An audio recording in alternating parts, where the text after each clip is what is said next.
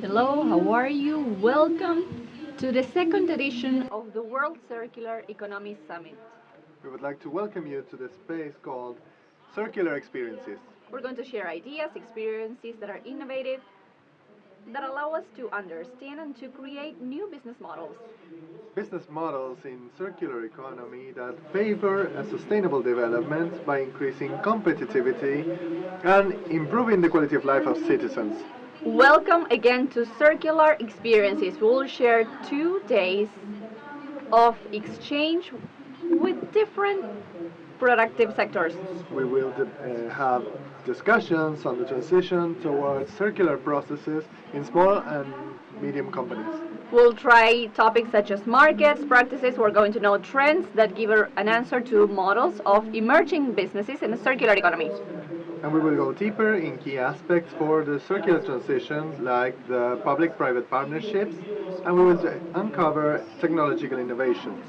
We want to highlight the fundamental role of political actors for this to be possible in the circular transition and to know in first hand big projects.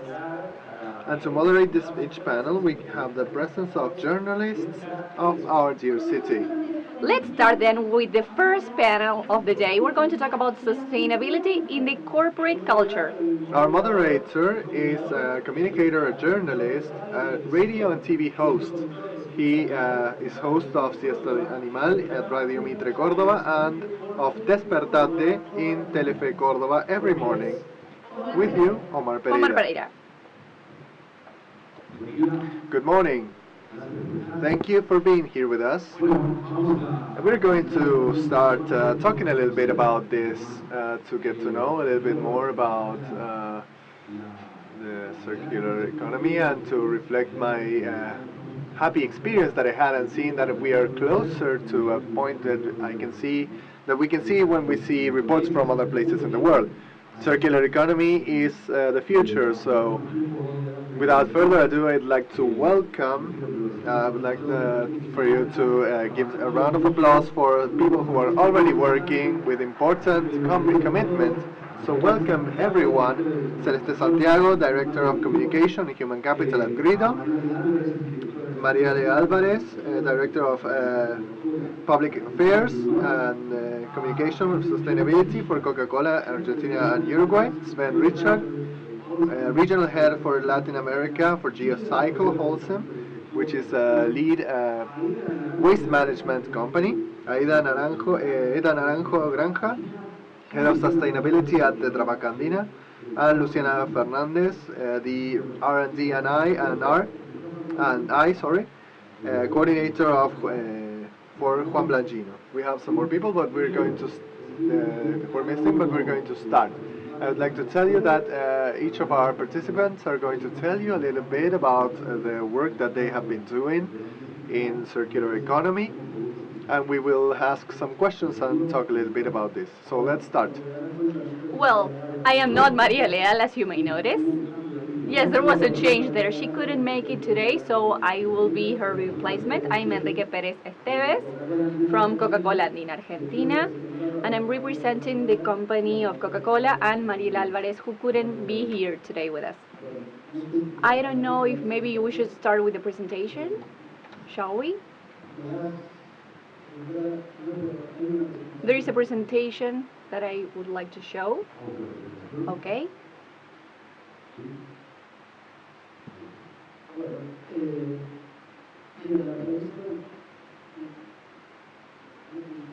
I'm sorry, it's not working.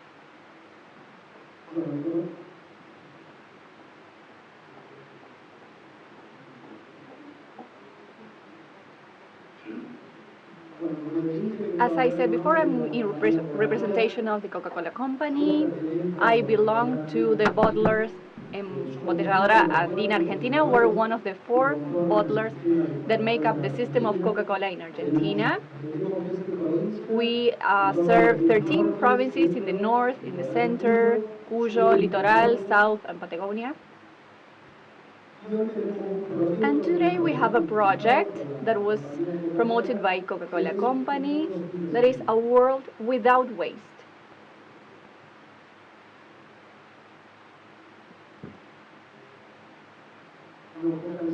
We focused on the world without waste in the development of the packages, in the collection, and the different partnerships we have to do to collect those materials.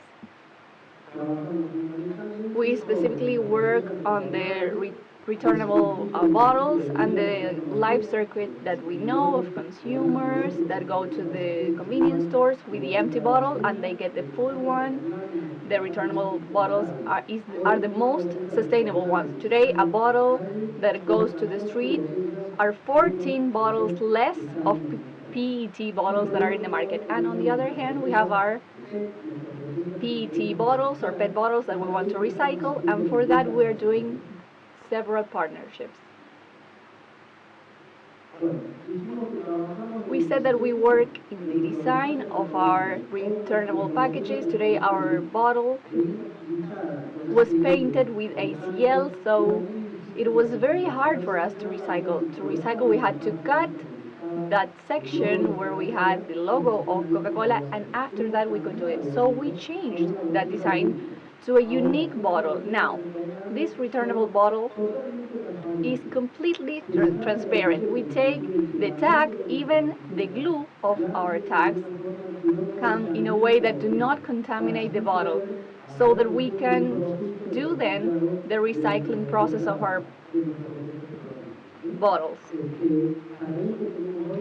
We have a project of a unique bottle now, and on the other hand, you may know that our brand Sprite was famous for the green bottle, right? It was an icon, the green bottle of Sprite. What the company decided was to change the green bottle for a transparent one. And why was that? Because in that way we can recycle it. That is easier to recycle for us, and we can have the package that is from one bottle to the other. So from one we can create a new one with recyclable resin. So that is the breakthrough that we have. It is not from a marketing perspective, right? The green bottle was the icon of Sprite, but in this moment, as Omar said, we have the possibility of seeing that companies are being adapted to these needs. So we work with cooperatives, we work in green roads, and we do partnerships with municipalities. We sign covenants and we work with municipalities to be able to help them to have clean spots to collect our PET bottles. We help them raising awareness and with trainings, and in that way all of those bottles that we recover, that we bring to our company again, are sent to Buenos Aires, and in Buenos Aires they are processed and we have recyclable resin. So in this case, when you have a bottle, for example, you get a bottle from Coca-Cola, there are some bottles that are made of virgin resin, but the other ones that you will get are made out of recycled resin. And that comes from all of the bottles that we are collecting with these associations with municipalities, with NGOs, and with some other companies, because this work can only be made together. We need the public sector, the private sector. We have Langino company who are our neighbors. We have made some partnerships with them, so that proves that we need to work together to make this stronger, because otherwise it will be useless and we have to move to action. Thank you very much.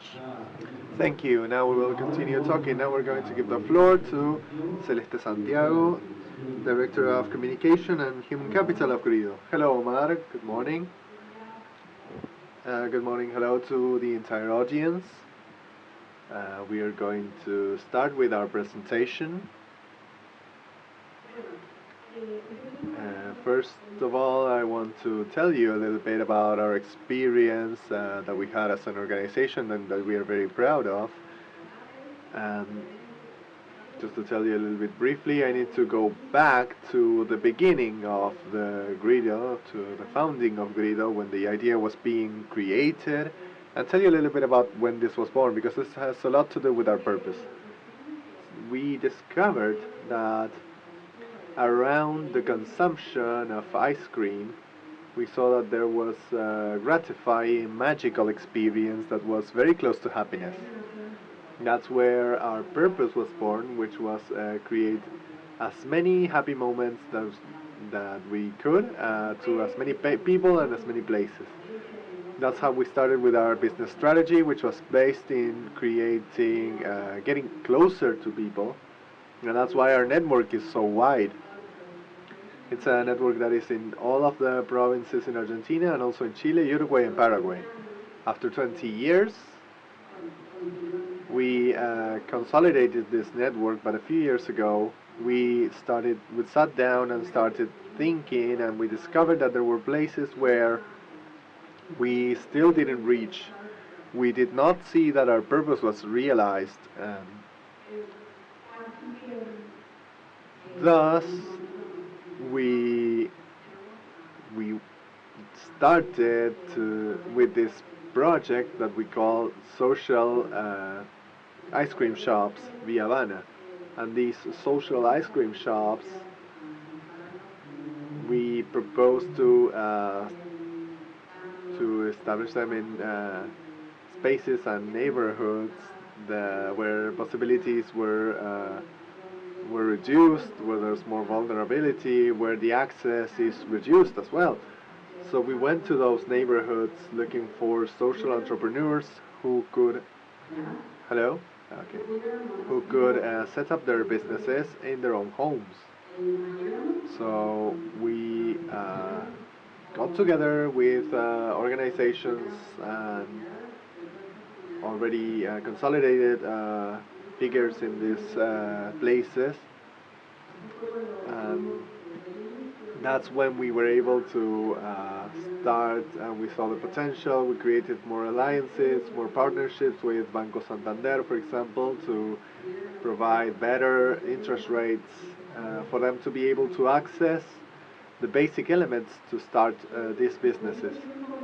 And shortly, over 400 families created their businesses in their homes and creating a positive impact for the community and more access to good work, to dignified work. And right now we already have 850 families, most of them, 80% of them women with children who can get access to a job, they can create economy for their families, and they can positively impact their communities. And this is where we have an important point, where we think that this network is an important point to link with other organizations and continue impacting positively with environmental, cultural, educational, work opportunities. And it's an endless stream of opportunities and partnerships with the public and private sector. But what's best than listening to one of our people who can tell us her experience with her own voice. My name is Gabriela. I am 40 years old. I am a mom of 2 children, and I'm one of the entrepreneurs in the Via Habana Social program. My dream was always to have my own business, and that's when I started asking people around. And in a difficult time for my family, I was introduced to this project about a year ago, and to have my own ice cream shop. And this caused a positive impact in my life, not just based on income, but also towards the neighborhood. The children in the neighborhood got closer to us, and this is like something nice for the soul, because you have children who cannot go to downtown to eat an ice cream. They could get their own ice cream here. So I want to thank Via Habana Social and Grido also for the opportunity of having our own business, our own ice cream shop. Okay, so this is what we call the link between sustainability and social entrepreneurship. This is where we believe that we really have a positive impact in communities, like I told you, and we take advantage of this opportunity to link with other agents to continue empowering this way of impact. Okay, now we'll talk a little bit. The next speaker is coming through Zoom. He's Sven Richard, regional head for Geocycle Latam. Geocycle is a leader company providing, a leading company in supplying services for waste management around the world. So we say hello, Sven. Good morning.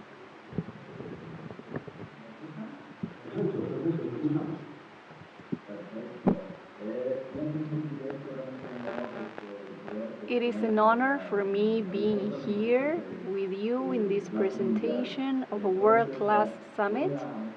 So I'm going to show the presentation to be able to show this to you. 1 second, please. This is the presentation. We are Geocycle. We are part of Holcim Cement Company. We in Geocycle transform a waste or a resource that can be used in construction again. We have over 25 years of experience in the processing of these materials. We have over 1,000 industrial clients. We have a lot of plants where we treat waste and we can leverage them. We use over 10 million tons of waste a year, and that represents approximately the amount of 3 times the creation of Buenos Aires a year. So we are a world leader in the management of waste and circular solutions. The global challenge, I believe it is very clear, right? I want to mention the real change that starts with us, right? With yourself. So how we are reducing waste at our own homes, if we are separating them, sorting them out, and if we are using them as a resource, right? And not only throw them to the streets. And the second challenge that we have apart from this cultural transformation is related to the resources.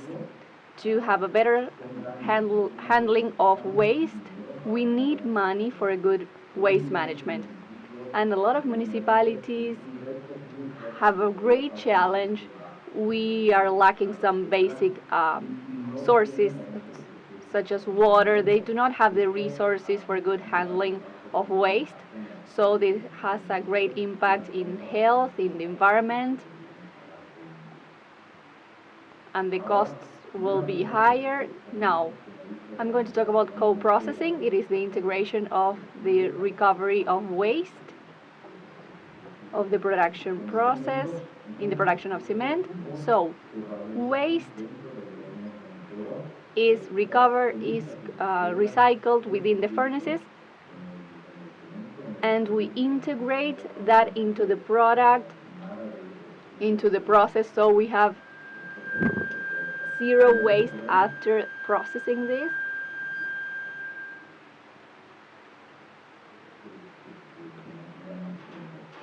So we have more sustainable solutions. We can reduce the carbon footprint as well with this process that we have. It is only a process that was recognized by the United Nations, and we have a lot of experience because it is a very safe process without emissions, with a good quality control, and of course it is a cement that complies with all of the requirements. Now, we respect the hierarchy of waste, and we have to mention that apart from reducing and reusing and traditional recycling, a lot of materials cannot be recycled due to the characteristics or because they are highly contaminated, and it is not economically feasible to recycle them. So we have co-processing there. That is the best solution to handle a big amount of waste and to be able to provide good services for the communities, and of course helping the environment. Now, how does the company transform this? Today at Holcim we have a chief sustainability officer. So that is key.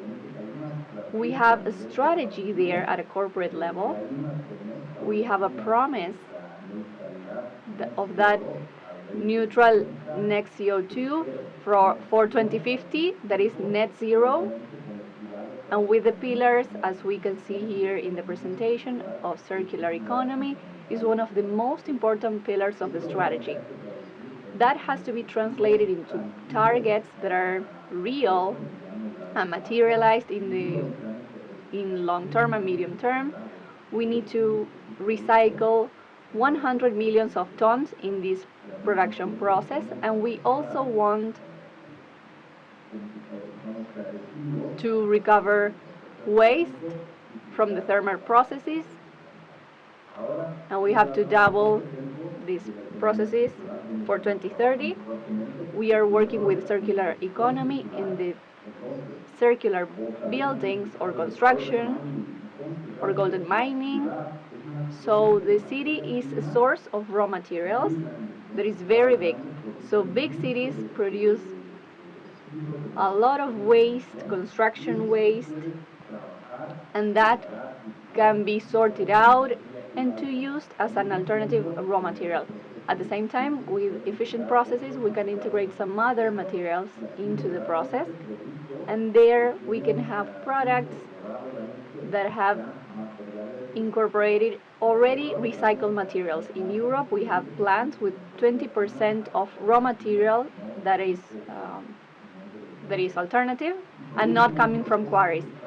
And this is a process that is undergoing in Cordoba. We have a municipal waste sorting facility where we are using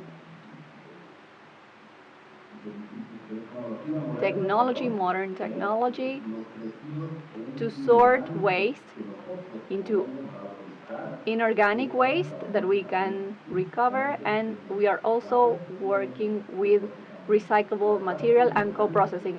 The inorganic part can be part of a compost, and we can provide there a solution. So nowadays we have this solution already operating, and we're investing $5 million apart from that to make it bigger, to have a second line, and also for the processing capacity up to 100 million tons of waste that comes from the cities, in the city of Cordoba particularly.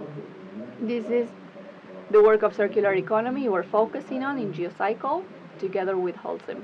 Thank you. Okay, now we're going to continue talking in a little bit to ask you questions, but now we're going to say welcome to the coordinator of Juan Blangino, Luciana Fernandez, and you could tell me what is R&D and I? Yes, that means research, development, and innovation. That's what it stands for. Okay, yes, I wanted to introduce our products, which are sustainable floors, and I would like to invite you to our stand outside so that you can see them. Our products have a logic and a model with a double circular economy. Here we have the part of our partners who are going to be Holcim and Coca-Cola, and I would like to tell you our double cycle of circular economy. We use glass bottles from the food industry that after 2 or 3 months of use they become waste. So what we do is we work with recycling institutions by way of social responsibility, and these institutions are schools, sports clubs, or NGOs who have building construction needs, flooring needs, and they come to Blangino to ask for donations for their needs. And what we sign agreements with them, and their job is to reach out to their communities and collect waste, and they clean the bottles, and they get rid of the labels, the corks, the lids, so that they only give us clean glass. When it comes into Blancino, we have our first process, which is the crushing of this glass until we get particles of around 5 millimeters in diameter, which are the ones that we need, the size, which is the size that we need for our floors. Now, then we also have the cement, which is part of our raw material, and aggregates, construction aggregates. Those are rocks from natural quarries, and what we do is we replace 17% right now of the natural construction aggregates from our natural quarries. We replace them with glass crushed from those glass bottles. Also, our process creates waste, of course, in our polishing process. Small parts of the tiles is taken off, is brushed off, which gives a very fine residue, which is after drying delivered to Holcim, so that they can use it as a raw material and they co-process it for cement generation. So our waste is being part of the raw materials that Holcim recycles, and we buy it again and we use it again for the manufacture of our floors. This is why we have this double cycle of circular economy where, for example, one of the recycling institutions where we work with has partnered with Coca-Cola, and many of the bottles of the Sprite bottles, the green Sprite bottles, have become part of our recycled floors, which you can see in our stand. Here are some other images. This is the work of the recycling organizations. They give us the bottles like this. This is our process in a production line, and this is our one of our first works that we have performed, which is a school, the flooring for a school, sustainable school at La Para. Thank you very much. Thank you. Now I would like to talk to Eda Naranjo Granja, who is the sustainability manager at Tetra Pak Andina, a multinational company founded in Sweden, and has went from cardboard processing and now to processing for the food industry. Good morning. Hello, good morning everyone. I'm proud of participating in this summit and to tell you a little bit about the experience that we had in Tetra Pak in recycling in Ecuador. So the idea was watching a video to explain what Tetra Pak is. Do we have the video there? Hello, yes, this is with you, with us, and with everyone who care about our planet. Everything starts in the forest, where we get the raw material for the packages of Tetra Pak, the cardboard. Cardboard comes from certified forests. This means that they are handled properly to guarantee biodiversity and fostering the lives of local workers. Then cardboard is transported to a production plant, and there, together with other materials, they go to processes to have a protection barrier made out of 6 layers. So these delicious drinks will have all of the nutrients and they will be always protected from germs. Did you know that the packages of Tetra Pak are recyclable? After you consume the product, you have to empty the cardboard, you have to crush it, and then you place it in the containers that we have in the supermarkets, convenience stores, and some train stations and other places. While you do that, you help thousands of people who work in the recycling industry. And lastly, recycled material, after going through a sort of blender, they can be transformed into a lot of objects, such as toys, for example, bases for computers, documents organizers, tables, tiles, and even houses. Isn't that great? The next time that you buy a product from Tetra Pak, you can deposit it in the proper place and with the proper handling. It will be transformed for sure and will go back to the production cycle. Tetra Pak protects what's good. That was the presentation. And now we want to tell you a little bit about the case of Ecuador, what is happening in Ecuador as regards recycling. I would like to see the presentation now. We always say that it is within the DNA of Tetra Pak. This was the founder that over 70 years ago he designed the package and he incorporated everything that is related to responsibility as regards the environment. We have some numbers about our world and why recycling and circular economy is important. In all of the countries where Tetra Pak operates, we want to provide solutions after the consumption.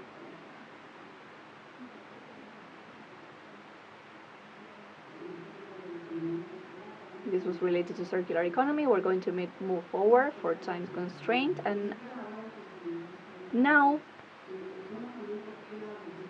why companies should work on everything that is related to circular economy?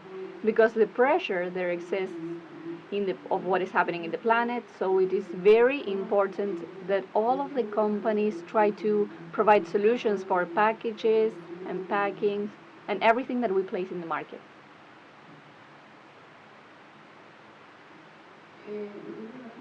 So, we're going to tell you a little bit about Ecuador. We started with the project over 10 years ago. Why not before? The company is 70 years old. So why didn't we think about what we were placing in the market? You know that recycling has to be appealing and it has to be a business opportunity also for companies. We currently have 5 facilities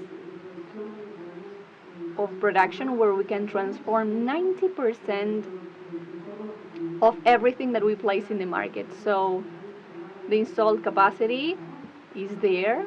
We are manufacturing a lot of products, so we invite you to see the booth 207, where you can see everything that we can create with recycled material. To create this chain, this process, we work with several partnerships. We consider that to be able to have a real impact, we have to work together with associations, for example, of recycling companies that are the base of the chain, and we have focused on providing them with support for them to have a better performance and everything that is related to the works that they do.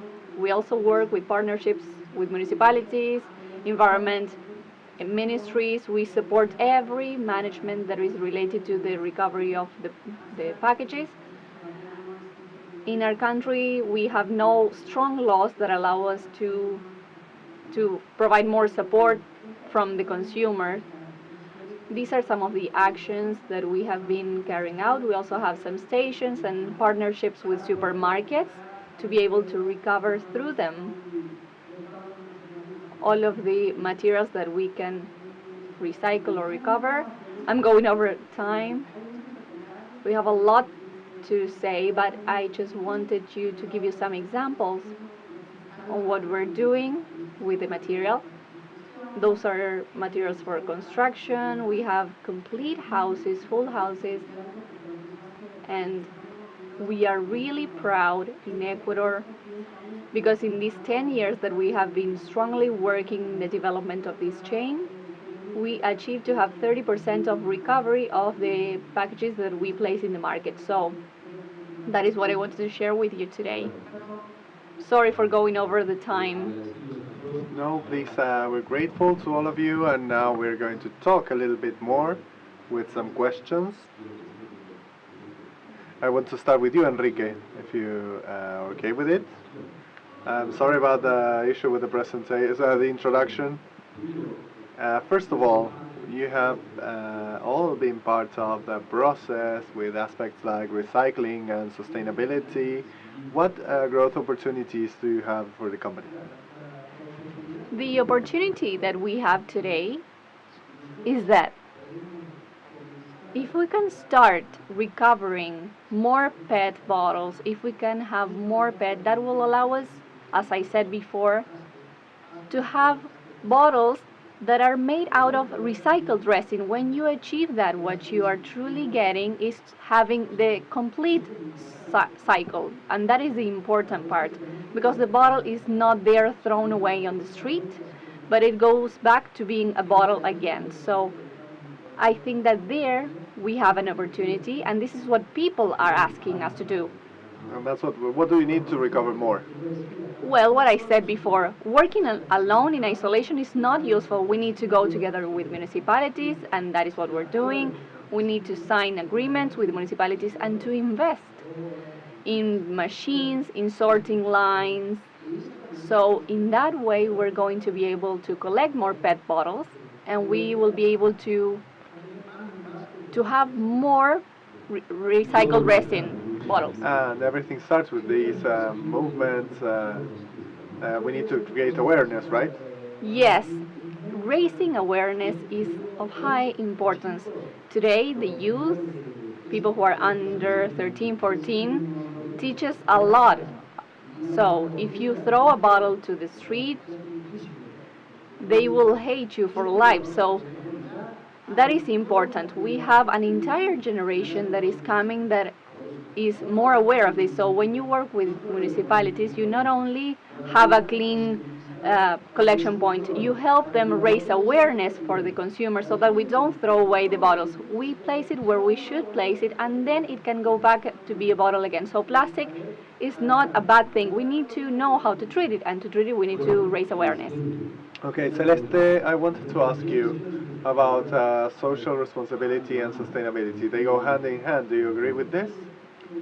Yes, I completely agree with this. The link is necessary apart from this, right?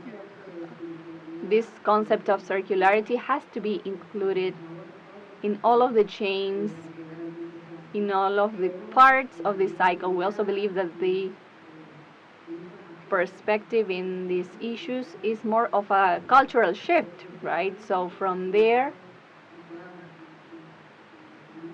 we and the corporate world, what we must do is to make more connections, to make people participate, any inhabitant, our own collaborators. We need to create spaces for collaboration, to listen to them. As we said before, the younger generations come with a different mindset, with that specific chip. So we can provide possibilities for that mindset, and we need to create spaces for them. We need to listen to them. This is related to the inclusion of new generations, different profiles. The most diverse the community, the bigger the possibilities of creating even more opportunities, and to create collaborations with different institutions and organizations as well. Now I'll take advantage of this moment to ask Sven, because we're looking at him at the screen, if you remember which are the first steps that you made in relation with circular economy and geocycle. Well, what we are doing is part of circular economy. Our work is this, right? But what we are doing nowadays is analyzing how we can make it even more circular. So we're analyzing how we can include recycling of PET bottles, as my colleague mentioned, analyzing how we can help companies in the reduction of this. So how can we provide an extensive and holistic process for our processes, for our clients as well, to help them to be more circular. So this is what we are trying to do at GeoCycle. Great, thank you. And Luciana, about Langino, it's probably the same question for Sven. Which were the first steps that you made when you started approaching the circular economy?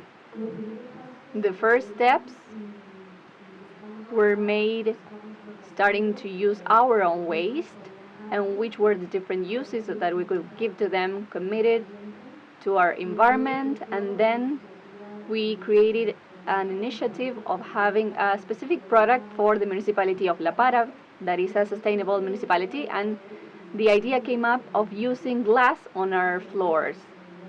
So again, we're talking about partnerships of municipalities, public and private partnerships with companies as well that can be integrated in the circular economy projects. And we need to stop looking at it as a waste. We need to see there that we have a very valuable resource that in the processes of every industry, of municipalities, at homes as well. And Sven was highlighting one of the graphs that he was showing in his presentation, the number of things that can be used in a city. When you walk around the city, you see just trash, and that's it. Something that is laying around there, and God knows for how long. And it's an opportunity, each of these steps, each of these moments. And I'm going back to you, Sven. Can you tell us a little bit more about it? Yes, exactly. The worst that we can do is to take everything to one side where we only have waste that is not sorted. So we need to have this vision of looking at it as a resource and working with that. But for that, we truly need people with vision. We need investments as well to be able to have the facilities to sort waste. When you have waste from construction, we need to sort them out as well. And we also need the help from policies of different sectors that foster the use of recycled materials within the products, in the food industry, but also in the construction industry. That is very important. Okay, thank you very much. And I want to ask you, Eda, how do you think, based on your experience, that companies need to face the sustainability issues and challenges? I think that this has to be the foundation, right? We need to change the way in which companies think. We need to be accountable for the entire life cycle of the products that we place in the market, not only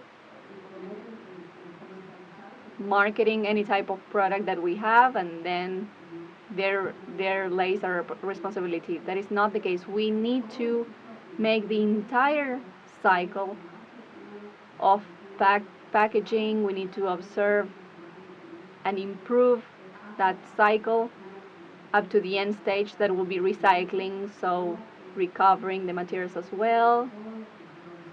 So all of the waste that our products create should be a raw material, as you mentioned before. It shouldn't be waste. We shouldn't have it on landfills, but we need to transform them into new products, and we need to create new job opportunities, new income, new sources of income, and initiatives for people who are within this chain. So this is very basic for companies. Okay, thank you all for these presentations.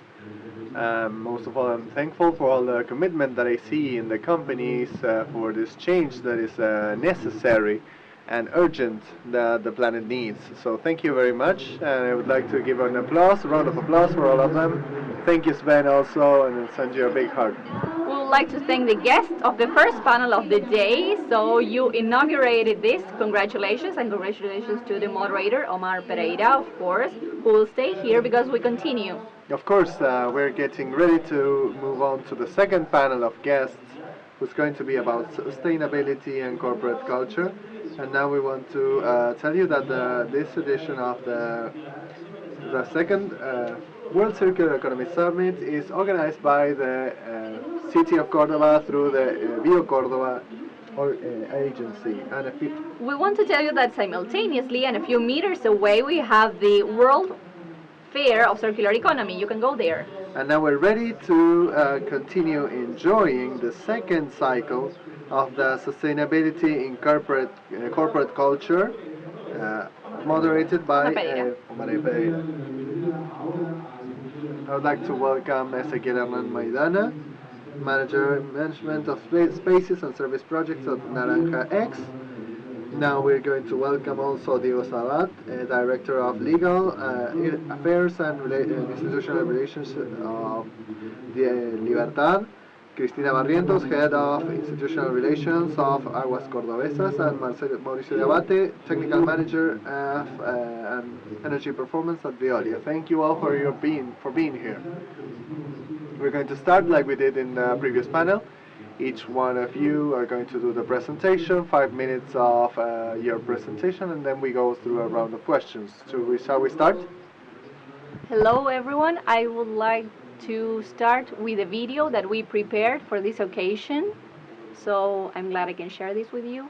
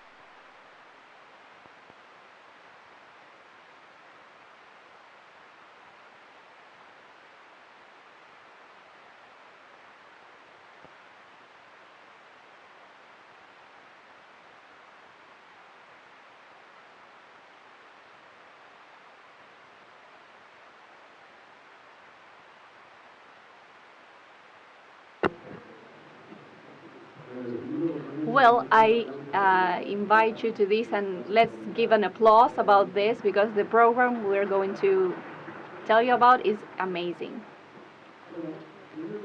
First of all, I would like to mention to everyone who is here and who are following us online who we are. Grupo Libertad is the affiliate of a French company, Casino. Some of you know it for the big supermarket that we have, and we operate in 11 provinces of Argentina, in 11 countries and in provinces of Argentina. We want to be part of the solution and not part of the problem, and we are committed because we create a lot of urban waste, solid waste. So in the event of this issue, we had two alternatives. Or we remained with the problem there, or we were part of the solution. And we, within the framework of our sustainability initiative, let's remember that we have a program that is Together in Action, that is in force over 10 years. So for 10 years, Grupo Libertad has been working with this program on sustainability actions, and I'm honored to lead this within the company. And one of the axes in which we were focusing on was the integral management of waste.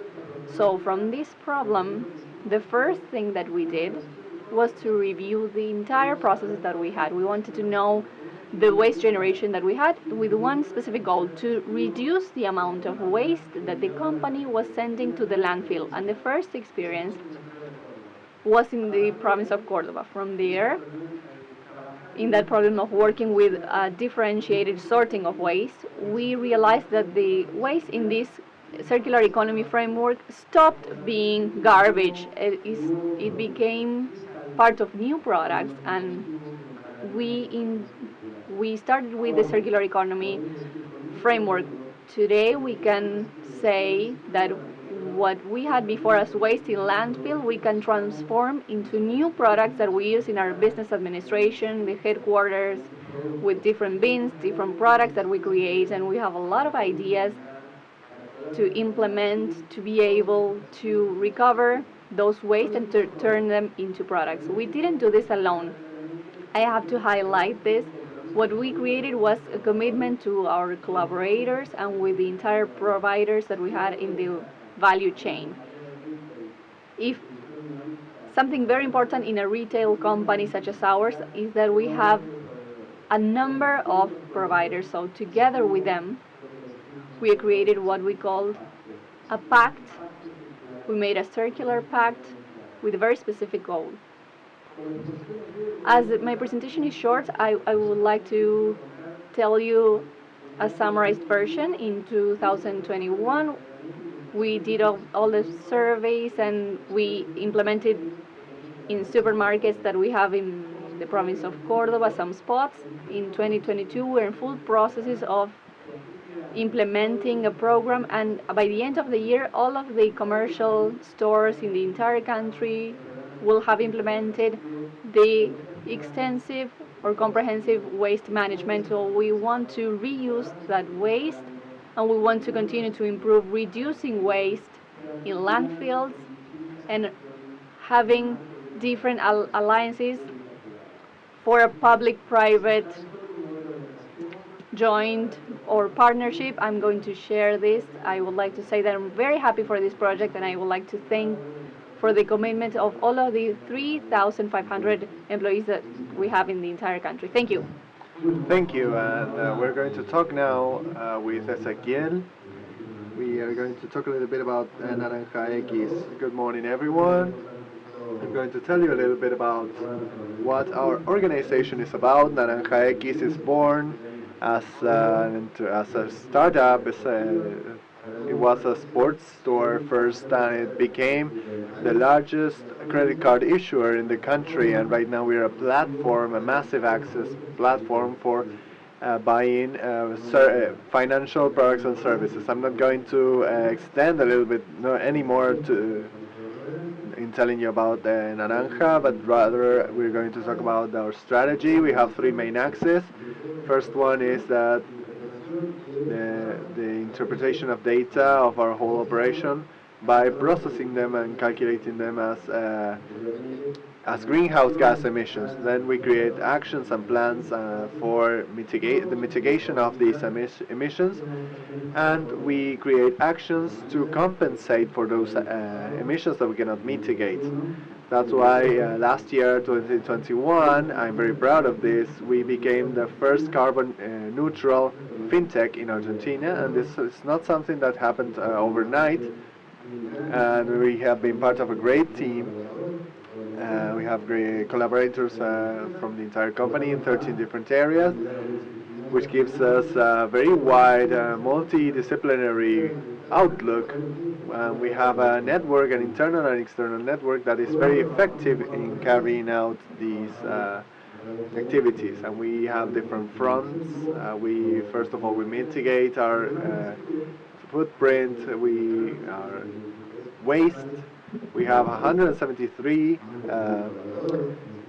offices, more than 3,000 collaborators, and we also care about corporate mobility.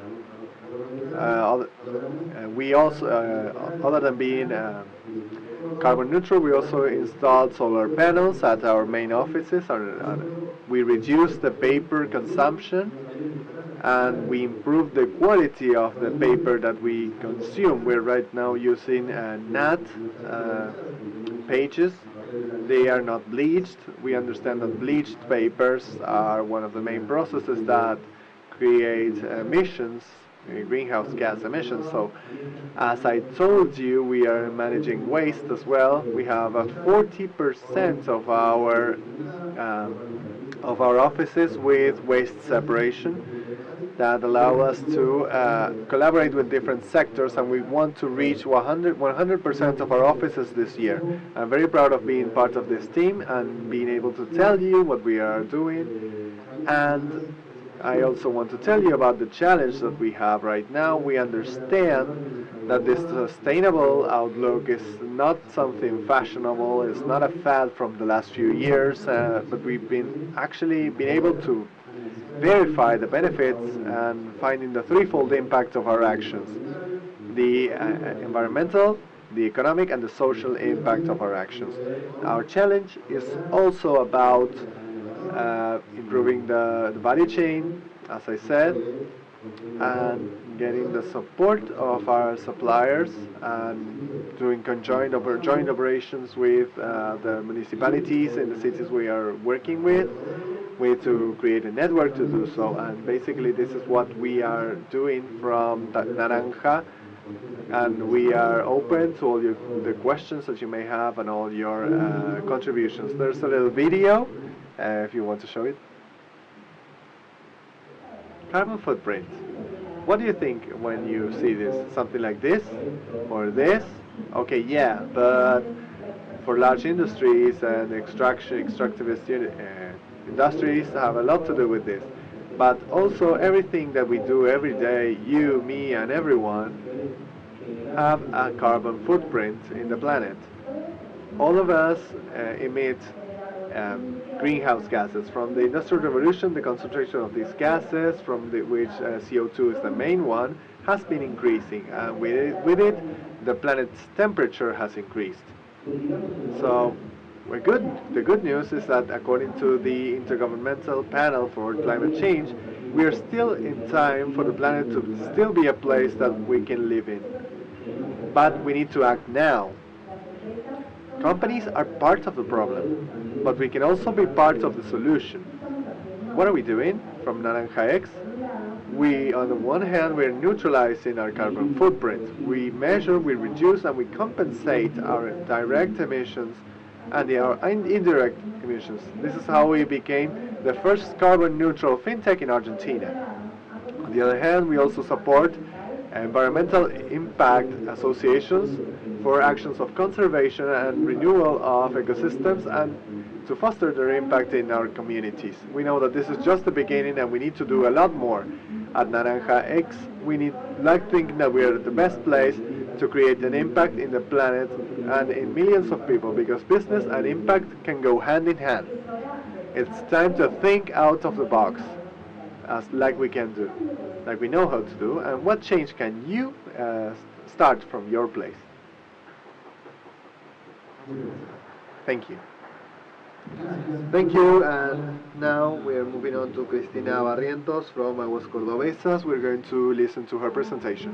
Hello everyone. Well, thank you very much for the participation, for this space to be here with you. I'm going to start briefly telling you a little bit about our company. Aguas Cordobesas is the company of drinking water in Cordoba. We have over 1.6 million inhabitants, and we can get to them through our services, and this implies a distribution of over 170 millions of cubic meters of water a year. So this makes us one of the service companies that are the most important here. And I would like to show you something. Our vision is related to creating a better city, because we're taking an essential element to all of the houses, that is drinking water. For that, we work with a sustainable model that is cross-sectional in the entire company. Being sustainable for us implies that each of our processes is involved in reaching this goal. I'm going to go a little bit fast due to time constraints. We have certified the 3 standards for quality: 14001, 9001, and the third one. We are one of the service companies that had these 3 certifications registered, and I'm going to focus today on management of our distribution network. Why is it important to manage this in a city such as ours? And with different management tools, such as the service quality, we could have an efficient use of our resources, developing our own technological process for each of our cycles. We'll move to this one. To give you a little bit of context, the city of Cordoba has over 1.5 million inhabitants. We have we have 6,000 kilometers of network. That would the distance from Ushuaia to Brazil. This is what we have in the city. So to have a good management of the resource and taking into account the characteristics of our city and of our network that you can see here. Today we have this. The network is 36 years old approximately. We have 33% of materials of our elements are of solid material. We have some cracks sometimes in houses due to the characteristics of the soil that we have here. And I'm going very fast. It has to do with the difference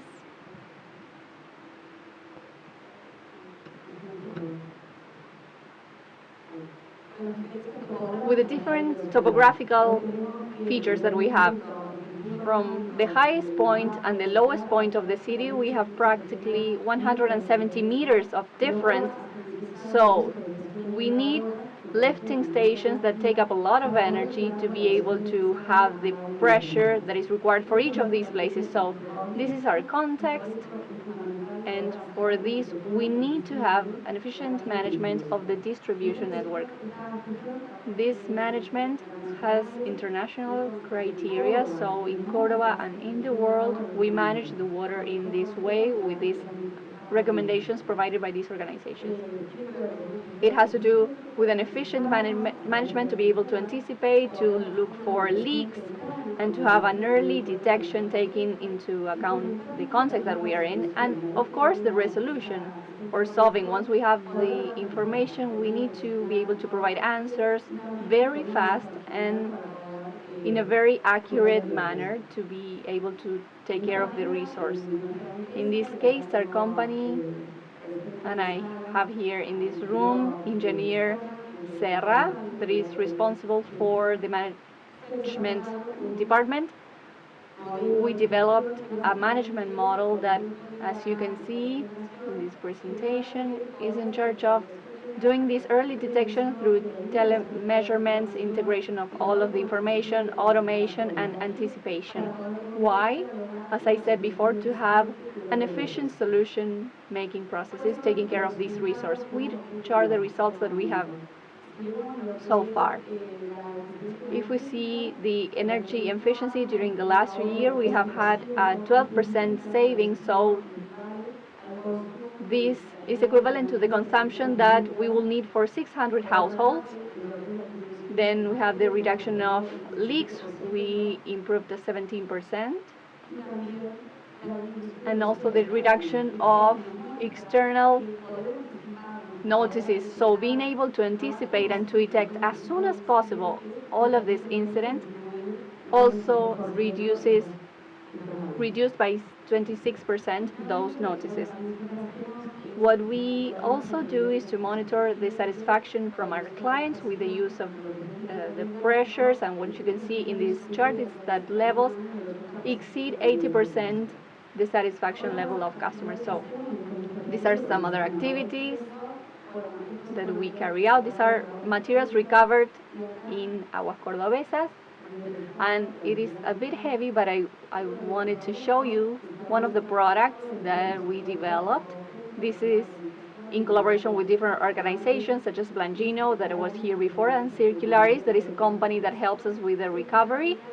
This is a material that comes from recovering the lids of the power meters. These are some of the actions that we are carrying out, and we want to go on working with this goal, because being sustainable for us has to do with managing not only what is happening today, but also thinking ahead in the following and future generations to be able to use this resource. Thank you very much. Thank you very much. Just a small question. I'm going to ask a question to each and every one of you. And I wanted to ask you, Diego, which do you remember was the first step that Libertad made to go into the circular economy issue? That situation came when we could really see the amount of tons that we sent to landfills, particularly Piedras Blancas complex in the province of Córdoba. And from this municipal management, we started receiving reports on the huge amount of tons that we got there. Before, we didn't have very good measurements about this. We cannot manage what we cannot measure. So that was the red flag that opened our eyes. And as my colleague from Naranja X mentioned, there are some organizations that decided to be part of the solution and not part of the problem. And for you, Ezequiel, I wanted to ask you if you notice that in the world, in the corporate world at Naranja X and all the employees that work in every one of the sectors, do you think that there's an actual consciousness, awareness of the circular economy, like you said before? Yes, we can see this mainly when you knock on a door, you raise awareness about the different tools on how to measure, as Diego mentioned before. Once we can measure the impact that an action creates, from that moment we have some creativity spaces for innovation as well that make this more efficient. This leverages the, the business as well. We work together. We want to be more sustainable. Circular economy, of course, in this of taking care of the entire life of the product, and we are knocking on different doors and showing collaborations, showing different measurement tools, and we can add new ideas. And as a consequence, we have 13 areas working in collaboration and a lot of offices that as soon as they know about these initiatives, they say, hello, I want to participate. We have some ideas. We know some social actors that can help us. So it is very easy to make progress with this, with collaborators, and circular economy is here to stay and to foster this entire business. And Christina, I wanted to ask you, in relation with when you think about sustainability in the world, there's always like a guiding light, and water is a fundamental factor for humans. And many people think about the world is going to be fighting over water. The next wars are going to be fighting for the water. And when you are here at Aguas Cordobesas, which are the steps that you notice that are missing for people to actually be aware of the importance of water? You have a lot of committed people in the company, but this is not a common issue, and I was really surprised about the number of people who came here. So, what are the steps that we have missing? We're basically being aware of the fact that this resource is scarce, it is not renewable, and in the city of Cordoba specifically, we had some characteristics that are different. We are in a province that is semi-arid, so the water pattern depends on rain. We don't have big effluents, so if we are not conscious about the consumptions that we are doing, and each of us from our homes, from our activities, we need to take care of water and to have an efficient use of water at all times. So our programs are targeted to raising awareness in the entire levels. We focus on children, on the youth who come with a different mindset, with a different culture, because today in Cordoba we have a water consumption that is really high. We're consuming 4 times more the water that we need to live, right? Some other countries in the world and some other places that have a different water culture have could do a saving in this part, and all of our campaigns are focused on that, on us being aware of the fact that this is the essential source for life. If we don't have water, we don't have life. You're right, and if you allow me, we are going to alter the order a little bit because we have just been able to contact Engineer Mauricio Debate with Engineer Veolia, which is an environmental solutions provider. They work with specialized and profitable solutions that improve the practices and environmental protection and fostering better quality of life. I'll say hello to Mauricio and I'll tell him that to start his presentation. Good morning, Mauricio. Yes, I hope that you're listening to me well, and thankful for being able to participate remotely in this summit, which is very related to the activity of our company, Veolia. Just to give you a small overview, can you hear me? Yes. We have been working in the country for over 20 years with 20 fundamental activities, which are water, waste and energy.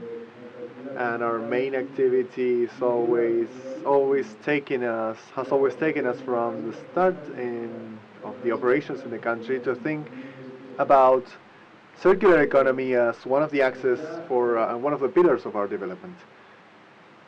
And we can hear you, Mauricio. Thank you. Can you hear me? Yes, we can. As I was telling you, circular economy is part of the genesis of our project, and we have been working for the last 3 years. We have created a manifest in our organization so that says that all of our areas need to focus on circular economy. And among this, we need to align the interests of our stockholders, of our employees, and everyone.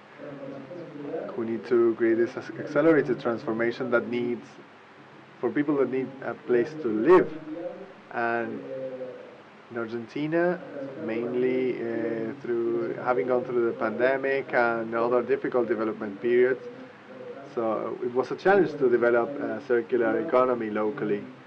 In one of the main places that create waste and that have great opportunities, like Vaca Muerta, which is a large exploitation, gas exploitation area, and there's a lot of waste generation with the soil that is removed, and we have been able to add value environmentally and economically by recovering those high-value hydrocarbons that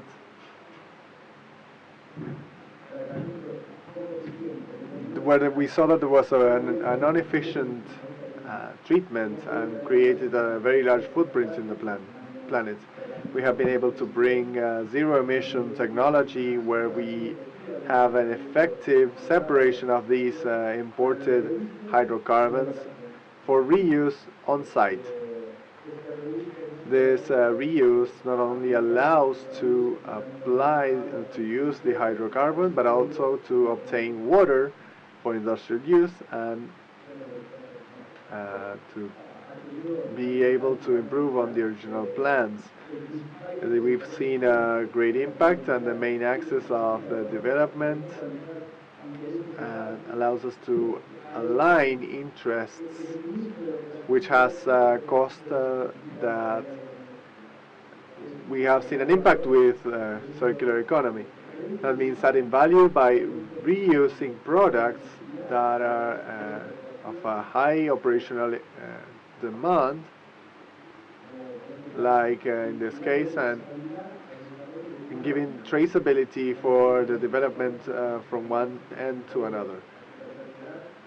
We have started working here at Buenos Aires, where we can see the performance of solutions and of this positive impact that is not just a statement of interest, but actually a reality. And that's why we are more than grateful to the place that our clients gave us, because they saw how we could align our activities and to break through in local development to try to show the benefits of circular economy, which has allowed us to develop these initiatives and create and work to provide value to them. And I'm grateful for your time. I know that it's a very short time, so I'm grateful for letting me participate. Thank you, Mauricio. I'll take advantage of the time to ask you a question. How do you see the experiences that companies need to face in this sustainability challenge? Well, the word development goes in hand with sustainability. Sometimes it's hard for us to see in time, but the truth is that we have no future development without thinking about sustainability axis, at least in the activities that have a great environmental impact.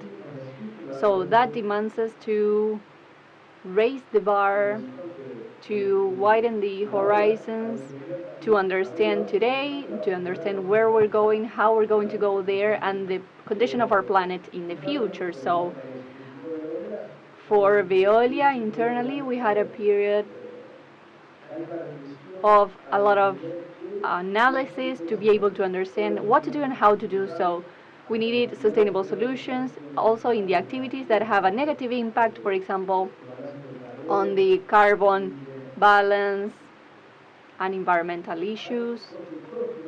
So all of us have the opportunity to revert the situation, and we are accountable for creating this transformation that is always in here with us. We have the opportunities of creating new technologies, to be close to different initiatives that have already started, and sometimes not having the long curve for learning that other companies had. Okay, thank you very much. Diego, I wanted to ask you, taking education as the main engine of everything for human beings to develop and to promote an improvement of the world, as before we had not done it before. So do you think that education, the first steps of every child, do you think that we could make them more aware? Yes, absolutely.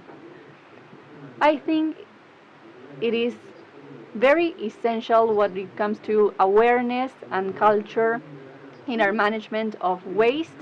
One of the main things we work on was working in waste sorting processes, something that looks very simple that we should all implement, but unfortunately some of you don't do it, but our children start doing that. What we did was explaining and working with our collaborators, trying to raise awareness on the fact of sorting waste. We cannot recycle if we don't have sorting habits.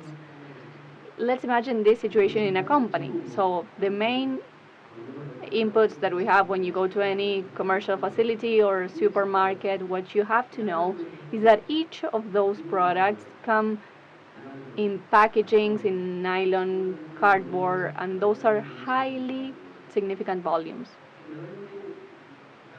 And we are truly happy because the support that we have been receiving from collaborators when we come with those awareness campaigns and say we're going to sort waste in different bins, we're going to have nylon in one hand, cardboard in the other, then our collaborators start saying that those same actions that the companies are doing, they start being replicated at home as well. And that is actually what makes us very happy, because we are creating a change in the culture of people, right? Ezequiel, I want to ask you the same question. How do you see, how far can we have a commitment with education, with the first steps for children in this economy?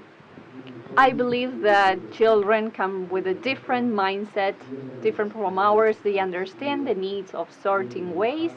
They understand the impact of what we're having, the impact that our generation had, and they are more aware not only on how to recycle them, but also on how to do specific consumption, like choosing some products that have a positive impact, that is environmental or social, that is a good impact.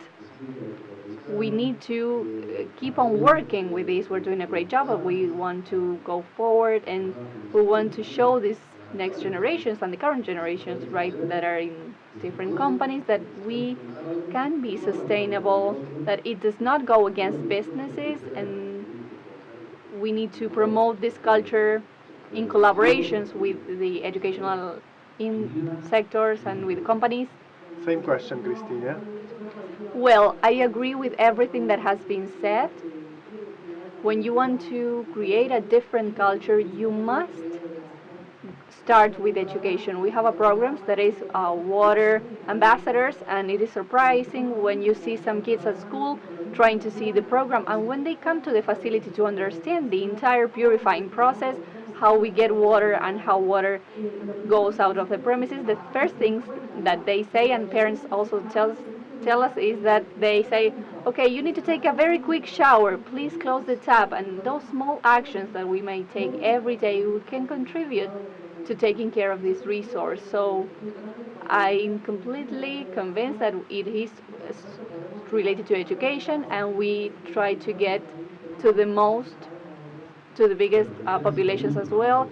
We have only just a couple of seconds for Mauricio to tell us a little bit about this combination of education and recycling. Every change of behavior is a path, it's a trajectory. It is not only one action, the one that will create change. I completely agree that the new generations are the most open to understand the reality of what we're living. They are going to be the owners of our future, right? But all of the actions, all of the decisions that we make are important. We need to think about sustainability in the decisions, not only in the short term, but in the medium and long term. That is a great shift at a corporate level as well. To understand that a decision that you're making will have an impact in the environment, it means that we are making a change. So I believe that this is translating not only in the clients, but it's also going to different areas. We start valuing this as a more complete picture, and not only the decision that we're making, but the impact it is having. Okay, thank you, Mauricio. Thank all of you. Let's give a round of applause to all of our speakers, and thank you for your commitment that we can see reflected in many actions. Thank you again. We would like to thank each and every one of you who were part of this, the panelists who participated in this first presentation of Circular Experiences. We also want to thank Mr. Omar Pereira. Let's give a round of applause. And I hope that next year we have better results and more committed people. We'll keep seeing each other and hearing each other.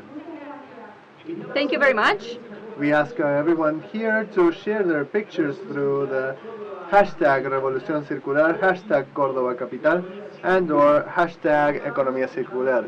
We are live and streaming through the official summit webpage cumbremec.cordoba.gov.ar, and you can enjoy all of the panels in Circular Experiences during these 2 fantastic days. Now it's time to introduce the following panel called Circular Economy in Automotive Industry Projects. It will be moderated by salient journalist who is the host of Vamos Viendo at Radio Popular. He's also host of Palabras Cruzadas at Canal C Córdoba. Fernando Genesir with you. Please come in, welcome.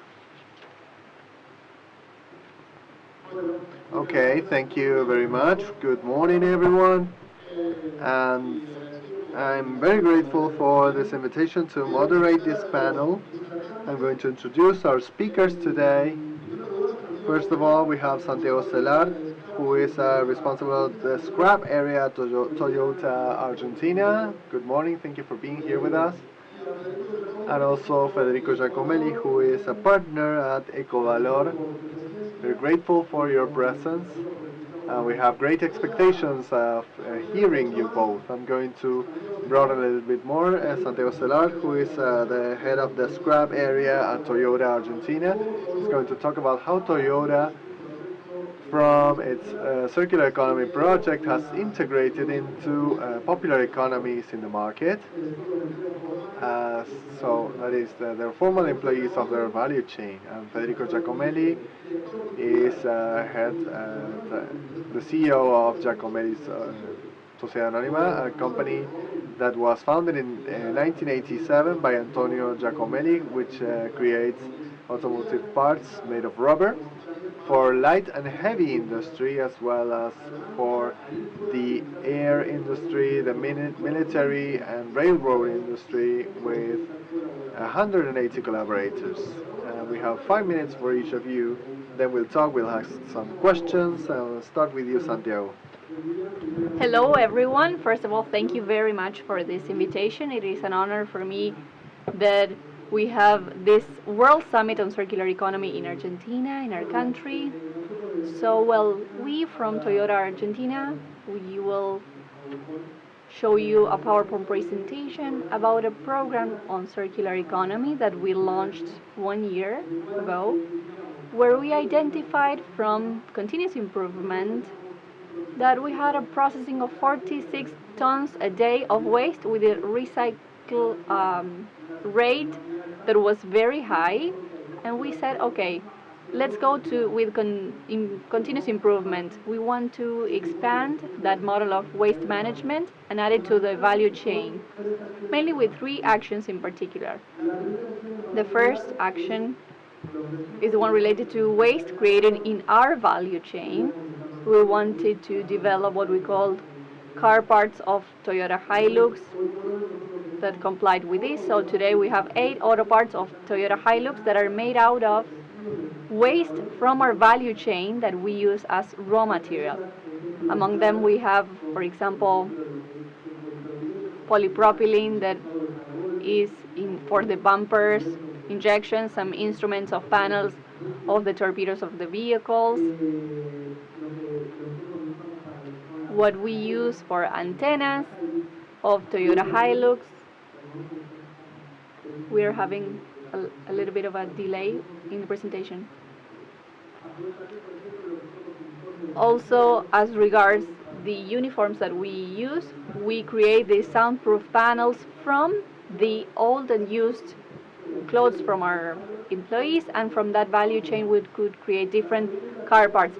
The second activity that we created was the creation of an alternative fuel substituting for natural gas in the concrete industry. So from the dangerous waste from our value chain, we consolidate an alternative fuel that substitutes for natural gas. And then we started with the manufacturing of marketing products from waste of our value chain that were recyclable in order to create a conscious or aware consumption in the culture of our clients.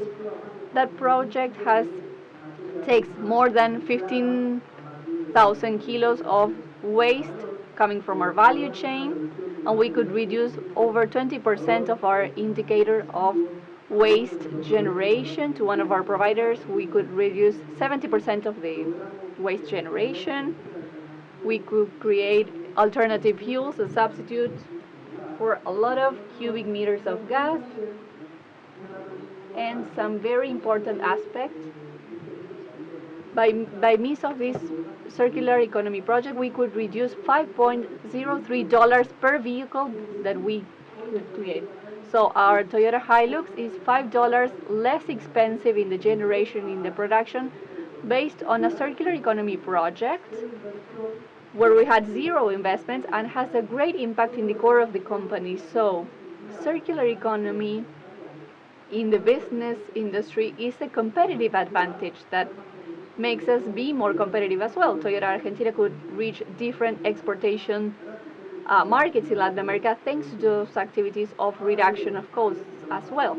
We knew that in the environment we had a good impact. In the economic part, it also fostered and helped for the business model, but we needed to include the social aspects, and to have a threefold impact, we started thinking on how we could include, by means of the niche of this circular economy, what we call popular economy. So in different neighborhoods, in the city of Buenos Aires,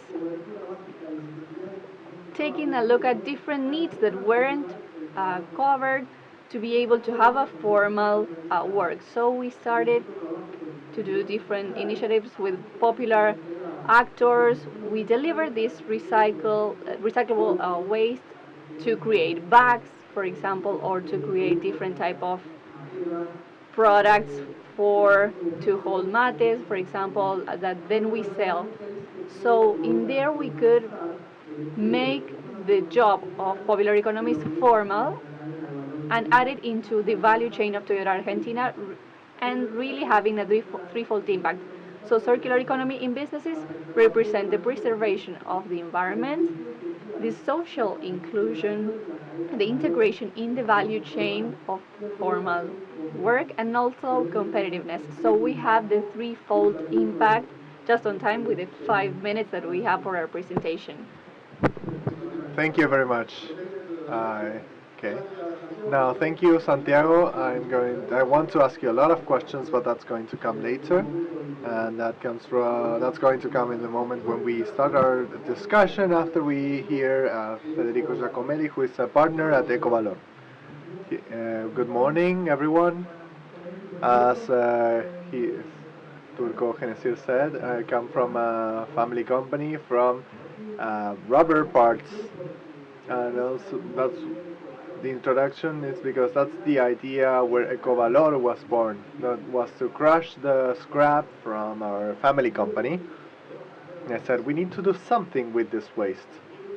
And a while ago, I started finding out about crushing tires, which was a similar machine from what we would use for our scrap.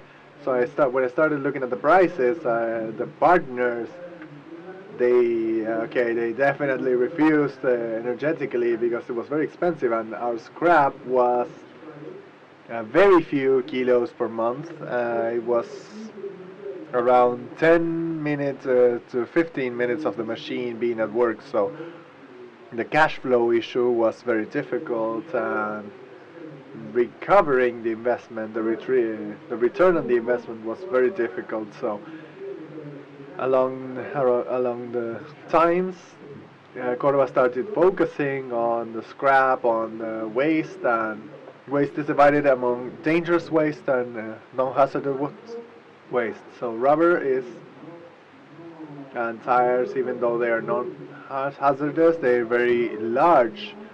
So that's one of our main problems, that in all of the landfills, that's a salient issue. So working with our recyclers, I told them we need to go further with this. We don't just need to get the scrap from our colleagues or rubber parts manufacturers.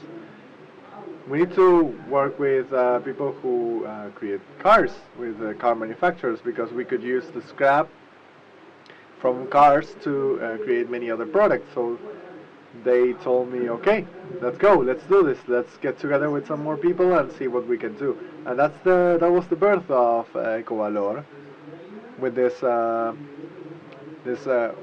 inquiry that I made, and this family project, and I need to create something different for that from what my dad and my grandfather created for me. And so that's the birth of Ecovalor. And every small business is, what problem do we have? And the first problem was, who's going to give us the tires? Because even though you see tires laying around everywhere, we need to get them to the place where we put the machine. So after having the collaboration of the tire shops, people who sell tires, the city, the municipality, the provincial governments, they all gave us a hand, and today we have been able to transform that fear into a regular process where we get tires, thanks to the collaboration of many people who work on this circular economy and recycling area. So all of the participants in this process have really given us a great hand. I have a video here, I don't know if we can see it, a small video so that you can see how we crush. This is a dry process that adds no other contaminants to the environment.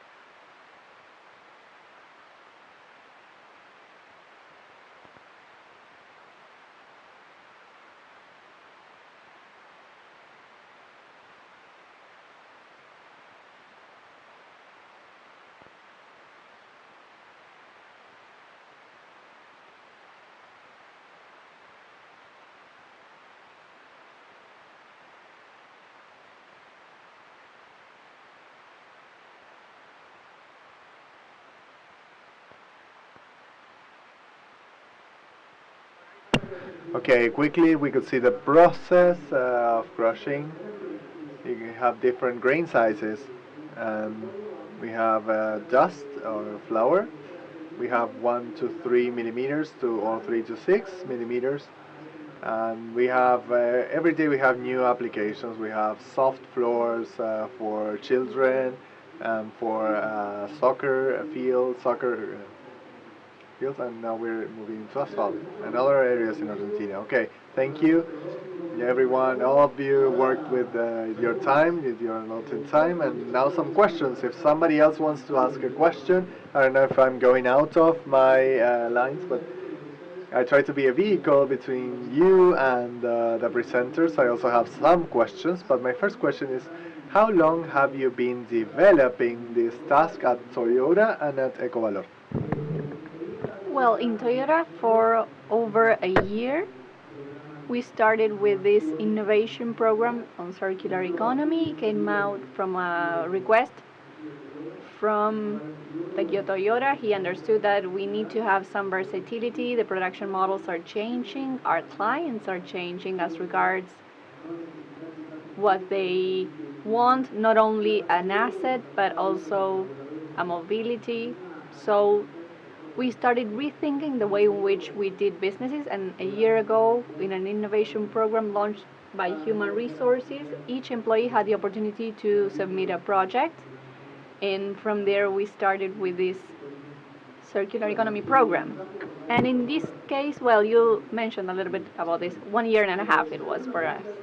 Second question for you, Santiago.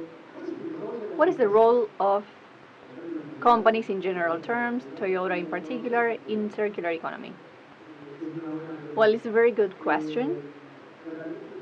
Actually, as my colleague mentioned before, everything comes from going out of the comfort zone. Toyota comes from being the company with most production, more sales, and more exports. When I mentioned in the value chain that doing parts from waste with the purists that are in Japan with quality, of course, they were puzzled. They told me, Santiago, no, you continue with scrap. But that is the role that we need to take as big companies to promote sustainable uses. Sometimes in our value chain we find some SMEs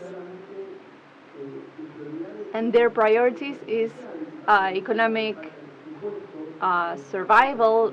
Sometimes they don't have the resources or the budget and they cannot think of sustainable development. So the role of big companies is to promote and to be mentors for the value chain together for a sustainable development.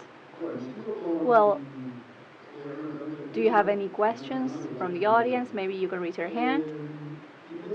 I would like to ask you, you're a little bit smaller than Toyota, but what do you think is the role that you have? Well, the role of every company on circular economy is taking care of the environment and transforming that word of waste to a resource and to create value. So that is our role, collaborating with the environment because we are destroying it. So it is a little part that we can do, and I wanted to do something for the environment to have a projection and for a better world for future generations. And well, the name of your company tells us that, Eco Value. One more question from the audience. I'm going to give you the microphone. How do you incorporate this in the economy, as this is also being watched by online? How do you incorporate popular economy into this project? Very good question. Thank you very much. Actually, the first thing that we do is a process that we try to standardize, just as with any other line process. What we do first is to study, to see different popular economies, the entrepreneurs, the conditions they are in, and we establish some targets in collaboration with Toyota and popular economies to be able to create a process for the medium term to see which are the objectives that we have. We need productivities. Popular economies need projects that include productivity, not necessarily not only in the basics. So we need to leverage and to mentor and to give the raw materials, for example, the leather part of the cars, and we give that to them. We, as Toyota, provide with that raw material and distribute that at the same price that we get it. So we are just some enablers or facilitators of sustainable development and a sales point for popular economies. So from there we establish the different targets. We give the raw material to them, to each of the entrepreneurs, and they add the human capital of work as well. And from there we do different processes from the entrepreneur to Toyota to be able to reach the targets that go to acquire a machine or to widen their production or to join the formal economy, in addition to other companies of our value chain. Okay, thank you very much. Another question, and then we will go to other aspects. I have a curiosity. What do we do as Cordoba people with tires? And now a question from the audience.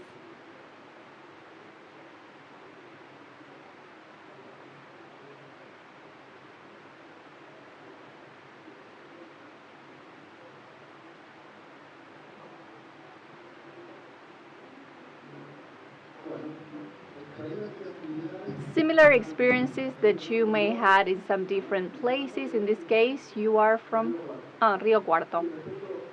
Well, I'm going to tell you a little bit about the end of the life cycle of the product. We in particular are working with eco-design. A concrete example is with batteries. Today, hybrid batteries. When we burn one cell of those hybrid batteries, in the past we had to discard the entire battery. Now with eco-design, what we do are cells that we can take so that we can replace only the cell that is not working properly.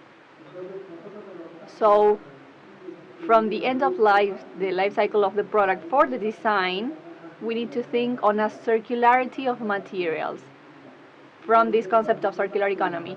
So the conventional batteries, that we have 100% recycling of them through the provider that also provides us with the batteries for Toyota Hilux. So there is where we have to work on with our value chain in the design, and also taking that to our different providers to think in a circular way. So let's not only think about the production, but also in when we have to dispose of that. And with hybrid batteries, we're also working in collaboration to do 100% recycling. In each of our dealers, we collect the hybrid batteries, they come to Toyota, and we prolong the life shelf as the same as we do with conventional batteries to have more energy for our solar panels as well. And when they reach the end of life, they are sent to Japan to be recycled at 100%. So we are creating that synergy in our own value chain, and what we want is to share that with the rest of the brands, because we believe that the Powerful is doing something here in Argentina that is a automated hub that is very important for us to be more competitive in the region and in Latin America. Okay, as we wait for a different question, what do we do as people from Cordoba? What do we do with the tires that we are no longer using? Okay, first of all, people from Cordoba, well, mainly in the Martin, there is a mayor, and Victoria Flores have fostered circular economy in Cordoba, and Eco Value has some places in the centers for transference of waste in Rancagua and Circunvalación, where neighbors can take the different waste that they create and they are sorted, and Eco Value takes parts of rubber and old tires, so we can collect that. So people from Cordoba in the private sector, if they reach, sometimes they take our products to our spot. Sometimes we go to body shops, they are full with tires, and I wonder, what do they do with that? a lot of those are burned. Some of them are reused, because it does not mean that an unused tire for you may not be useful for a different person. For example, it may have a tear, but it can be used in a different car, and that is okay. But the problem is when they go to landfills or they are burnt, and a lot of body shops don't take them to these spots, and we exchange, for example, as what she was mentioning about how do we include economy or popular economies. You give them money, or simply the steel that we get from our machine, for them to sell that without burning that. So that private and public partnership, that in our case is working properly for people not to lose their jobs. For example, if they had to collect the tires and that was their job. So we are being eco-friendly in Córdoba. I know that we are over time, but I'm going to ask you for a little bit more time, at least 10 more minutes, 5 to 10. I have some questions. First of all, one about the before and after. About before, which barriers did you find in the event that you found? I imagine that, well, living in Argentina, you may have encountered some barriers or obstacles when starting or materializing these projects. Well, as I told you before, in my particular case, I was getting out of my comfort zone.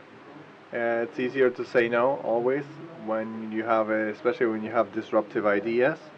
And one day you woke up with this vision, and in my case was a matter of contagion, trying to motivate everyone else in the value chain to get out of their comfort zone. And we decided that we were going to do car parts from the products in our value chain, and we thought it was impossible, and now it has materialized, and I believe that we still have to move forward, and this is not it. It's here to stay. This is a new paradigm.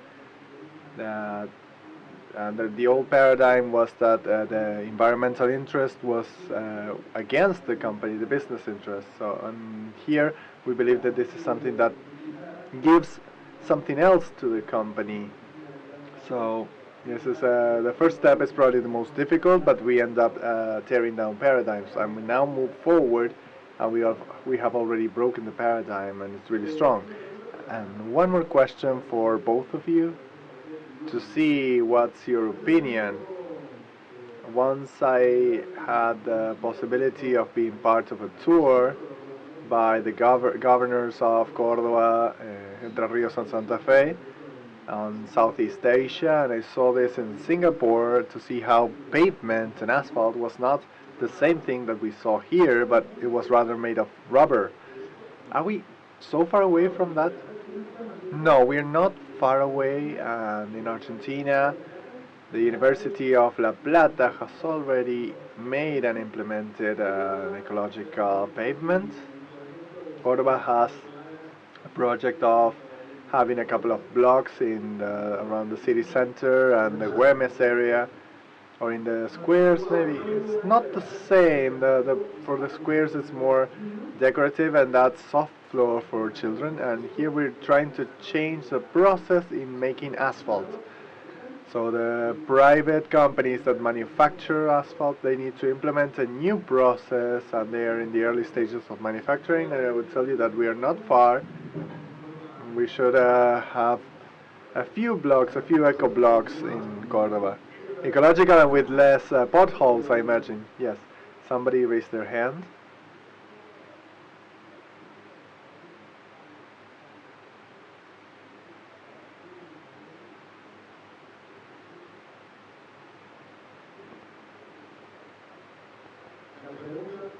The question is whether the EcoValor's products have a demand. If there's a demand for the rubber products, if this is scalable. Thankfully, yeah. The answer is yeah. I always say the same. I wish we had 5 or 6 EcoValor-like companies in Córdoba, because the offer is very low for all of the uses for this product. Not only in Cordoba but nationally, I always say that my grandfather told me that the sun shines for everyone, and I have contacted 5 or 6 companies that do the same thing, and we all think about the same thing. We send each other customers, clients, because we tell them, okay, I don't have enough for production, please sell them, you sell them, because the demand is good, and I have even received contacts from Chile, Uruguay, and Brazil to sell to them, because in the rest of the world, well, like he said, like a moderator said, this is something that happens every day in Brazil, in Mexico, in the United States. They use it normally with the asphalt. They are thinking about rubber train tracks, the shoe soles that I cannot name the brands, but they are doing this with the recycling, and Cordoba is using rubber also for shoe soles, and the uses are infinite, and there's a lot of research on the use of this rubber. Any other questions? Or okay, one more question from me. I don't know if I should ask you about your dreams or your next steps. What's next for you in each of your companies? Okay, we in the near future we are trying to integrate popular economies in some of our parts, of our car parts, so that we are not only using recycled materials from our value chain, but rather also conditioned material from popular economy. So we have a project where we want to start working with insonorized panels, so that we separate everything that in the waste that is not cotton from clothing, that it can be separated by the popular economy, and that it can be crushed and used for our insonorizing panels. And that would be a beautiful project where popular neighborhoods in Argentina would have something that would create something that would be exported to the entire world. Excellent. And for your case, yeah, in the case of Ecovalor, we are crushing 600 to 700 tires per year. Our goal for next year is to reach 2,000 per day. And like Santiago said, we want to provide value with the crushed product that we create. It might be shingles for houses, maybe tiles, floor tiles for gyms, and other things that are very widely used and could have a lot of demand.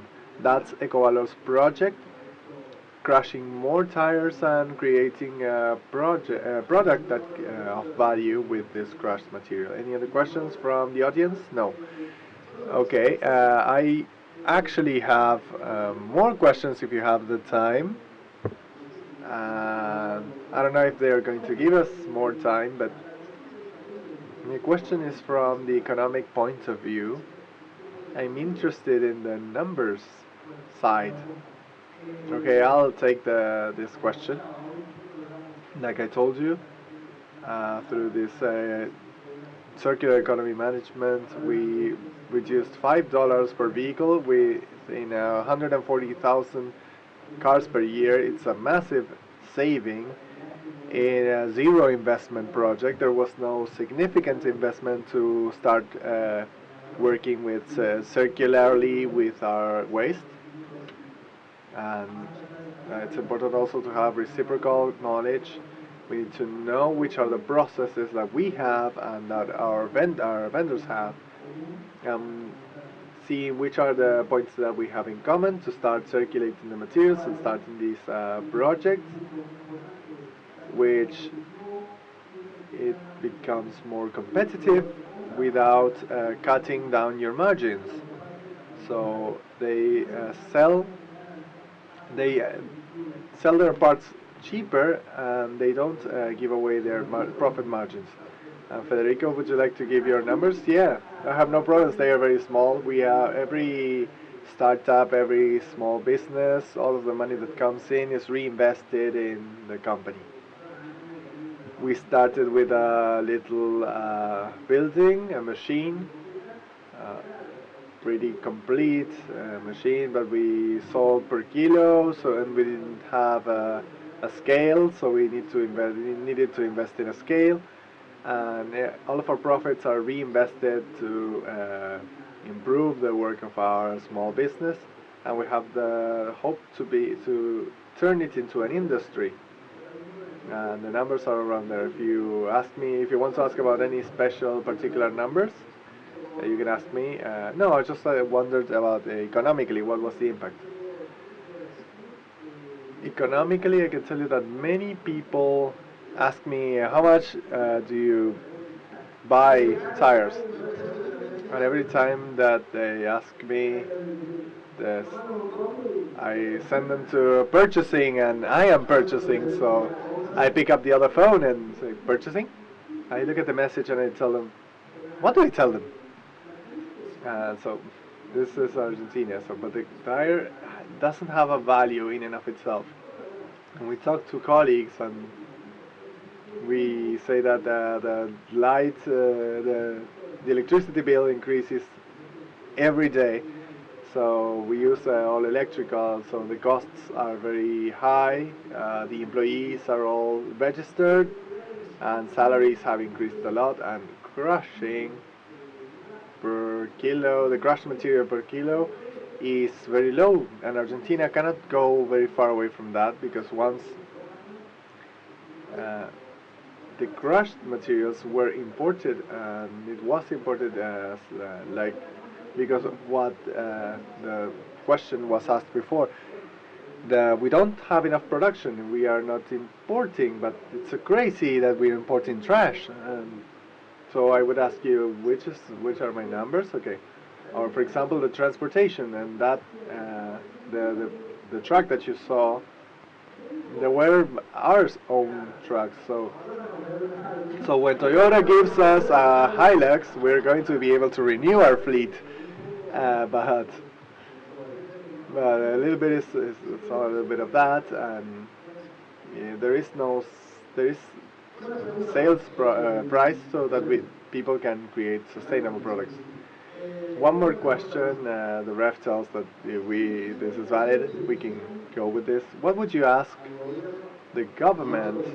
I'm not talking about Jajora or Schiaretti or Fernandez. What would you ask governments to lower barriers, to lower taxes, to promote circular economy, to invest in education?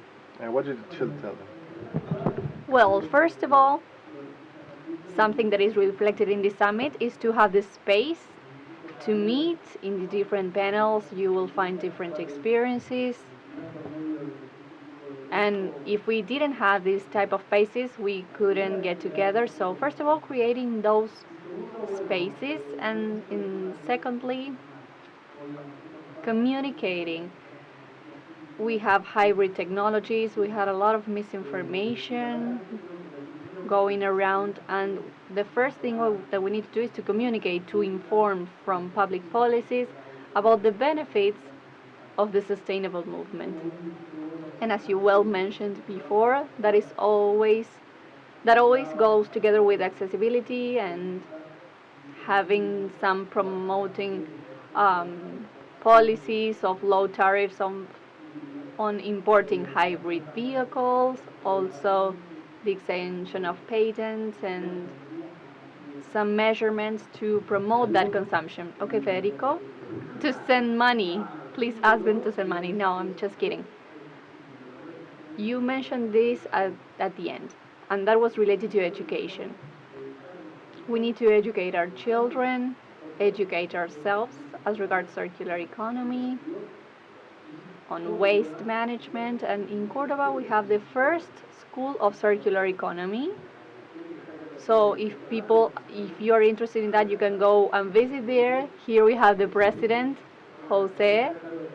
He's in charge of the school. I participated in some projects with him, and the things that they do, such as this bank, these seats we're in, they come from there.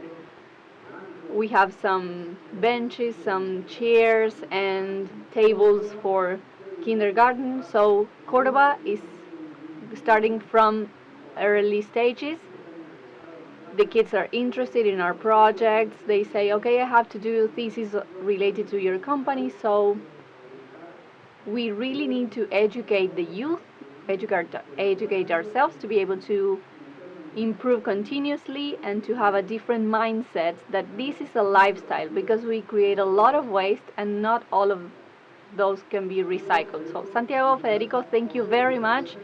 Thank you for being here. Thank you for watching us online, and thank the organizers.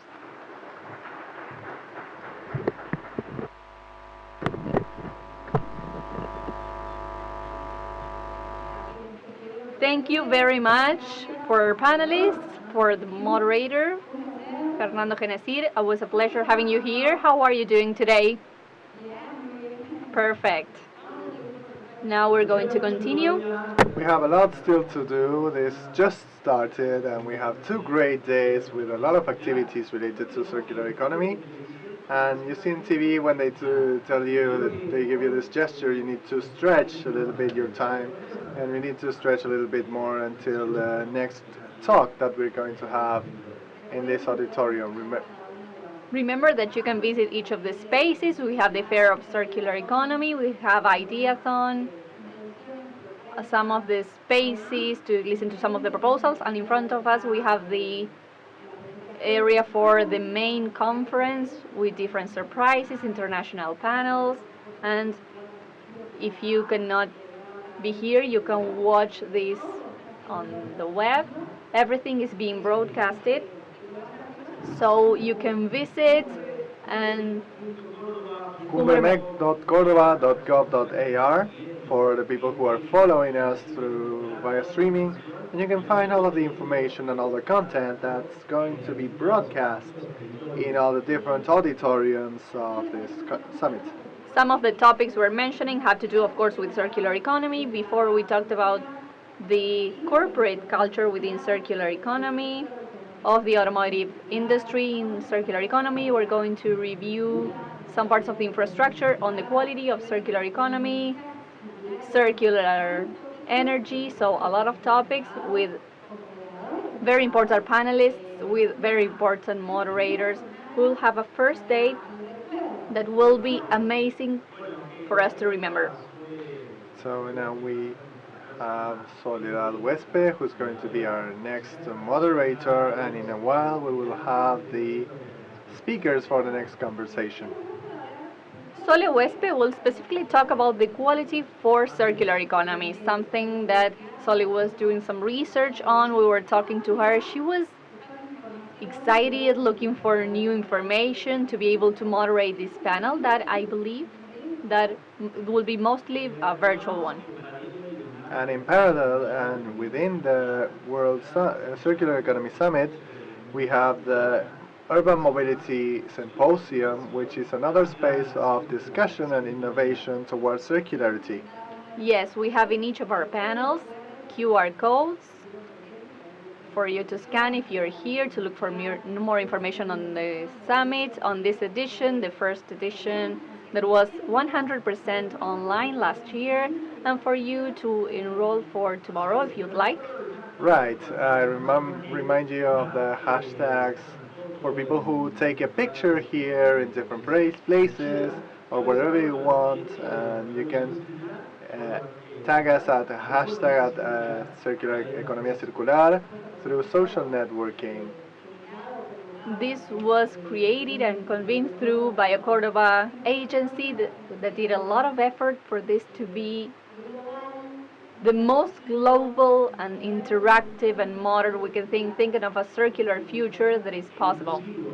And inclusive, of course, because we have a free entrance here that allows all of the people who want to come with us today on Wednesday the 15th and tomorrow the 16th of June here at the Complejo Ferial here at Cordoba. You can come with us and just accrediting yourselves and coming in the area. You enter, you choose where you want to participate, and you can be here with us. I believe that you can come today, even so if you could not enroll before, you are on time. Everything that you see here is recycled. That is very interesting to highlight. And everything you're hearing is improvised. We're going to have the next panel soon. I see a TV that was moved there, but it's going to come back. Each of these seats is made out of recycled materials. Each of the pillows is made out of recycled materials. We also have plants which are completely natural, and some of the details of the summits, of some parts of the decoration as well. And yeah, we need to tell people that maybe they don't see what's happening behind the scenes. The cups and the spoons are also recycled. Of course, with the division into each of the bins to sort the waste, and in each of the spaces, we have specific places for those. We insist on this when you enter. If you're watching through the website and or online, if you cannot enter, you can enter the website to the different proposals. They're all there. You are one click away. You can be part of the fair as well. We are here, and we can be huge. It's huge, and it's great because we have a lot of activities related to circular economy. Now the next is coming up, and we doing the finishing touches on the next talk related to the quality infrastructure for circular economy. We had Fernando Genesir moderating the automotive proposals on circular economy. Also had Omar Pereira with 2 panels that were adding up information, and they opened this conversation about circular experiences. That's it. We are ready. Thank you for being here, for being part of these circular experiences. She is the moderator. I'm going to start with this. She was on the first summit, so she knows a lot about this because she works on this and she knows what people want. Let's enjoy the next panel called Quality Infrastructure for Circular Economy, where we're going to talk about the support of technical standards, the accreditation and metrology into the trust on circular products and services. This panel will be moderated by the journalist, host and broadcaster of TV, chief of publishing of Info Negocios and Uniciencia, Soledad Huespe. Welcome. Hello, how are you? How are you, Juan and Mili? It is an honor for me being here. I'm turning the back on you. I'm sorry. It's okay. Angels don't have wings. Welcome, everyone. You are here continuing with this Circular Economy Summit. I'm going to sit here. Today we have a panel that is very interesting with international panelists. We are broadcasting from the second edition of World Summit on Circular Economy. We have panelists from different countries of Latin America and, of course, who are from Argentina. This panel has to do with the infrastructure of the quality for circular economy and which are the different inputs of technical standards, accreditation, and metrology and trust in products and services that are circular. Because infrastructure of quality, if I'm not mistaken, maybe if the panelists will tell me if that is the case or not, it is supported in 3 areas: accreditation, standards, and metrology. So I'm going to invite our first panelist. We have Juan Gabriel Lugo Luevano, representative of SIM, the Inter-American System of Metrology, Deputy Director and Project Leader at CENAM, the National Center of Metrology of Mexico. Welcome, Gabriel. How are you today? We're having a technical problem with the audio. Can you hear us? Yes, I can hear you. Can you hear me? Perfect. Welcome. Thank you for being here. Thank you. I'm going to introduce Paola Marcico. She's Vice President of the Committee for the Multilateral Acknowledgement of the Inter-American Cooperation of Accreditation, Coordinator of Argentine Organism of Accreditation, one of the main areas in this panel. Welcome, Paola. Thank you for being here in this panel. Hello, how are you? Thank you very much for inviting us and for being with us. Welcome, Diana Carolina Alzate Rubio, representative of COPANT of the Pan American Commission on Technical Standards, Project Manager of Standardization at INCOTEC, the Colombian Institute of Technical Standards and Certification. Diana, it's an honor to be here with you. Hello, good morning. I would like to say hello to Argentina. Warm greetings. It is great that we can be part of this. This is what one of the benefits of the virtual world, right?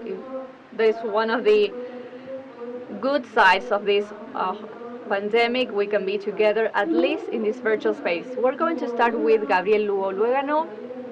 He is a representative of SIM, the Inter-American System of Metrology, and also at a national level, he's in the Metrology Center of Mexico. Gabriel, first of all, I would like to tell us a little bit about metrology and the impact it has in the trust of products and services that are circular. I know that you have a lot of things to say to us. Of course I do. I'll be very glad. And first of all, I would like to thank for the invitation to this important event, and how honored I am by the team for letting me present this this talk to you. As you said, we are representatives of the three pillars: the infrastructure, on my side, the metrology area, and of course accreditation and standards. We have Paola and Diana, who will explain in detail their field and the application for these two areas in quality. And I'll be glad to share my vision from metrology and how it applies to circular economy. For me, I wish that I was there sitting in those comfortable chairs, recycled chairs that I can see that they're made of recycled material.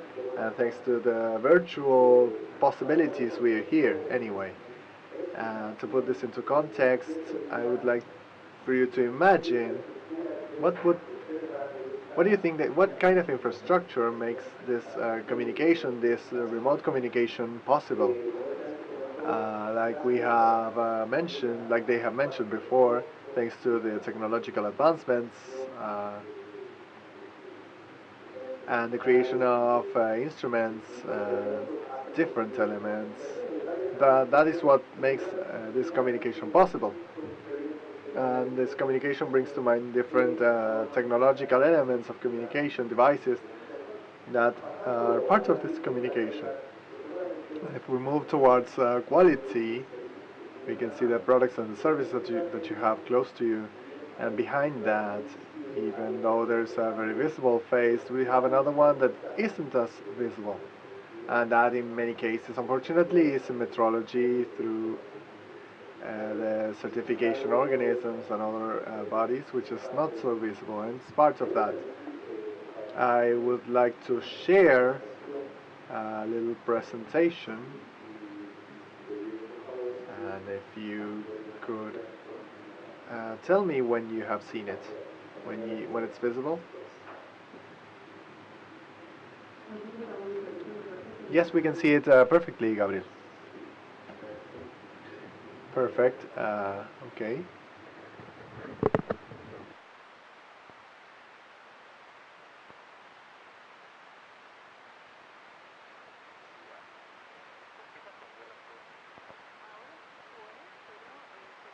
Yes, now we can see it. It's gone now.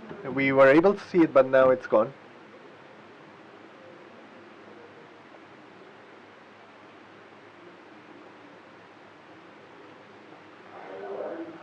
Now we got it. Great. Excellent. Thank you very much again. And here we are in the panel, as you mentioned, the infrastructure of quality and its importance for circular economy and what it provides for circular products and services. And as I mentioned, in the quality infrastructure, there are actors in the three main pillars that make up this quality infrastructure, which are normalization, accreditation, and metrology. And in the at a global scale, there are other institutions that you probably know, like in the standardization, you have the ISO, then you have for electrotechnical issues, you have the IEC, you have the ITU for telecommunications, and at the regional level, For Latin America and the Caribbean, you have COPAN. And as for accreditation, you have at an international level institutions like ILAC and the International Forum of Accreditation, the IAF, International Accreditation Forum, and at a regional level you have the IAAC, that we have one of our panel mates today.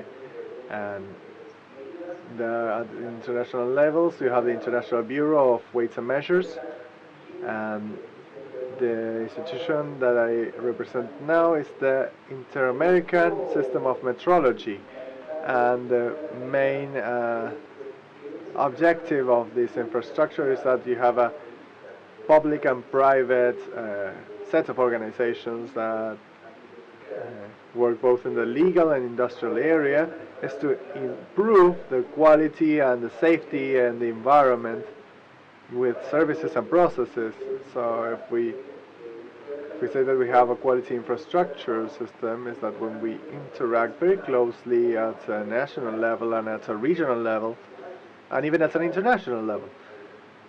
So each institution, each country has a national solution, a national institute of metrology, national organisms for standardization, and national organisms for standardization.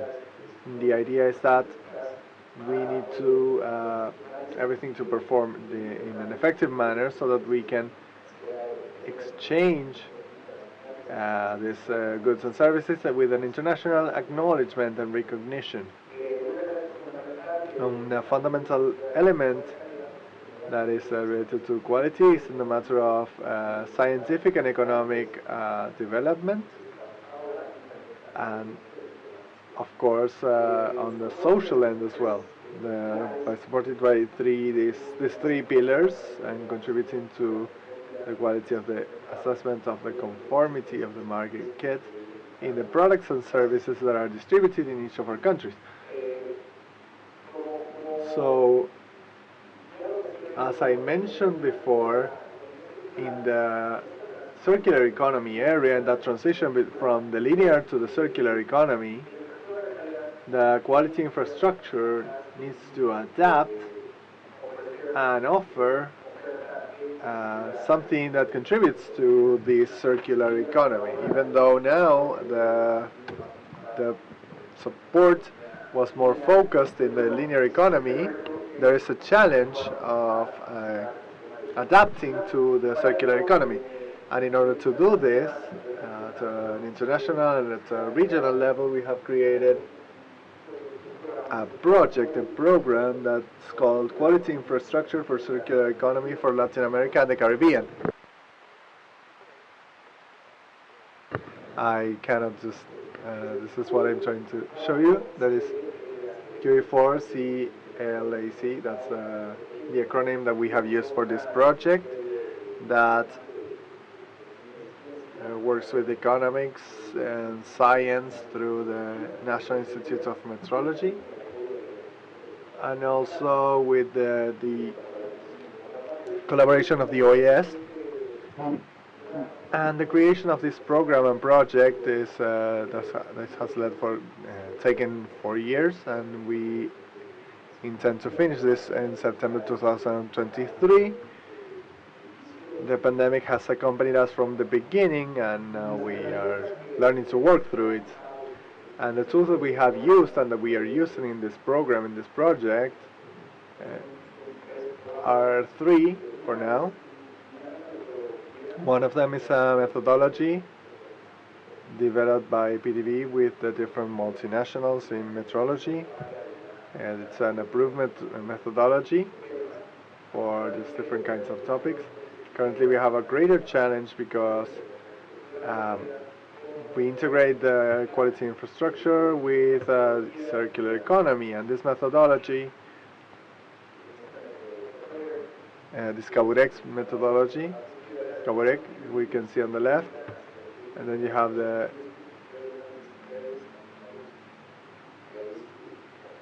that's an acronym that we have summarized, and for quality infrastructure for circular economy. And we have different countries in the entire Latin America and the Caribbean.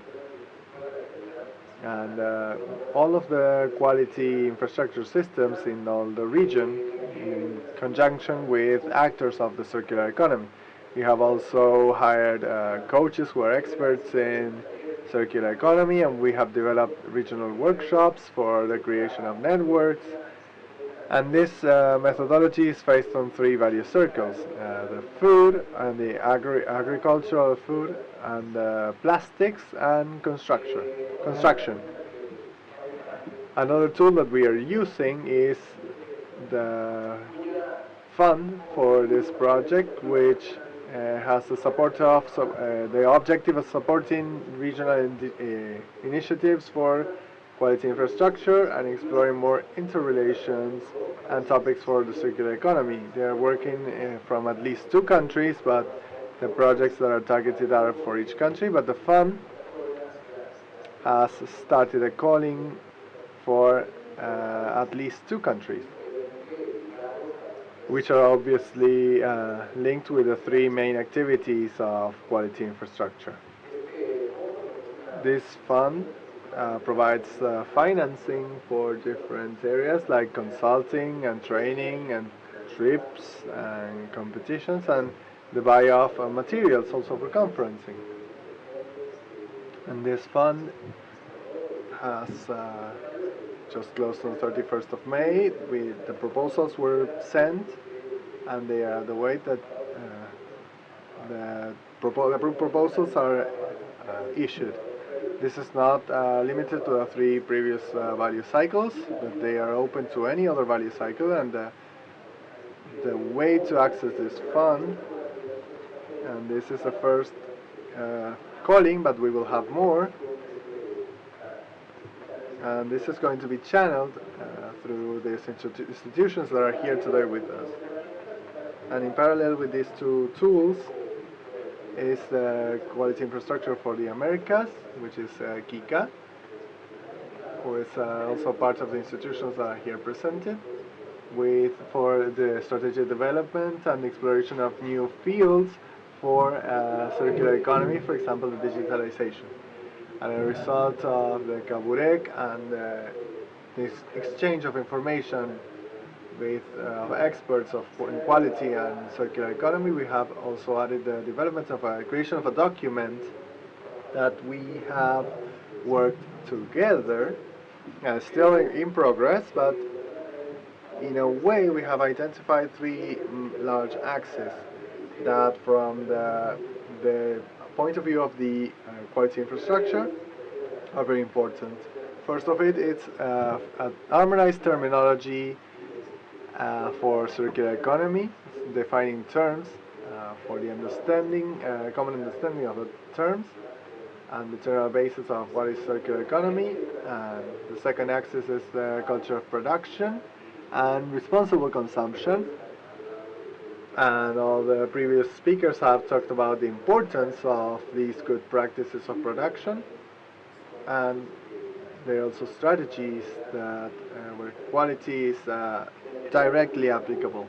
And as for public policies and regulatory framework, that we know that quality is always linked to these practices. So this is something to keep in mind. The 4th axis is the trust, traceability, and interoperability of the information with methodological tools, and the proposal and the validation of all of the different standards. The 5 is the access on products and competitive products and services, and the 6th is the scientific and technological base for the innovation. We expect this publication is going to be issued this year, and it will be shared to you in the next few periods.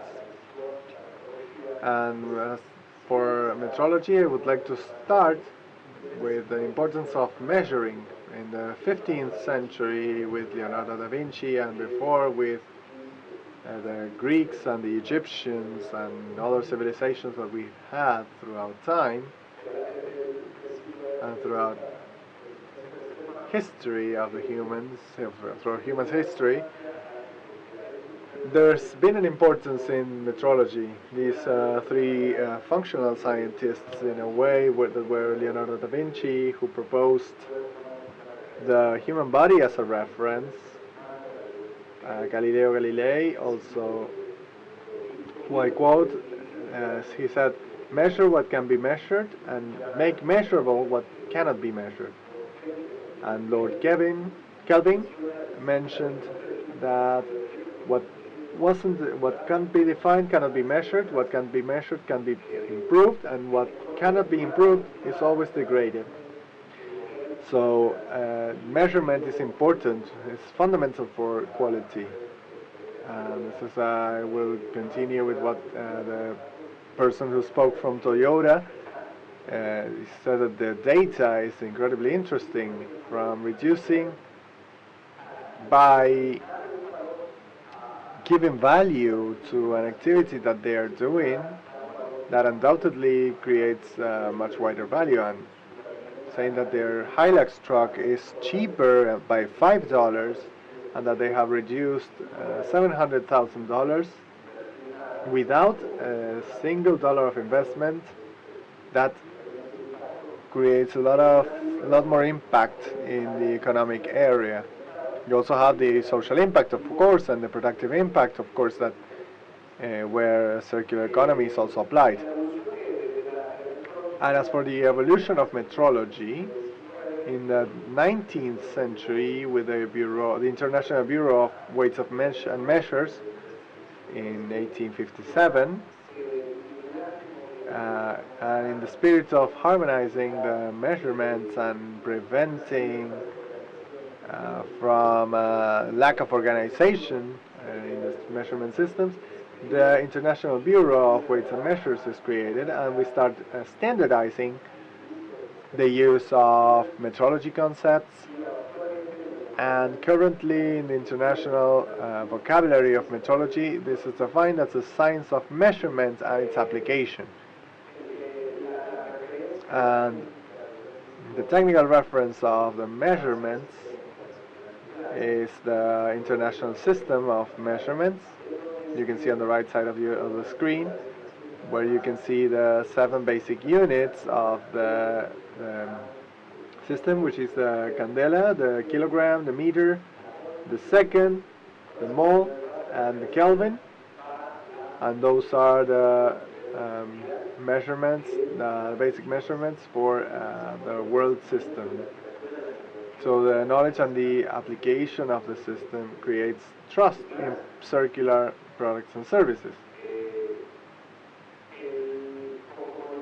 And as we've seen in the first slide, the system in world quality in the regional area is made up of the SIM, where there we have Compartiremos also related with quality, and we have created some strategic sheets in which I will focus now.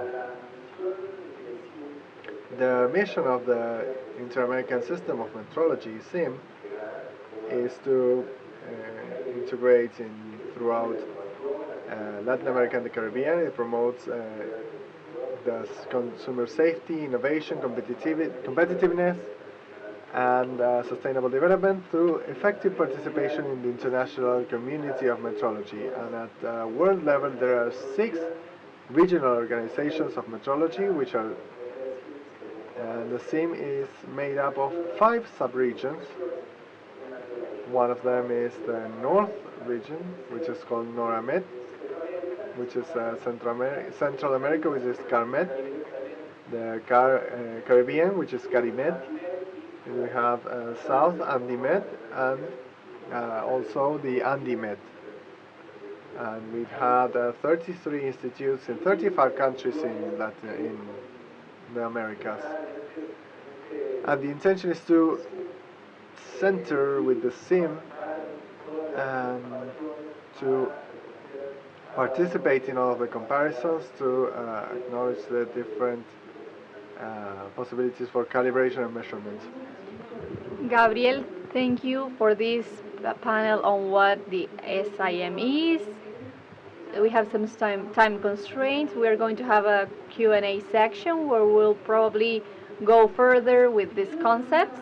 I leave with this phrase that was very interesting. Everything that is not defined cannot be measured. What cannot be measured cannot be improved, and what cannot be improved is degraded forever. So that is a phrase that truly summarizes these concepts that you are bringing to us to this summit. I would like to give the floor to Paola Marcico, Vice President of the Multilateral Recognition Organization of the Inter-American Accreditation Cooperation and coordinator of the Argentine Organism of Accreditation. Paola, the floor is yours.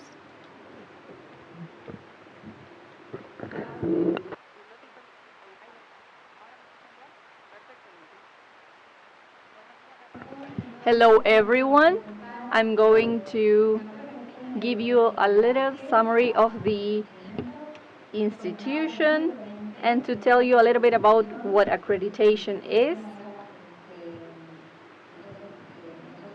and how we work within a network.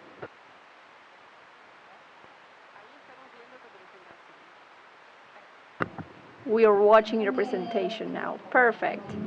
As you well mentioned, I'm going to represent IAAC, the Inter-American Accreditation Cooperation, in my function as the Vice President in charge of the presidency. We're going to see what the MLA committee is. And we are made out of 60 members. 29 of them are accreditation organizations, 3 regional organizations and sub-regional organizations. SIM and COPANT are 2 of them, and 28 associations of those who are accredited and stakeholders. And for the last years, we have been growing perfectly. We have been assessing accreditation organisms as well. We have some chambers and organizations related to the assessment of conformity as well.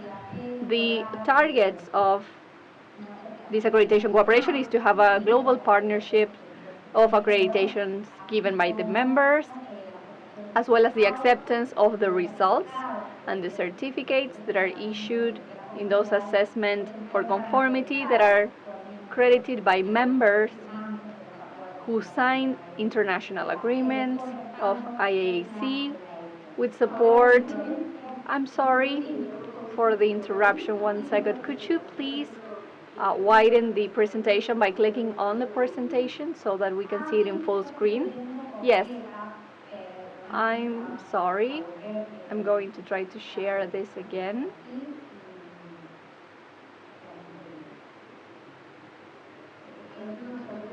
So that we don't miss any of the concepts that you're giving. Yes, I forgot that in Zoom we have this trick.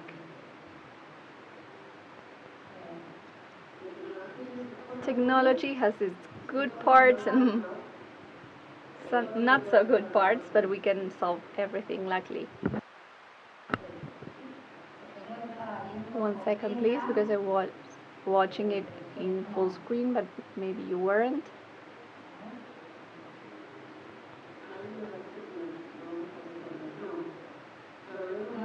No, we see it in the same. But if you click on this slide, probably it will become bigger.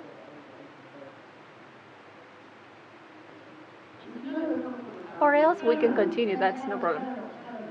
I will be able to solve this, don't worry. Perfect, we can see it there. We continue learning about accreditation in circular economy, so yes, the floor is yours again. Okay, we're going to go back to this slide.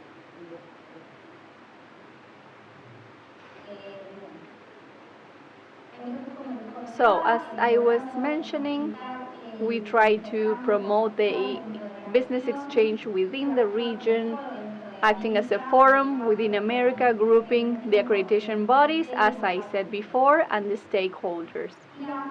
And we work with the international support of recognition of the two international organizations that Conformity Association of International Laboratory Accreditation Cooperation and International Accreditation. So in a way, we are internationally recognized by ILAC and IAFE under accredited once, accepted everywhere slogan. So we are made out of the different members working together for the acknowledgement of each of the projects and initiatives, as you can see in the presentation clearly, and growing the capacity that we have as a cooperation to be able to continue with our works in each of the new tools of assessment of conformity that are developed internationally. We do not work in isolation. There are some other cooperations or organizations in the continent, such as in Europe as well, Pacific Asia, there is APAC, SADCA, IAFRAC, that group everything that is related to Africa. And with these organizations, we have some agreements of working together for assessment peers and acknowledgement assessments. These are the 21 organizations for accreditation that have signed in the MLA in 17 countries of the region. And we conform IAAC. This is our structure. IAAC is made up of a General Assembly that is created by different members. We have accreditation organisms, plenary members. For example, we also have the stakeholders, that are the organizations and organisms that group in assessment of conformity. And you can see the technical subcommittees where we work, and we go and learn more about updates, analysis of technical issues, and the MLA committee, the one I represent, and the MLA group, where we work on the peer assessments that we do. So basically, the work of IAAC in reference to what we have, the acknowledgement agreements for accreditation, we do that as part of this cooperation. Under the standards of IAAC, we have different requirements for documents as well to be part of this, and that are available by IAF and IAC. So the IAAC brand would be to increase the acknowledgement and acceptance that is international by facilitating trade and reducing the technical barriers, reducing the need to do multiple tests, evaluations, or certifications. We're going to focus on what accreditation is. Accreditation falls within ISO 17000. We will have the different definitions on handling the assessment of conformity. Accreditation will be the formal acknowledgement that a third party does regardless of an organism assessing conformity, complying with certain requirements, and need to be competent on doing this assessment of conformity as well. And they have to do this in an unbiased way. We will be able to have there the pillars of the infrastructure of quality that are going to be standardization, accreditation, and metrology. And we will be able to start thinking that the pillars of accreditation will be the technical competencies, the unbiased positions, and the capacity to do those tasks. So we define accreditation as a declaration of technical competence and unbiased position that has to be proven. You have to be acknowledged competent to do so, and you undergo an assessment by the accreditation agencies. Accreditation wants to support activities for the provision of services, processes, and trying to protect the safety and health of users and to improve the quality of life. When we talk about assessment of conformity, we need to understand which are the services and what is included within conformity. You can see which are the assessment that we do internationally under the umbrella term of IAAC and what the organizations do in their name.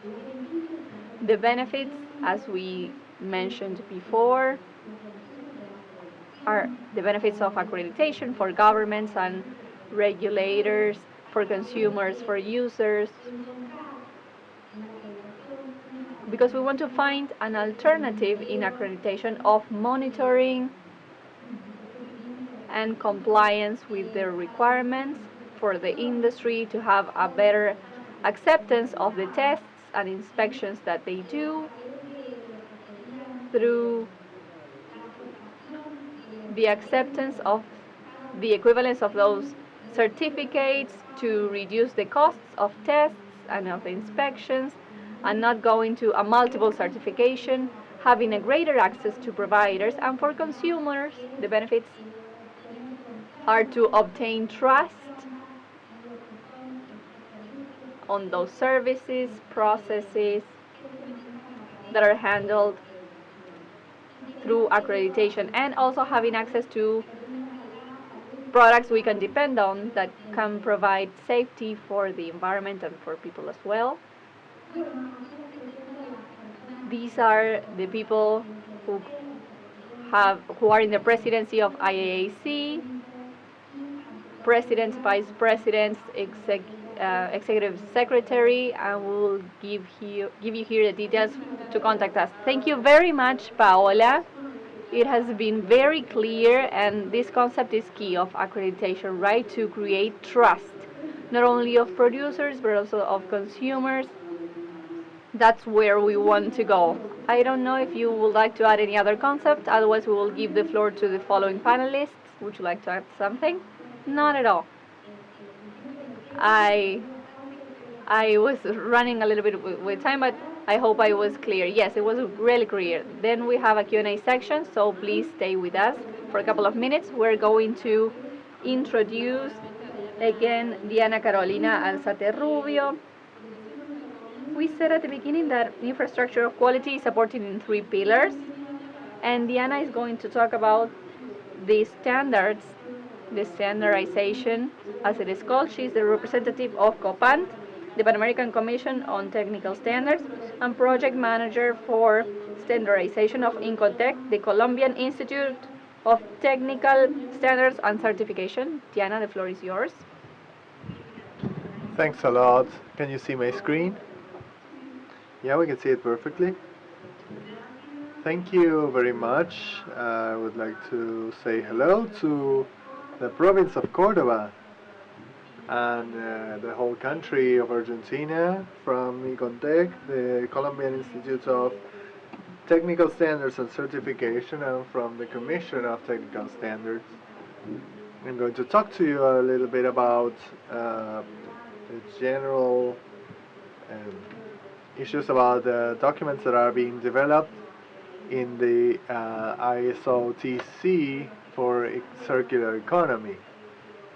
I would like to just remember some great times that I spent in Argentina. Just a little homage to the nice things you have over there. And I would like to tell you basically the standards and the tools that help you give an answer to the new challenges new paradigms, social and entrepreneurial, business paradigms. We have a planetary vision that the circular economy is here to stay, and we can find it in the in the SDGs, especially in the goal number 12 of sustainable production and consumption. Right now we have a national strategy of circular economy, and we have a regional strategy in Latin America.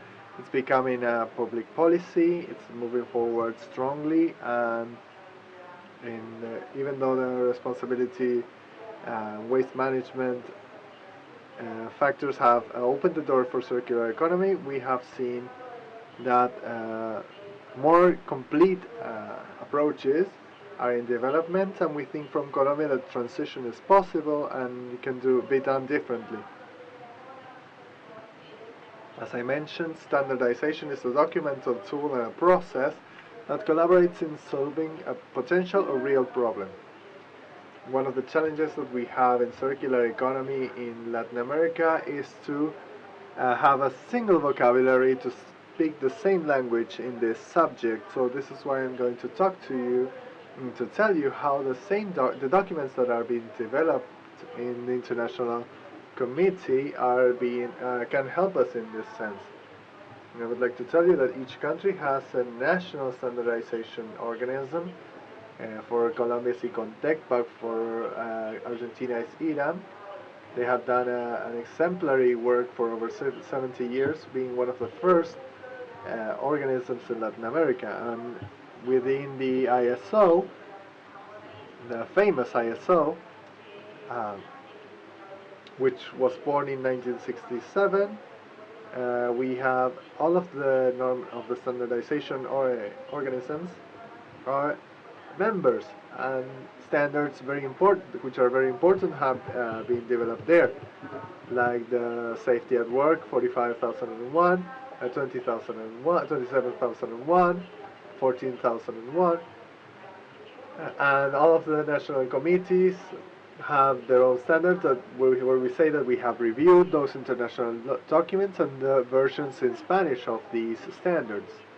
And as part of the circular economy, from standardization we provide help by supporting transformation processes and linking stakeholders, opening the doors to new materials, opening the doors to new products. We bring the good news. We communicate which are the tendencies, the trends, and in developments in standards. We develop national documents, for example, for train tracks, plastics in railroad applications. And the Committee of Circular Economy, the DC3, has 72 countries that are putting all their efforts in developing 6 documents. We have 17 observing members and 72 participating members. And here we have different technologies and principles for the application of the circular economy. At that point, the secretary of the committee is France, but each of the work groups have leadership. You have Japanese leadership and Brazilian leadership, which are very important, and of course Netherlands and other countries and other committees. Right now we have 5 committees with the terminology, principles and frameworks, another one for practical approaches to develop and implement the circular economy, another one for measuring and assessing circularity, and another for circular economy in practice. And we will have a working group that will be open in relation to the data sheet for circularity. And as I told you, we have several documents in development right now that they are in public consultation. 3 of them I can talk to you a little bit about. They are the framework for implementation of models and guidelines for circular value chains, and the framework for the measurement of circularity. And we have others in development, like case studies or business model implementation, and we have a link with the Environmental Management Committee, and this will be developed together with the secondary materials. And ITCT 2323 is relatively new. It started in France and it has been continued virtually throughout the pandemic, and we have been working with three working drafts. And right now, as of 27 July, you have the opportunity of participating through the standardization organisms in your country, either IRAM, for example, or iContact, in the public consultation for these documents. These documents, three documents, are expected to be finished toward February 2024.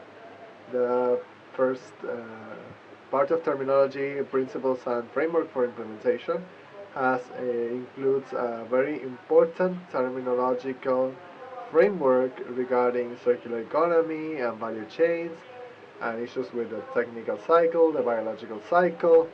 Some of the R's in the circular economy are also included, and we're going to receive 6 principles that organizations need to consider for strategic implementation of circular economy, and also a general framework of implementation, where we're going to review the risks and the opportunities of circularity to create a strategy, a vision, mission, and goals, and actions that can be developed for report and follow-up. Then we have 10 annexes that are going to give recommendations on the actions that can be done on the value chain, whether it is in a joint manner or separately, to foster circularity, to drive circularity. And we have a pretty interesting set of guidelines here. Then we have another document, which is a guideline in business models and value networks, and this tells us how to transform these value networks towards circularity, how to review and how to make this transition to circularity. Of course, starting with the identification and through the understanding in the concept, in this context of the value chain. The last document that is in public consultation is the evaluation and measurement of circularity. And as Gabriel said, what can be measured can be improved, and this is going to be used to materialize the circular economy so that it becomes a tangible reinforcement. This is a moment to start thinking about the beginnings of the measurements of circularity, and this will give us a context on how to measure the circularity, the importance of acquiring data for calculation, but also about this framework that I need to establish and the limits for measurement of circularity. Measurement of circularity is pretty important, not just from the point of view of documentation and reviewing of data, but also in the publishing of data. This document is going to be talking about these pillars of evaluation and measurement of circularity. And to close and with running with the time, I also want to tell you that a circular economy is a sum of initiatives, if you know, with ISO 9004, with environmental management, with life cycle analysis, and other tools that are very important that we are seeing. Of course, we'll see here, for us it's NTC, but you will probably find them as IRAM ISO for Argentina. And circular economy has a new system of quality, in which not just the performance of the product is important, but also as for functionality, but also the environmental aspects that are related. Here I just wanted to bring a slide from our social network from Iran in Argentina, where they drive us to participate in the standards, which we need to make all of us together. The participation in this public consultation is going to allow us to unify terms and application principles, and this is going to give us an orientation on how can we work together in 72 countries around circular economy, and through this we can anticipate future demands and speak the same language and anticipate changes. This is what I wanted to share. We believe that standardization is going to continue being a fundamental axis in transforming the society and transferring knowledge, and we continue normalizing, standardizing the tangible and the intangibles. Thank you very much, Diana. Your last phrase gives me the floor to ask a question. Well, listening to all of your presentations, I'm thinking of a question that probably some of you who are following these circular experiences are having, and that is of this infrastructure of quality. Does it have a new meaning after the pandemic, after the tragedy of pandemic in the world? How do you see this? I don't know who would like to start. From accreditation, we can say that it does. We have been working a lot, and we started seeing some situations that we believed weren't going to be possible before, some assessments through IT tools that were not used before or frequently, as well as we started to value the progress that we can make and that we will not be able to substitute as regards the debates on standards and documents. When we are talking about over 190 economies, the virtual environment, unfortunately, does not substitute for the growth, the development. In some activities, we do need to get together and to discuss in person. It takes a lot of days to analyze and just think about new ideas. And for some other areas, the virtual environment has come here to stay, to do a lot of outreach programs and communications. Before, we could not think that we could do assessments, lab assessments of inspection laboratories using those tools. But mainly, Paola, I'm asking about the importance of circular economy within this context, knowing everything that happened. Yes, I believe that a lot of tools, such as that one brought by circular economy, came here to invite us to be better, to improve ourselves, to think about the environment even more, about our production, and taking care of our home. Yes, and now that we have Diana, I would like to ask you about the challenges, future challenges of standardization as regards the infrastructure of quality. And a little bit about the previous question. Circular economy also allowed us to think within our countries as regards the different collaboration. We could collaborate with different countries for the different pillars to be strengthened. Maybe we were linked and dependent on the physical transportation, but we needed to work in collaboration even more, and that is one of the challenges. But also we have to live with different initiatives that we have and that are emerging as regards circularity. For example, stamps that are only part of circularity. Some of them may be very big, such as greenwash and those concepts. And joining metrology, accreditation, and standardization, and that is important and can start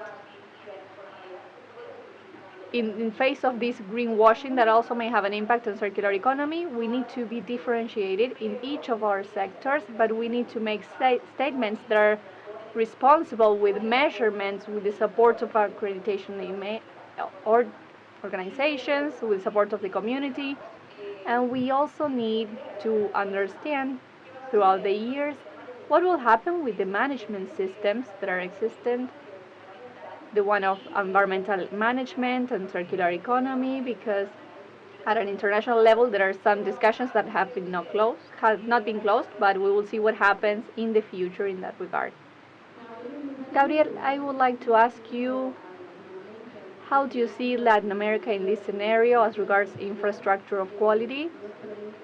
Not only regarding metrology, but also in general, as regards the infrastructure, the world we live in. Thank you. Yes, as Diana mentioned, this virtual environment has made us be closer, virtually, right? But we have had more communication in the field of metrology since the implementation of the new international system that supports us in this digital transformation that is aligned to circular economy. In general terms, I believe that communication, interaction nowadays within the different institutions that are global and with the other pillars of the infrastructure of quality, that is very important and has been closer, and the work has been remote in some of the occasions, but we are in the good path to comply with the SDGs and also with circular economy. Diana and Paola, how do you see the situation in Latin America? You that we are in these fields as regards standardization and also accreditation perspectives.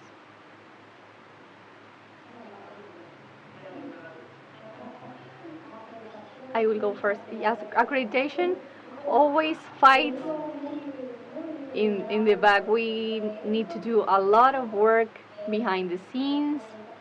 Accreditation comes to give us a framework, so we need to truly develop this. We need this to grow. We need to collaborate with the design so that then we can provide that framework and the trust for development of new certification programs on circular economy applied to different products, services, and we are working on this within this project, and there are a lot of organisms in the region that are collaborating. But I believe that we need to work more and harder. We have made some progress to this goal. Standardization is moving forward.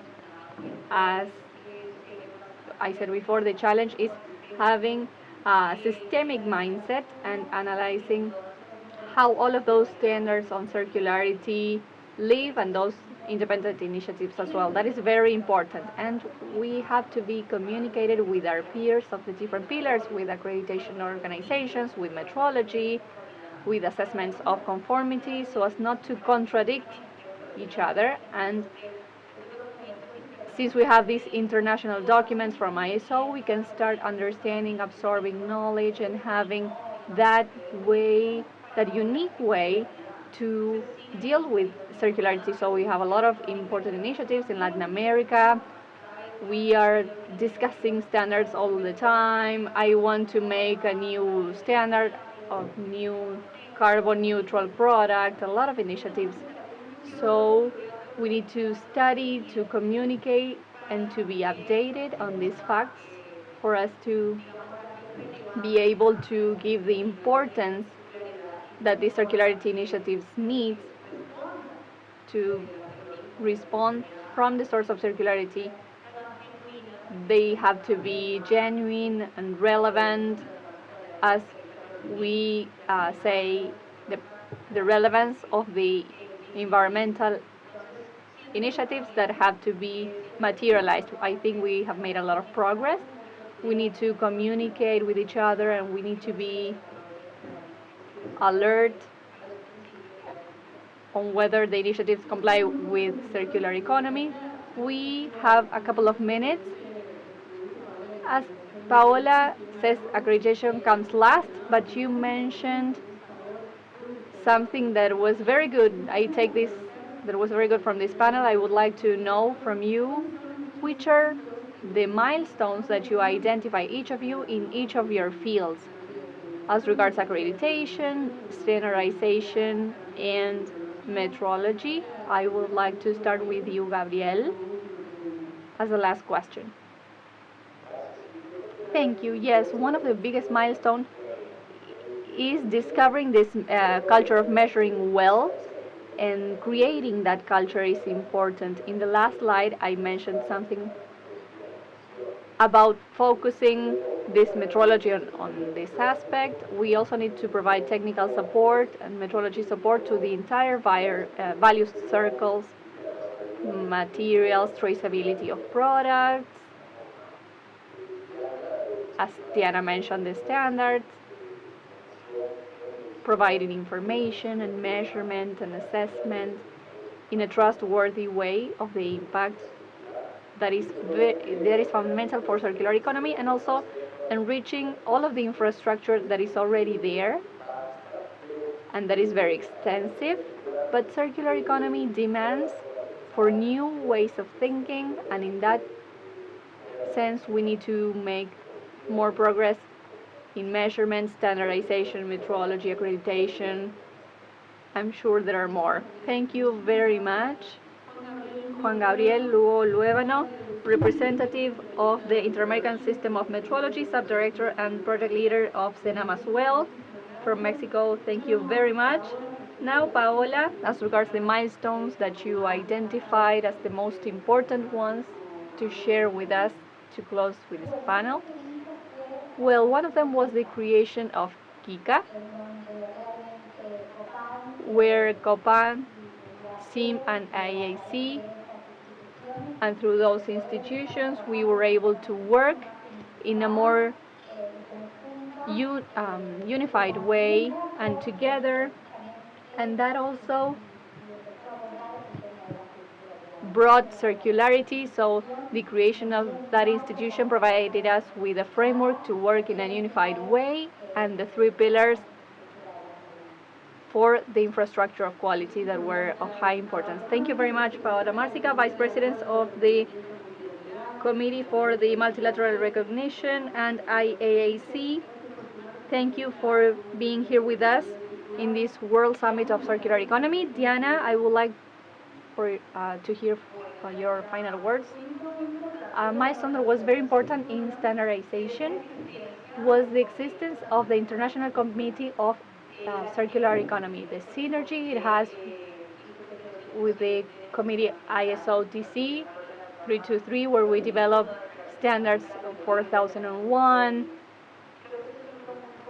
That is a very important milestone, and now we have to focus on circular economy, and that falls in those draft documents that we have of frameworks for the implementation of business models, measuring circularity as well. Those are very important and we cannot ignore them. We need to take time to read those documents, to make and provide feedback, and I invite you all through each standardization organization to contact IRAN, to contact Incotec and all of the countries to participate. It is important that we establish a common language, principles, and also to measure, because in circularity this is key. So we need to strengthen our competencies, we need to understand circularity. This is very complex, but we need to do our part. This is very important. So the milestone here is the existence of these three documents that are for public consultation under ISO TCT 232. Thank you very much, Diana Carolina, representative of COPAN, the Pan American Commission on Technical Standards, project manager of standardization of Incotec, Colombian Institute of Technical Standards and Certification. It has been a great pleasure having you here with your valued propositions. To sum up, I would like to say that what you don't define, you cannot measure. What you cannot measure is degraded. What you cannot measure cannot be improved, and what cannot be improved is always degraded. So that works perfectly to close this panel. I would like to thank you for being here with us in the Circular Experiences in the second edition of the World Summit on Circular Economy. that goes from Cordoba to the rest of the world. Now Juan Fernando Jové, Mili Felicia, I'll give you the floor again because we have a lot of experiences. Thank you very much, Sole. And we are live with our uninterrupted broadcast of these circular experiences. Yes, we're going to move forward and knowing new proposals that are very innovative, trying to look for a circular world. And yes, thank you again to Sole, who has done spectacular work. And we also want to thank and say hello to everyone who's watching through streaming through our website, cubremec.cordoba.gov.ar. And they are broadcasting to the world. In circular economy, we want a new paradigm to redefine the ideals of growth, development, transforming the productive current model and of consumption. And if you participate, we will try to think together with a new perspective on circular economy. We would like to remind all the rest of the people who are in Cordoba and that haven't joined us. We still have a long day until 7:30, 8. I don't know what time are we going to leave here. And we have until tomorrow, Thursday, the 16th, June 16th. We are going to be able to enjoy circular experiences here. Second edition of the World Summit on Circular Economy. We have circular fairs, we have ideathon, and in front of us we have another area, the main area, with panelists from the rest of the world. This is a World Summit. Just a little bit of patience. We're going to have the next talk shortly, and I would like to thank everyone who's at the back. We can see the guys who are interpreting, and we haven't missed anything. Maybe if we miss something, if we say something difficult to translate, I don't know if you're translating to English, and I hope that you can say miss, screw up, maybe, and let's talk about it a while about circular energy here in this place, and let's remind everyone who wants to enjoy other places, other areas, other rooms. We have plenty of activities here. You can enter the website, you can register, you come here and you enjoy this summit, and you can invite people who want to know more about this. The hashtag is Economía Circular and Cordoba Capital. So we invite you, if you are online, you can also upload your pictures in the social network, and you can tag Ente Bio Cordoba, who is behind the scenes trying to create new alternatives. That's right, we are going to continue. We have many interesting presentations here. We can see the clock counting down for the next talks. 10 minutes for the next talks, but that's going to be in a while. So please have a little bit of patience. We welcome everyone who's coming in right now and everyone who's coming in virtually through the website. Yes, we see them with bags. Probably they were part of the different projects or the ideathon maybe, or the fair. They didn't miss anything. Well, the idea is to have a full day here, and so welcome to all of the activities. We've seen some colleagues, some journalists here from Cordoba, some really prestigious journalists like Omar Pereira, Soledad Huespe, Guillermo Hemerling. We have Majo also. And we also have some representatives that through different activities, energy, car industry, food industry, they are doing a search for circular economy, or they have already developed a practice on circular economy. That's right, and we remind you that the second edition of the World Circular Economy Summit is being organized by the Municipality of Cordoba through the Bio Cordoba agency. You can look for different information on bio.cba in Instagram, Twitter, the rest of the social media. That's right. You don't like that I say that we are stretching. But yes, we're taking a look at the behind the scenes, so we have to continue talking a little bit more. Please remember that everything that we are using is recycled. The cups are cups that were made to take care of the environment. Everything is falls within a perspective of taking care of every detail of every part of the circular experiences and in the entire summit. Even the spoons, the little spoons, the teaspoons. I said early when we started, for all those of us all the people who are not seeing what happens behind the scenes, there's a catering service with plates, with spoons. Everything is recyclable here. Tomorrow I'm going to come with clothes from fairs that have already been used. Circular fashion.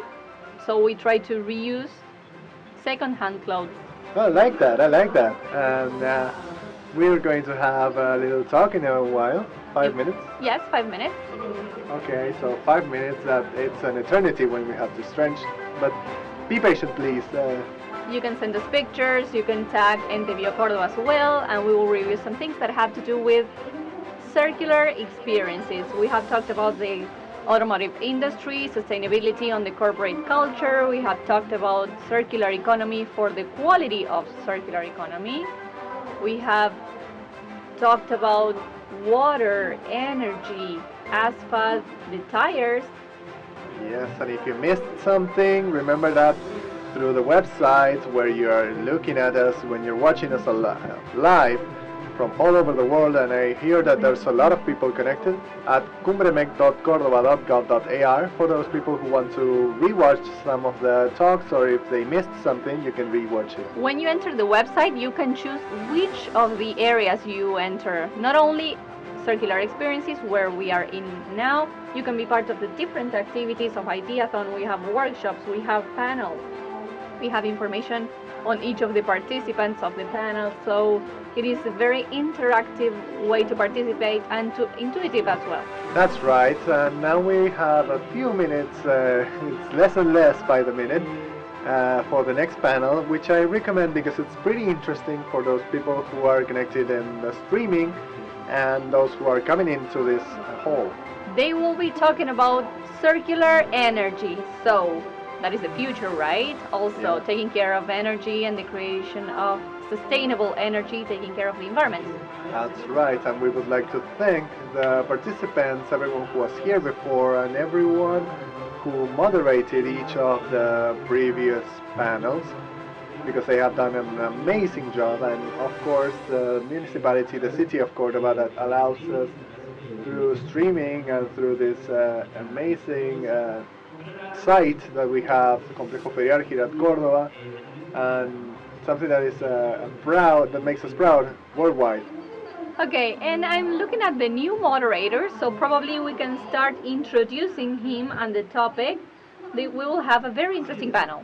That's right, we would like to introduce the next panel called Circular Energies. It will be moderated by the renowned journalist, host and broadcaster Guillermo Generlin, who currently hosts Programa Juntos in Cadena 3. Hello everyone. It is an honor for me being here with you. Thank you for this opportunity. I would like to thank Bio Cordoba, the municipality, for this World Summit that we have today in Cordoba that is very important, that we have started discovering in the first edition, and now we confirm all of the different realities that we are living in, this wave that is not going to stop. Now old economy is history, so circular energy, that is the topic of this panel. We're going to introduce EPEC, from EPEC, Lucas Humierato, man for strategic planning. Welcome. EPEC is a state company that distributes, transport, and creates electrical energy in the province of Cordoba. We'll also introduce Carlos Villar, president of Hins Energia, leading company in the construction maintenance of projects of renewable energies. Welcome. And Eugenio Petigiani, head of the Department of Chemistry, Analytics, and Environment of INTI, the National Institution of Industrial Technology. autarkic entity that works under the Ministry of Productive Development. They want to foster the growth of SMEs in Argentina, promoting the industrial development, the federal development through innovation and transfer of technology. Let's give a round of applause to them. Okay.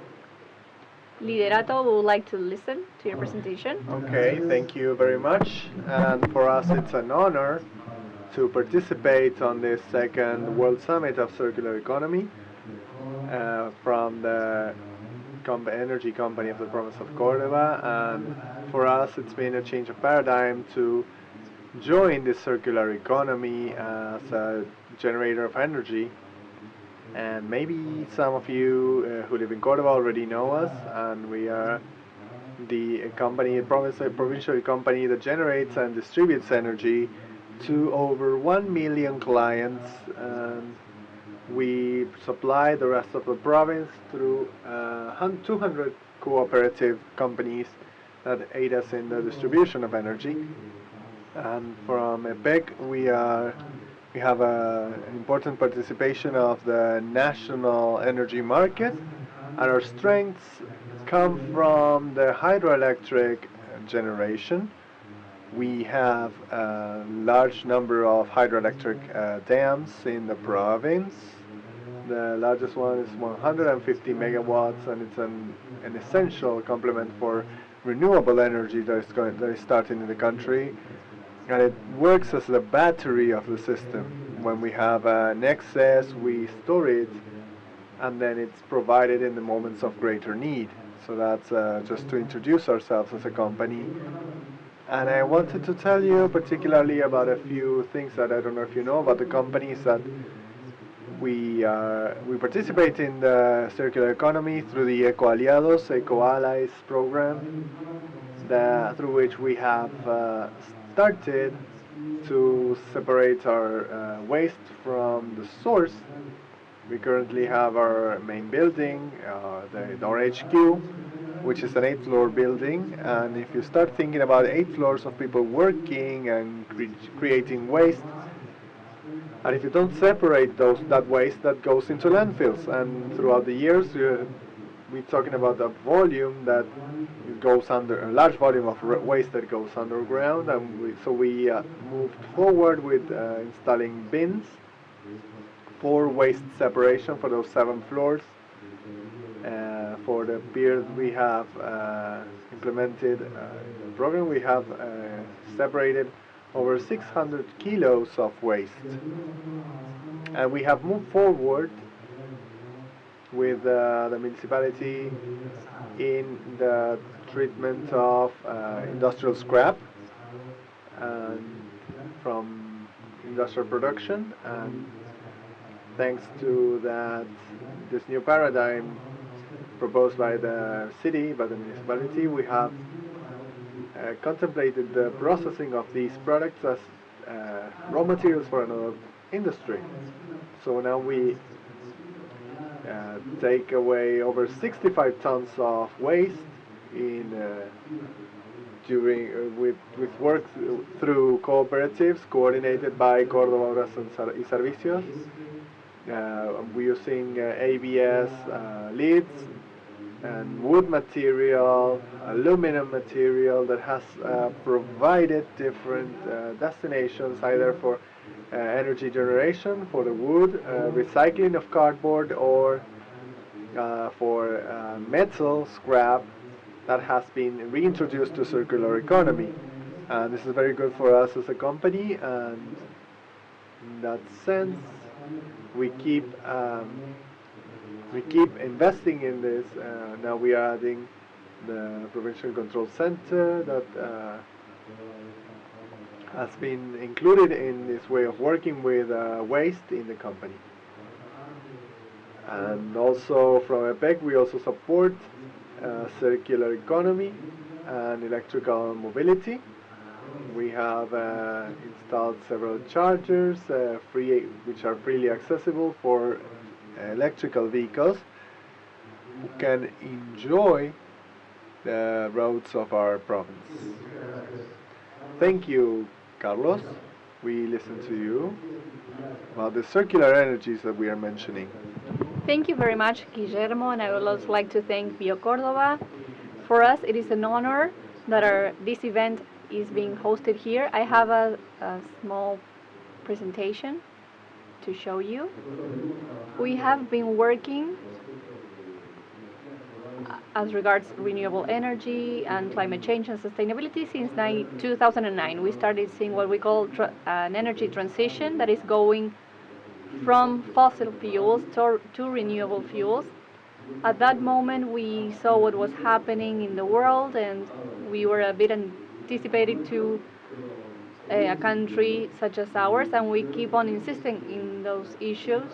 And in our company, we work with two concepts, which are renewable energies, but associated to the concepts of sustainability. But so not only the creation of energy, but also how we can leverage all of the potential of the region, that includes circular economy, to be able to create renewable energy and to have a twofold impact of going from fossil fuels to the recovery of waste as well that go to landfills, for example.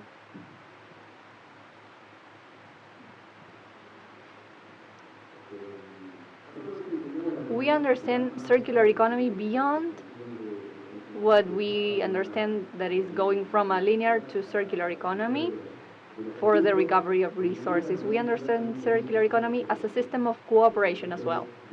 There is different actors, private, public, academia, they all must interact for this strategy to move forward. We have been working with a lot of alliances and partnerships with different institutions from public sector, private sector. I want to mention two of them. The IFAS Institute, there is the Institute of the University of Trial, and the other is Thinking Circular. There is a consulting agency, and they led the circular economy strategies in Germany, and they are here at 3 o'clock.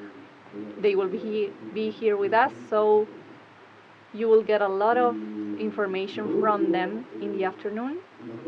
And we have been working with the creation of renewable energy under a community-based approach. We need to say that Córdoba was the first and only province that allows for renewable energy in a community-based approach. And what we do is to incorporate all of the things that we have in renewable energy. Sometimes we see a photovoltaic panel, but renewable energy is important from the perspective of biogas, biomass, and we want to incorporate not only the economic aspects, but also the social and environmental aspects. So what we want to do, just to complete with my presentation, maybe we can have a Q&A section there.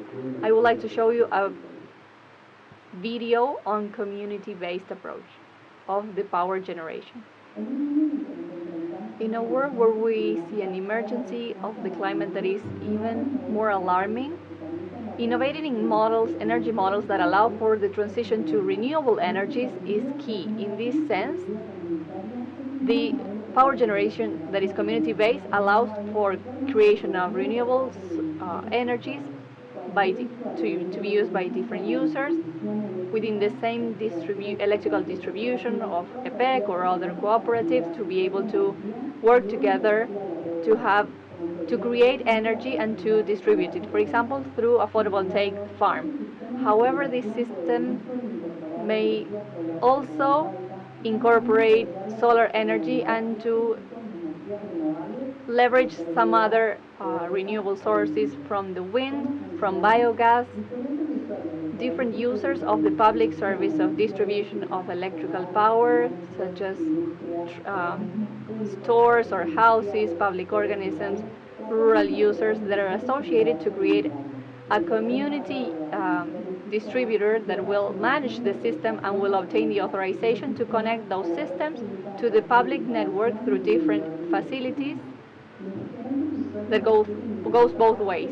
So they are part of the system, becoming co-proprietors of the system that also create energy. So all of that energy is injected to the grid. The credits have been valued and transferred in each of the period for billing to each of the co-proprietors of the system. So they will see a reduction in the electric bill. What are the main benefits? The distributed generation that is based on the community promotes clean energy without having installations in their own spaces and leveraging the scale industries and creating even more energy. They reduce the electrical bills through the creation of renewable energy and regardless of when they use that energy. They have some tax benefits. We reduce the greenhouse gas emissions since the production is no longer from fossil fuels. Those benefits can be capitalized for the users. They allow for the creation of energy in a decentralized way, and they favor the efficiency of electricity through a more efficient distribution cycle. They also create a belonging to foster the regional development of power. We promote from HINS sustainable development of communities through renewable energy, and we are pioneering the development of this concept in the country. We trust in a new energy model that is accessible and sustainable. We know how to do that. We need to do this. Do you want to work together with us? Let's work for a new distributed power generation. Thank you very much. Thank you very much, Carlos. That was very interesting. And from National Institute of Industrial Technology for those circular economies we are analyzing today, what would you like to add? Well, I also have a presentation. Hello, everyone. Basically, we are at an energy crisis. There is an alert there due to climate change, and renewable energies are part of a sustainable look to the gaze to the future. So INTI has developed some technical teams to foster this development in this institute. We are working with a biogas network, a biomass network, where we analyze electricity generation and heat from dry biomass that can be treated in different machines. We also have technical teams working in sun energy, photovoltaic and thermal, and wind energy as well.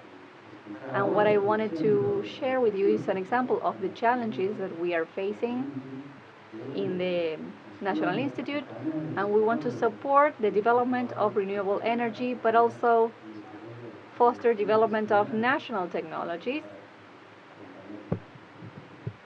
to go along with these processes. One of the problems that we have in the province of Córdoba and in the country is the great generation of green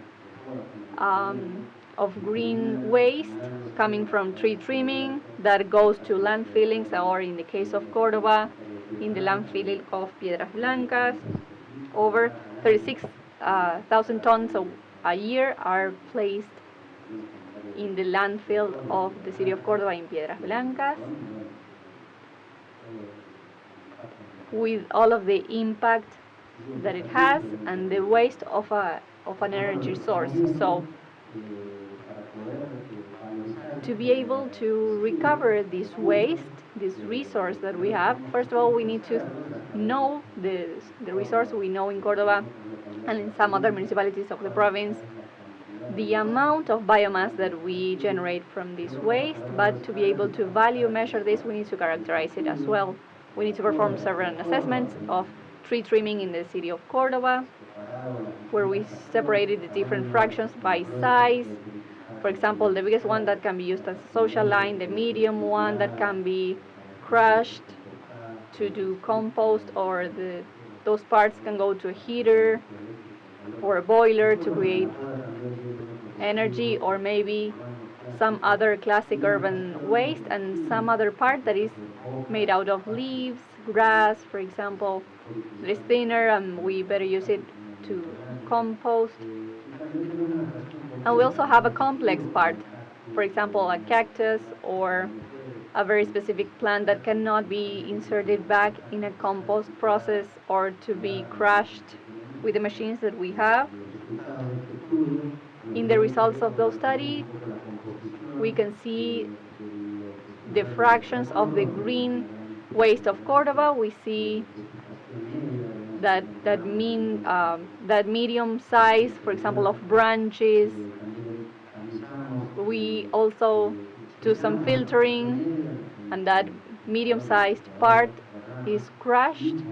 And also we analyze the grain sizes of those chips that we obtain from crushing this, and we have the distribution. We can see that a great percentage of this chip is very small, is very fine. So we are implementing new processes to understand the granulometry of tree trimming. We did some tests to this.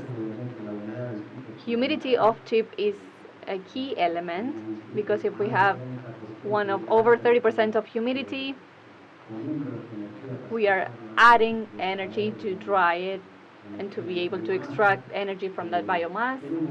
We also have a 13% of ashes in those chips of tree trimming in Córdoba. This is very important, because if we are treating those volumes of tree trimming, we need to see what we're going to do with those ashes. And then the heat power, that is very interesting, near these numbers that we have here, that allow us to think that we have a potential of energy that is very important in this green waste. After an analysis of the chemical and physical-chemical aspects of this material, we see that 54% of the chips from tree trimming in Córdoba can be used for energy. Another percentage, smaller percentage of finer granulometry is better to be used for agricultural industry, producing compost, for example, and we also have a percentage that is not useful for either of those uses that are complex, such as solid waste that comes as well. So we are working with an industrial park that is called the 52 Hub. It is going to be the biggest one in the center of Córdoba, near the road to Rosario and Circunvalación. It is very interesting for circular economy, for renewable energy. We have PV farms, and they were very interested in this possibility of leveraging the sources from tree trimming to create energy to be used in the processes. We are trying to see how we can help them for this project to make progress. That is very interesting as well. And here we have some challenges. We have the grinding or crushing of those volumes of tea trimming.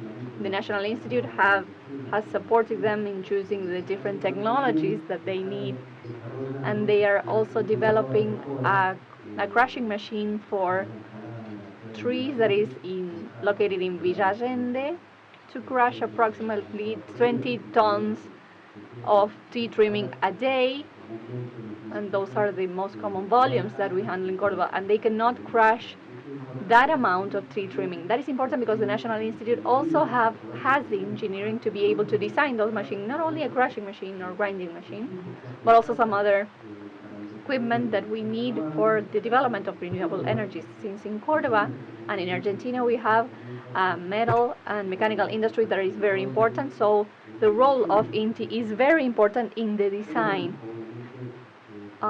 Of course, talking about circular energies in the industrial park of 52 Hub, we not only have to create electric energy, but we need to leverage the heat power for some other industrial activities.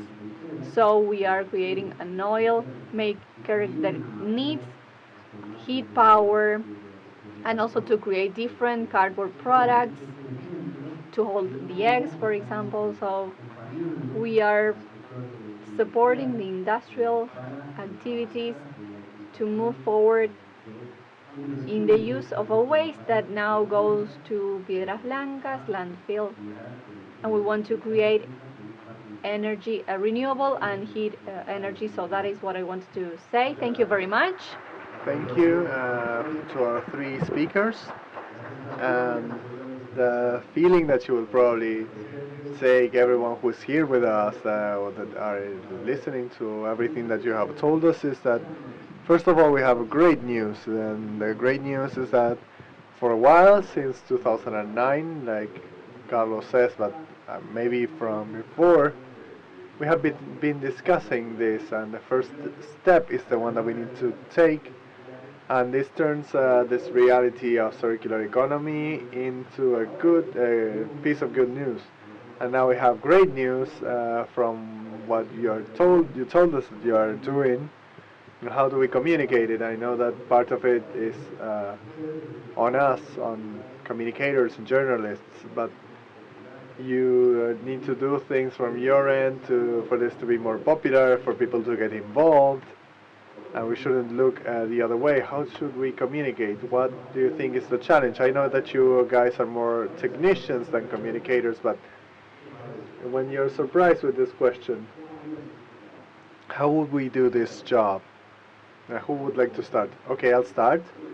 What I think is that this is a generational issue, and this is something that I see from the children that come from school, my kids, and they tell me we need to recycle.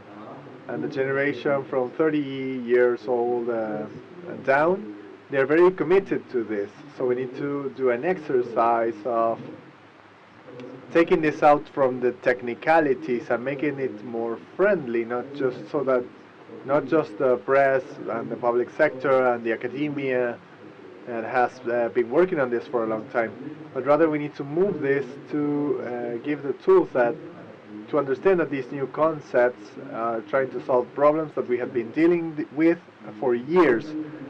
And in the last few years, we have been working for a long time, and since the last years, we have seen how climate change has impact. We can see in any news show, and we will see the topics that have been dealt with in Glasgow last year. So that added to the massive natural disasters that we are seeing, the tornadoes, the large floods, the droughts, and all of this climate change had been debated at the science level, and we have seen that at a world level there's a large movement that also carries funding, and that's going to help these projects, which are hard to achieve because biomass, we have discovered it for dozens of years, and how do we implement it?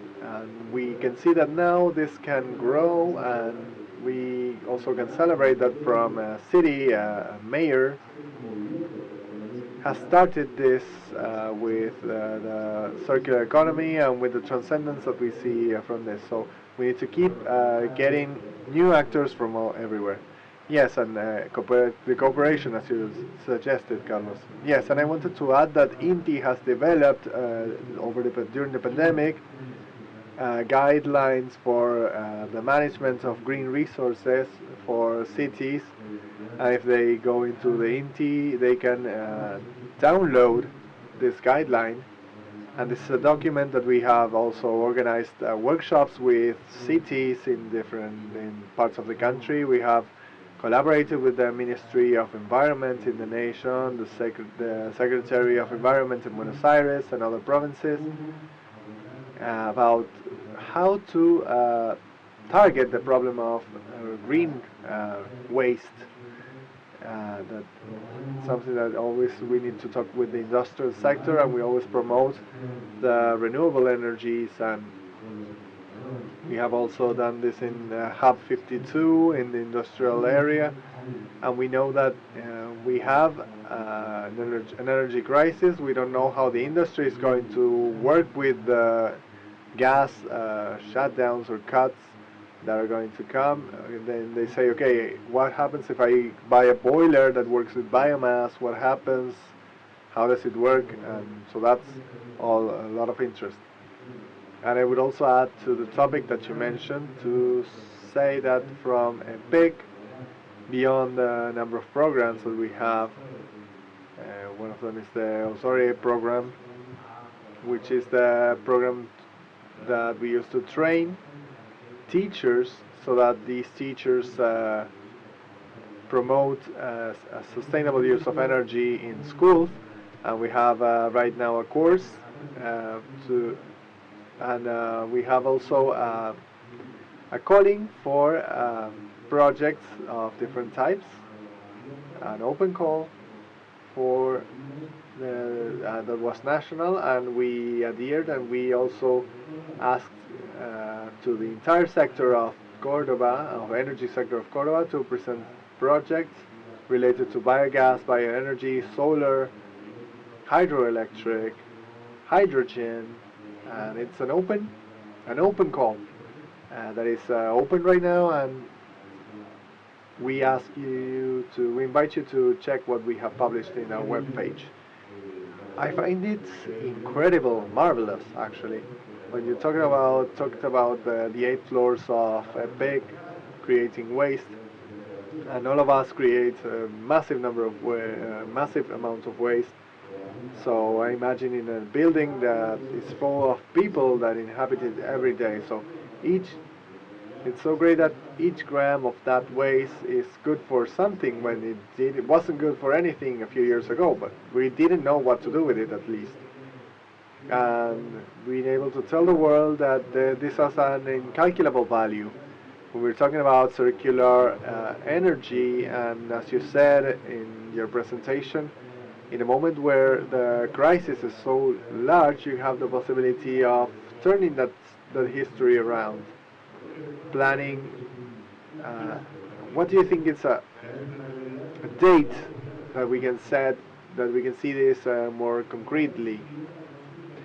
Maybe if I had received this question 5 years ago, I would probably speak of more than a decade. Now I think that I can say a lot shorter time.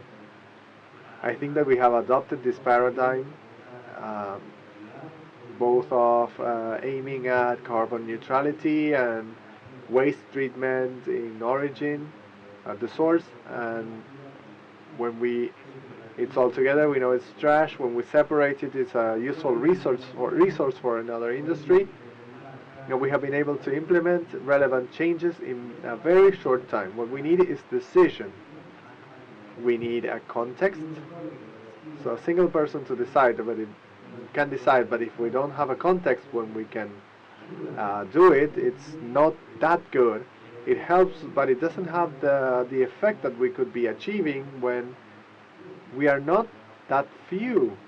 We are many now who are thinking the same way. We are pushing the rest to join. And right now we are at a market where we are measuring carbon footprint in the mid-term and long term. And we have included for public works the obligation of contractors to give us information that allows us to calculate their carbon footprint. Doesn't mean that we're going to calculate it today, but we are making them start thinking about how much fuel they're using, how much people they're using, how are they transporting that people, if it is more or less efficient. It doesn't mean that we are going to implement it now, but we are working right now so that in the midterm or the short term we might measure that. So if there's a decision at some point, and there's a group of institutions like INTI or companies that are participating, like HINS or like us, who are the players who probably have to create the market, then that decision would be faster. And HINS is bigger. In 2009 you were probably crazy, you're getting into this topic. What would your partners in crime, Carlos, thought at that point, and what do you think about now? We want to live optimistically here. Okay, I am convinced that throughout the years, what we see today is that there's more knowledge. it's more extended in society, and we see this in small matters. And what I mentioned before, the topic of it has taken so long to start with this in Argentina because the technology is there, the programs are there, there's support from the international community to do these things, and sometimes from the public sphere and from the private sector. We are immersed in the current circumstances and in the short term, especially in a country like us that you don't know what's going to happen. So a project that from 10 years from now is a chimera for us. So we try to look at more tangible matters and looking at projects that have been achieved and projects that we may not look at from an economic point of view. Sometimes we think in how much is it going to take to get a return on the investment of biogas, and that's what people ask. And you don't ask that question when you buy a car, for example. So these are concepts that you need to start installing them. And something else that I want to also talk about is that unfortunately the energy system in Argentina, with the subsidy structure that we've had and the distortion that we have here, is going to cause that many of these projects cannot gain traction. So right now these changes are probably going to lead us into that change. I'm very optimistic. Yeah, I think that you're becoming a reality. We were talking about that, Eugenio, of your hub is already a reality. Yes, we are talking about many places where they're doing things with peanut shells. There's also many biogas plants in Cordoba. There's development of the technology, and we are joining a company in that. And in these times of a energy crisis, it's important to get to know more about these things. Carlos was saying that the children are the ones who are bringing these issues to us. And for the last decade at least, the children have been telling us, let's recycle one bottle, let's take this bottle and separate it. And it's good to know that the adults are taking care of this matter. We listen to the young ones and we are trying to move forward. And yes, I was looking at what Carlos was saying, is that in the environment, in the circumstances that we're living, it's important that for us to be sitting in a round table to be able to move these projects to reality from the indie, scientific and technical organisms, the private sector, the provinces, the municipalities, PEC, and we need to create a common agenda. And another thing, we need to force the communicators to raise their voice and to broadcast these matters, because that's very helpful. Yes, I will take this, and the reality of the news overwhelms us sometimes, but in conversations like this and this fair, this summit that we're participating, it's good to discuss this. Thank you all three for your participation. We say goodbye because we go back to the following panels. Thank you very much. Okay, we will continue. Thank you very much for this renewed applause for the talks that we had. Everyone who participated in this. Now we move forward, shall we? Yeah. Everything's ready to keep these talks on issues and panels related to circular economy. That's right. Are we okay? Do we need to stretch? No. Okay, let's go to the following panel. Now is the time to know more about carbon. In the framework of this World Summit on Circular Economy, we're going to enjoy a different panel called Public Space and Carbon Neutrality. This panel will be moderated by Bernardo Moniz, who is a journalist and a TV host. He is chief editor at cba24.com.ar, and he is the host for Crónica Central. Thank you, Mili, Juani. How are you today? Hello. Good morning, good afternoon, depending on where you are.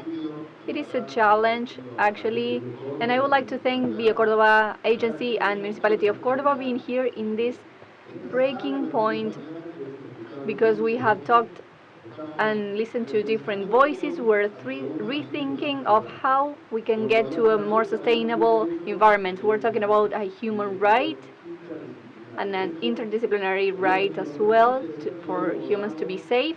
So we will see this from the architecture of sustainability in buildings. So we want to welcome architect Eduardo Suarez, who is a member of the Institute of Sustainability in Buildings in the Architect Association of the Province of Córdoba. Carbon neutrality is what we are going to talk about, and we are going to give him an applause and to give him the floor. Right now, I'm going to move closer. How are you?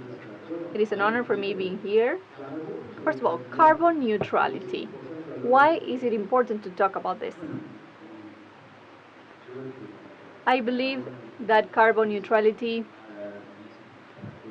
is important for circular economy because it is as the jewel of the crown or the unicorn that is not reachable yet. If we want to talk about this, I would like to mention why carbon neutrality is important in this context. And it is important to say that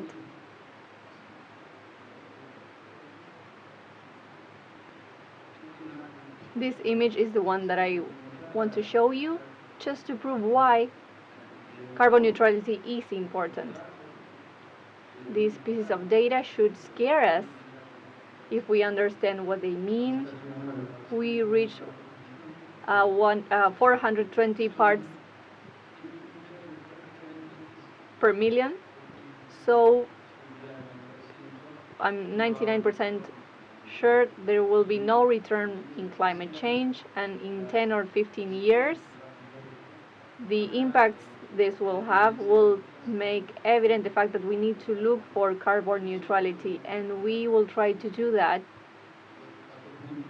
from the public spaces before and architecture in these cities. Okay, that is a quite an interesting invitation for Cordoba. For example, carbon neutrality, is that a goal, is a project, or are there any specific actions you can mention? There are some specific actions that are being taken.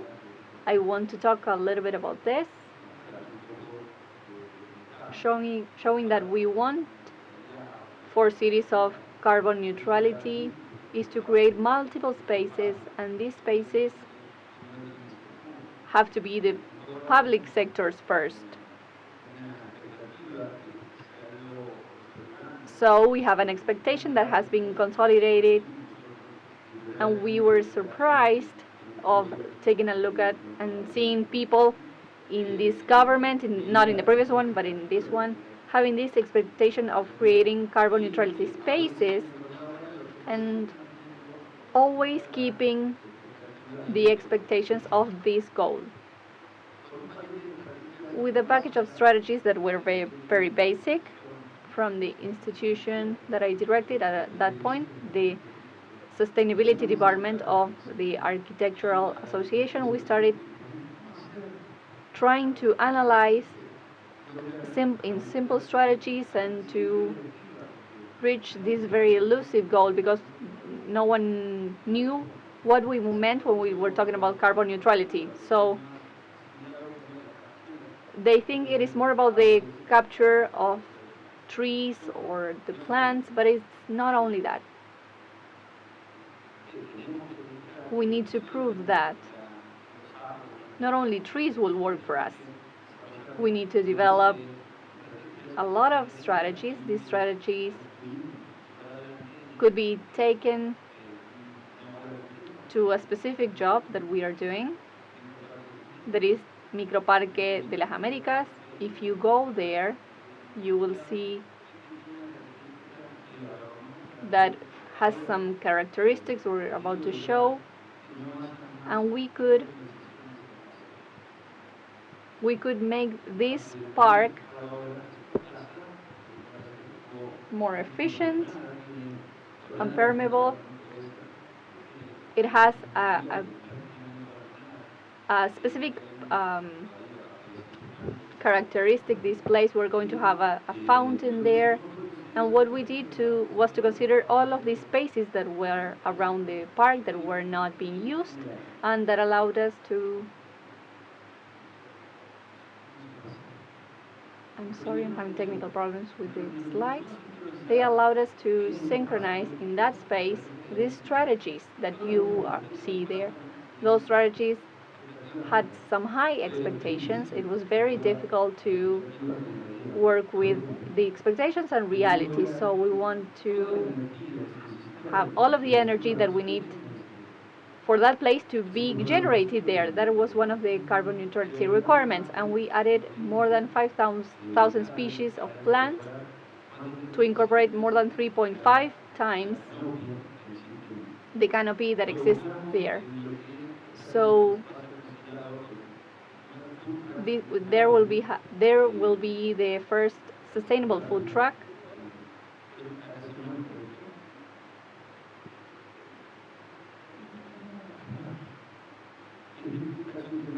This sustainable food truck wants to have an infrastructure that is prepared to truly have carbon neutrality, to work using energy that they need, obtained from the same place, and we're working with fluids, but at least with waste and everything related to the value chain of circular economy. We also incorporated in this project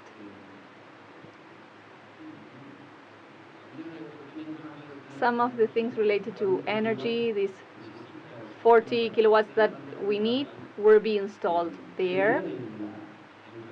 So the idea of carbon neutrality implies, we are working with public services that promote mobility, electrical mobility, and also promotes the self-management or community-based power generation. So these community spaces, we want to show that we can work with the energy that was generated with devices that are available everywhere for people from Córdoba. We talk about the coverage, how we changed entirely the looks of this space and the composition of this place.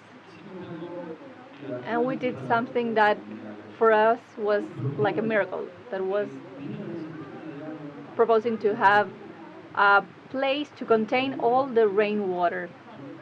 It does not exist here in Córdoba, so it was the first time that we could prove the need that in the time of the peak of rain and how we determine the different capacities for retention, we needed for this buffer or this space to contain water. This will allow us to show that this added up to all of the public places, and then the rest of the buildings that are included in the city, we could reach the goal of not having floods in the city. I was thinking about the concept of the beginning on the situation of this of Córdoba. Maybe if you are from a different place or a different province, we say from neighborhood Nueva Córdoba, Güemes, universities. Those are areas that are not used, some parts. Yes, they are abandoned by the municipality, and this is the contrary to what is happening. And when a space is not well cared for, it turns dangerous. So we need to try to create more consciousness. The people will start changing the situation as well. This is also very important. Some of the technological aspects we try to innovate, and that is including concrete that is permeable. This is the first time it is used in a public work. We were trying to find some different ones, and at least in public works, there are no data of this having been used. We had a challenge there because the companies building don't know the properties and the needs for this to work. Now we're going to watch a video, and we are doing this not only for this project, but for a different one that we will show related to the bike lanes. The last, one of the services we have in the park is the one related to the culture. If we don't teach people to respect the environment, to get linked and in synchrony with the environment, we're not complying with the requirements, that is respecting the environment from the beginning. So what we do in this park, Plaza de las Americas, the same that we mentioned before, we divided the part where we can walk of 6 meters of concrete, permeable concrete, and we established the first park of glyphs, such as those are such as the old emojis. They manifest the cultural expressions of the first inhabitants. In here we can have very original information. We worked with people knowing about this, and there are some artists that are going to be taking care of this. It will be sort of a museum, an open museum, right? This is what we mentioned before. The idea is that this is a place for the family. We provide a lot of spaces for bikes to be parked there. I think that no other park has that. But we need to have the space for 100 bikes to be parked there, for example, and we need to have the capacity to have warm water and to be charged as well, to be able to work. And now we have the video.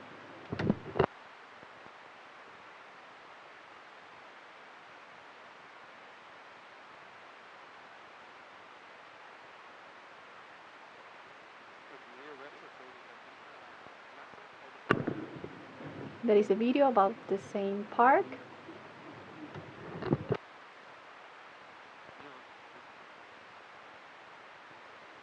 What we show here is the park at the end. Now it's in work. It's a work in progress. And we want to have a multiple amount of approaches and people enjoying this space. We could link with the bike lanes that we have. We have those totems that have information, and for the first time they are going to have communication for blind people. Here we have the bike lane, the parking for bikes. It is a park that is not used right now, right? Because the state they are in, the fountain was converted or transformed into an open dance area for people who dance tango. This, if everything goes well, before the end of the year we could see part of this project. I don't know if they will be able to make it because they have to work in these open spaces, but soon we will be able to see this. All of that is permeable concrete. This is very important because it allows for the connection with the air and the hydraulic system of the earth, that connection that we need in the city. All of those spaces in the perimetry are transformed into spaces for use as well. That is the food truck that she mentioned, and that will be very near the Ciudad Universitaria, or the university campus, that has a population of over 100,000 people when they go to universities on site. So it will be an amazing place for them. Those are the panels.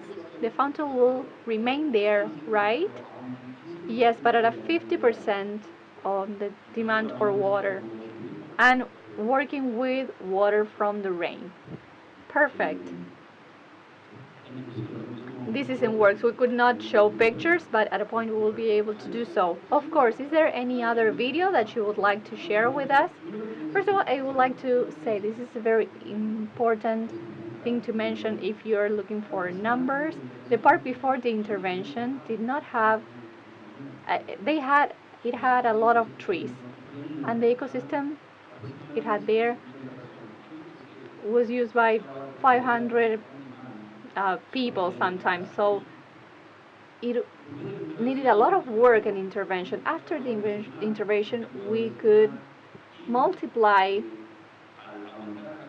the capacity of the park, but as it is not always full, when it is not working as a park or farm, it works as an ecosystem for the rest of the area. In the first time, we're doing a carbon neutral space that has a plus. If we had more spaces like this, we could have a society thinking of carbon neutrality from the public spaces and fostering the private spaces to do projects such as this.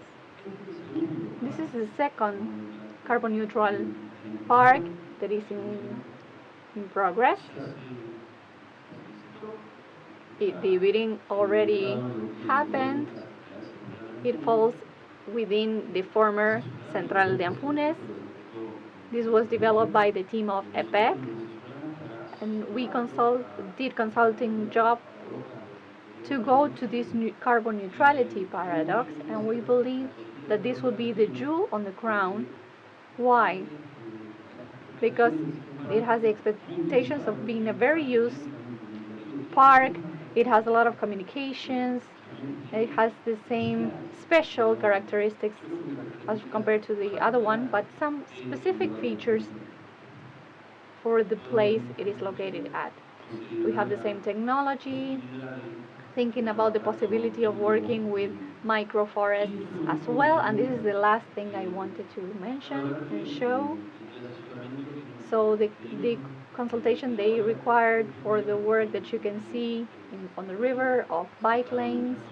We are increasing the number of bike lanes that we have in the city, but specifically in the river, the linear park that we are going to have together with EPEC, right? All of those parks around the river, what they promote is a new sense of belonging of the river, and we saw in this project was that the people with bikes did not have spots to park and to rest.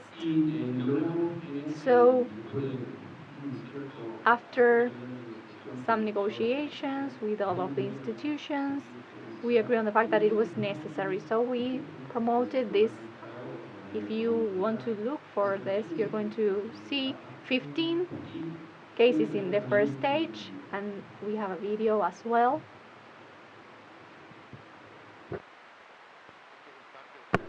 This is the energy park. No. This is a place where we can park the bikes.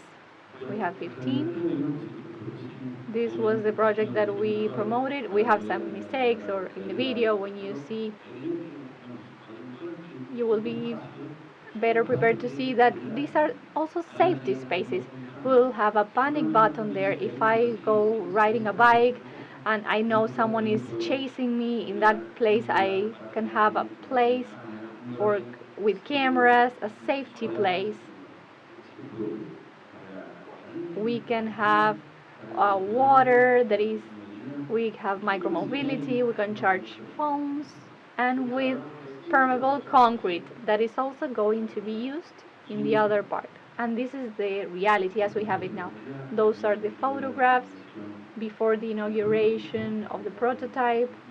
We were working with this prototype. We can see them in this state, and we want to make them in a way that we cannot be vandalized. We know that in Córdoba vandalism is not absent from public spaces, so we wanted to convert it into a place that was sort of a totem, difficult to be vandalized.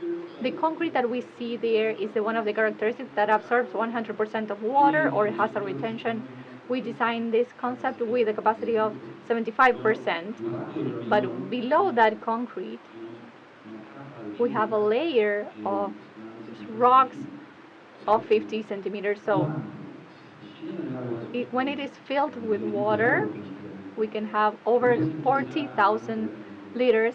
Then it goes to the parts of the rocks, And I would like to show you this other video. That is the concrete, and we are going to see it working.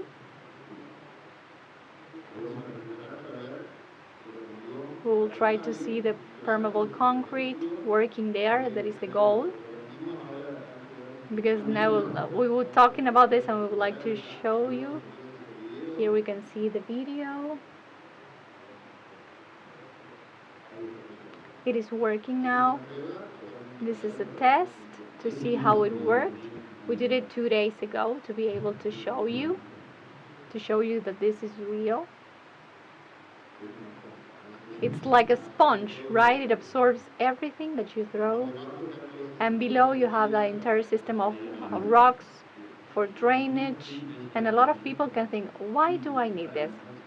To prove that we can do this, because all of the sidewalks should be made out of this material. And when we start thinking about this, we will be closer to carbon neutrality. And what about profitability? Let's not talk about numbers, but is it more expensive than doing a concrete paved sidewalk? No, the cost is the same. We only use one additive, that is the one making it different, but we're talking about all of the concrete using additives. So what makes it difficult is that the aggregate, this is a secret and we're going to publicly say so for you to know, the aggregate is different from the traditional concrete, and companies in the quarries are not used to cutting the aggregate in that part, so that makes it complex. Once we found the formula, this should be more popular, okay?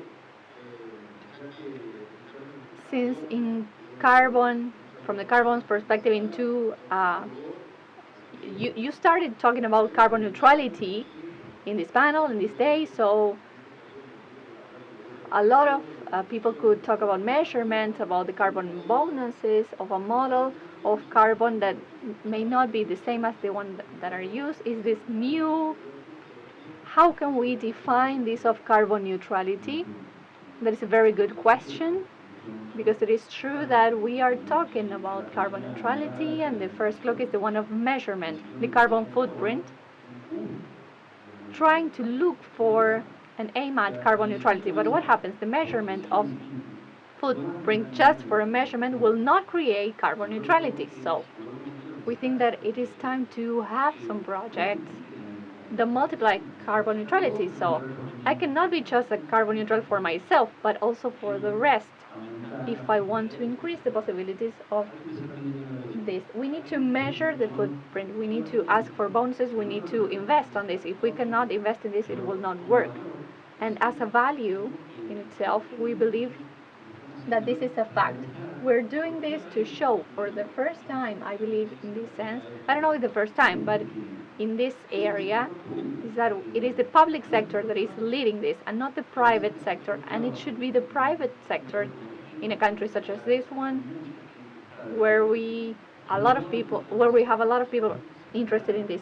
But there are no incentives, so we need to celebrate for public institutions to take this as an access for what comes next in the future. Everyone will be in this path in the future. Yes, you started saying and you valued the fact that this last stage of the municipality of Cordoba, last administration, made us look that we could do a lot of things in the public sector, and some of the previous administrations did not do so. We talked about a lot of public biddings that are making emphasis, at least in measuring carbon, and probably a lot of companies are not used to measuring that. So who should be committed to this?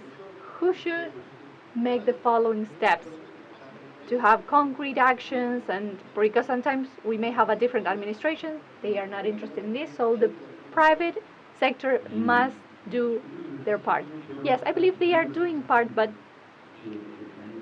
they have a different perspective, and the signs that the political sectors are sending are sometimes complex. In Cordoba, I don't know in the rest of in the country, maybe it's not the case, but here there is some pushback. But what happens? Measuring the carbon footprint, we need to try to understand this to be able to know why we're doing this. If we're going to measure the carbon footprint from companies, the company may be sustainable, probably in Olavarria because they have a field there, but I want them to be sustainable here as well. So measurement has to be on the projects as well, measuring the carbon footprint, and that is very difficult. And that implies that you have to be aware of how you're going to produce that public project, and we need certain technologies that have not been developed yet, so it will be very challenging for private sectors. Okay, what do you think should be the deliverable of this stage? I talked about environment as a right, and do you think this should be written, or that we should have a code or a standard that fosters in the future as a deliverable? That would be a very good idea. So far, we have no acts making this compulsory. Those are internal standards of municipality. Maybe the municipality has taken the lead, and there is some pushback, there is some lobby of people, because this is not convenient for some people. So we try to make them understand that this is the only way forward, and that is positive. And at the beginning, it will not be mandatory. First of all, we're not going to be measuring everything as regards the carbon footprint, but they want to show that they have the intention to change and to improve the requirements. I believe that is what is going to happen. Edgardo, a round for applause for you, because you are introducing a topic that is very interesting. If you'd like to say a final word, this is your space. I would like to say that for the last 2 days, for people from Córdoba and for not from Córdoba, you can see Isla Cipoli. Isla Cipoli is a new space that we created from a land that was not used, and now we have a public space with bike lanes, and it is the first public space of net zero energy of Córdoba, because it has a PV organization, and every energy that we need from there will be created in that place, and it is working. Perfect. A round of applause for you, and we continue now with more circular experiences. Thank you, Mr. Architect Eduardo Suarez and our mother editor Eduardo Moniz. We are at the half, everyone, of the first day, day one. You can share your picture in the social networks. You can use hashtag Córdoba Circular. We have 6 very interesting panels this afternoon. We want to tell you that this summit is being broadcast on the official channel and the social networks of the city of Córdoba. Now we will introduce the following panel called Technology and Innovation in Circular Economy. It will be moderated by Majo Quinteros, who is currently host at Pura Verdad in Radio Pulso, and is also the host of Yo Invito in Sonidera.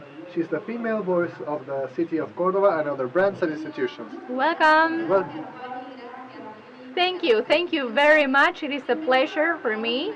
Welcome to this panel, Technology and Innovation in Circular Economy. It will be a pleasure having Mariana Andrea Lim, co-founder of Reciclar in Technology. Reciclar, they provide solutions for companies and people. They want to alleviate the planet, and they want to build a circular economy. In a company of threefold impact, they take into account the environment, economy, and society. On the other hand, we're going to have here engineer Eduardo Salonia, specialist in smart cities and president of TIC Argentina Civil Association, and also specialist in technologies for cities and services in information technology, innovation, and resource management. We'll talk about smart cities. We also have virtually Adrián Sánchez, CEO of Lealtad Verde, a company specialized in circular economy and handling urban waste, solid urban waste through Lealtad Verde app, fostering economy and reinventing recycling. Welcome to those of you here in this second Summit on Circular Economy. Now we'll give the floor to Mariana Andrea Dalim. It is an honor for us having you here from Córdoba to the world. hello, how are you? Nice to meet you. I'm from Mendoza. Hopefully next time I'll be there presently. We are close, so I'm glad of being here with you. Thank you for your invitation, for everything to share what we do from Reciclar um, with the recycling of waste. If you agree, we could do the presentation, and we can share a video. Yes, we'll gladly see it.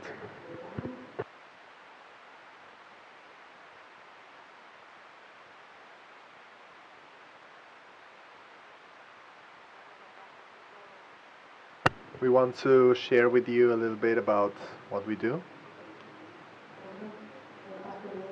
I'll send you the video. Remember that you can follow us online. Every year there's always over 50,000 tons of electronic waste, and only 4 out of 5 computers, cell phones or telephones, TVs are abandoned in landfills. Other than plastic, your cell phone and your computer also has heavy metals.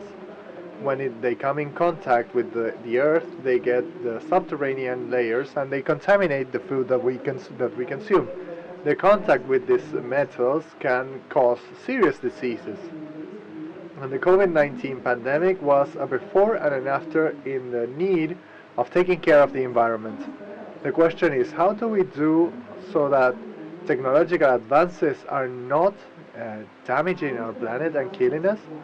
This is what we do at Reciclar. We are a company from Mendoza, Argentina, and over the last few years we have worked to prevent tons of these types of waste from being in landfills by collecting them to work with them in our plants, by installing clean points in the entire province so that electronic waste is not mixed up with the rest of the trash, and by processing the components in our plants and separating them, but by repairing the technical products to prolong their lives so that more people can have access to their technology. We have also created a line of sustainable design with electronic waste. By training also and advisory, we work to engage our community. We adhere to the reverse mining concept by recovering iron, copper and other materials to prevent the extraction of these non-renewable resources. We work with the model of the circular economy, which allows us to increase the durability of the products and reduce and create less electronic waste. We want a cleaner world. Help us make it possible. Just a little bit about us. We have been working since 2008 with electronic waste. When we started, we didn't even hear talking about circular economy and threefold impact. So, in the last 12 years or more, these concepts have been important for people because more and more companies and more communities work to improve the place where we live in. It's very important so that we can work for a better world. So it's not just something theoretical, but something that we need to take to practice. We work with circular economy, the concept from the recollection, from the circularity and the management of the resources that we receive. We separate them to make them raw materials for other processes. We are a bee company, one of the first ones in Argentina and Mendoza. Our idea was to reduce the open air landfills,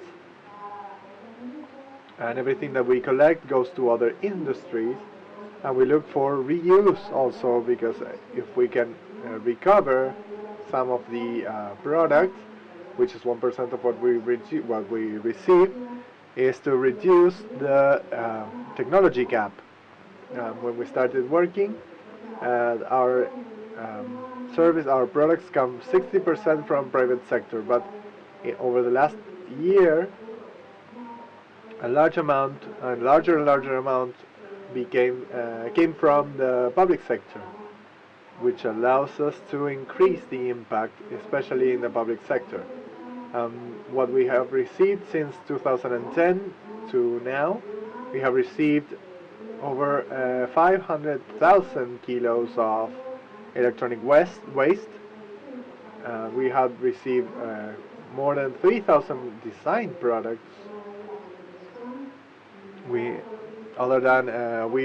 Because we wanted to link design with material, and the producers who come from least favored sectors. We have also recovered over 7,500 devices to reduce the digital gap, and we have raised awareness in the problem of the management of e-waste, and we have also had training in sustainability, threefold impact, and circular economy. And as I said before, our idea is to reduce the pollution. So from what we receive, these materials go into the industry, and we create these design products to work with this circular economy. We have campaigns with different places in Mendoza, and from 2014 we have started working on raising awareness on what we do with our waste. We have talked to children, we have designed products with people from the community, and we also work a lot with training in the public sector, in the public-private sector, and last year we worked on the public sector with 3 municipalities in Mendoza and 2 in Buenos Aires to design ideas for circular economy. And we want to add 2 more cities for this year to increase awareness in the e-waste management. Excellent, thank you very much. Thank you very much for your presentation, Mariana Andrea Narin. She was talking to us from Reciclar Recycling Technology. Now it's time to listen to Eduardo Salonia, who we have here. Welcome, thank you, Majo, very kind of you for inviting me today, so I am at your disposal. First of all, I want to know what is the work done by Ecosistemas Sociedad Anónima and also by TIC Argentina as a civil association. Well, TIC Argentina was created 5 years ago to join people to create intelligent cities, smart cities, or at least to promote the technologies of information and communication technology for the good of the community. We believe in the SDGs, in the SDG 11 that talks about sustainable cities, has a lot to do with smart cities. We would ask ourselves, which is the happiest city to live in? And it will be that where there's no insecurity, where there's a clean city, a city where they do recycling, that they use all of their resources. So that's what we aim at TIC Argentina. And with our company, with Ecosistemas, we are representing a German company, Input, where they recycle absolutely everything, and they reuse what is known as the urban solid waste of natural origin to turn all of them into natural gas and fertilizer. And starting from a smart city, what would be the qualities, the characteristics that a city needs to have to transform into a smart city? This will be a set of wheels together, and it will be an addition of wheels, both smart governments and smart citizen, who would be also an important part. And those 2 wheels create in the long term, don't think that this is just magic, but in long term that you create a smart city. This event is the beginning of a smart government. That is a government that is interested in circular economy. That's a smart government. So I want to congratulate the organization of this event, because it never happened that we had 2 years in a row with a World Summit of Circular Economy. We were talking before this panel, and I asked you about a percentage. What percentage is the will of the citizens? What percentage is government policy? And what percentage is needed for budget for a smart city? And based on what we see today in public policy that is being carried out, at least in the city of Cordoba, we are seeing public policy that is thought to set the basis for a smart city. And what we've been able to see in Argentina, one of the most important cities in the smart city program, is the city of Buenos Aires, where the same public policies have been going on for 10 to 15 years, and we have seen one action after another that's going to lead into a smart city in 20 or 30 years' time. Here in Cordoba, we are starting. It's a great start. This summit is a great start, and it's great what we are doing here in the city of Cordoba. I think that there's a will, a large and very important will,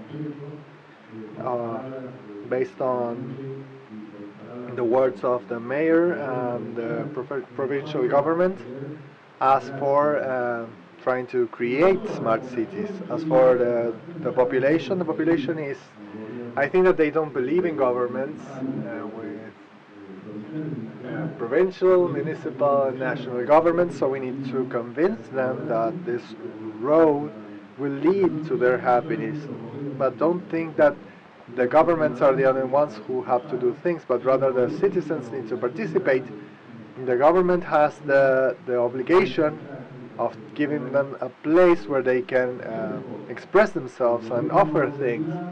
And the government of the city created what is called the Smart City Fund, in which they would give awards to people who would have the will of supplying projects for the city of Cordoba. And as for budget, the budget is always there, because these are things that are very elementary. They are easy to do, but we need to get to the point where the leader points the followers, which is the people who need to provide the public services, are efficient, of course. Thank you very much, Mr. Salonia, and we are going to continue, of course, in our discussion panel in just a few moments. Now it's time to introduce Adrian Sanchez, CEO of Lealtad Verde. It's a pleasure to listen to you, Adrian. Thank you. I'm very glad to say hello to you all. I'm very happy. I'm very grateful for this, for being able to join you in this forum, which is working with more awareness, with taking care of our Mother Earth, the Pachamama, however you want, our common house, however you want to call it. And from the trenches, each and every one of us have been working in this green efforts, and it's been a company that we created a little bit over a decade ago. That I think that I'm going to show you my presentation that is going to probably take away many of your questions. We started a little bit over a decade, can you see, with a single purpose. And our purpose was, can you see, can you hear? Yes, perfectly. We are looking at your presentation with a single purpose, which is to contribute to neutralization of carbon footprint in the world. And one of the problems that we have seen nowadays is that after the Industrial Revolution and technological advancements, but also the capitalism as an economic system, we have become the right now generation. We want everything immediately. So we need everything to satisfy our needs in all kinds of products. Whether it is a service, whether it is food, whether it is technology. And the right now mentality has made us use and then discard. So what we did in our company was to ask ourselves one question: who is responsible for the waste that is generated? And nowadays we try to find the responsible parts, and we start blaming people, and we're throwing the ball to each other. And I said, okay, if you don't understand one of the words that I say, in Mexico we speak our own variant, so if you don't understand me, but don't worry, Adrian, we can understand you perfectly. The thing is that my Mexican is very Mexican, and I'm proudly Mexican. So I wish that I could be there sharing a good bife de chorizo with you. Where in Mexico are you, Adrian, right now? Mexico City. It's a beautiful day. I wish I could show you. Here we are. But continuing with my presentation, who is responsible for the waste that is generated? We are talking about the petrochemical companies, the manufacturers, the raw materials of the petrochemical companies, or the brands that buy in mass, or the retail, who is responsible for picking up the waste taken to them for the brands, or the government for using prohibition policies instead of integration, for trying to solve problems the wrong way, or when we talk about, for example, we have vehicles that people don't use, the cars to reach beaches or wherever, or the users who usually look at ourselves as victims, that poor us, that we need to watch this trash on the streets. And it's always been this back and forth and saying who is responsible, who's in charge of these waste. And what we're looking for in Lealtad Verde is to create an integration policy where in one project that is done through 5 axes, that is economic, is social, educational, and economical, we try to reach this circular economy in Lealtad Verde. And what we do is that through an app and specified collection points, we look for the localization, the traceability, and the monetization, of all the rest of the waste that we generate. In the few seconds that I have left, I can show you a little bit, tell you a little bit, that when you go to a shop and you need to buy a bottle of water, intrinsically we are valuing what is the water that is what we are buying. But we're buying 2 products, the bottle and the water. And what happens with the bottle? We forget about that value because we are not aware that it has money value. And another one of the other issues that we know is that we don't know which waste do we have in our hands. What kind of waste do we have in our hands? I could ask you, a bottle of water, what materials is it? Or can somebody please answer? Which materials participate in a bottle of water? PET we get from the audience? That's polypropylene, right? Sure.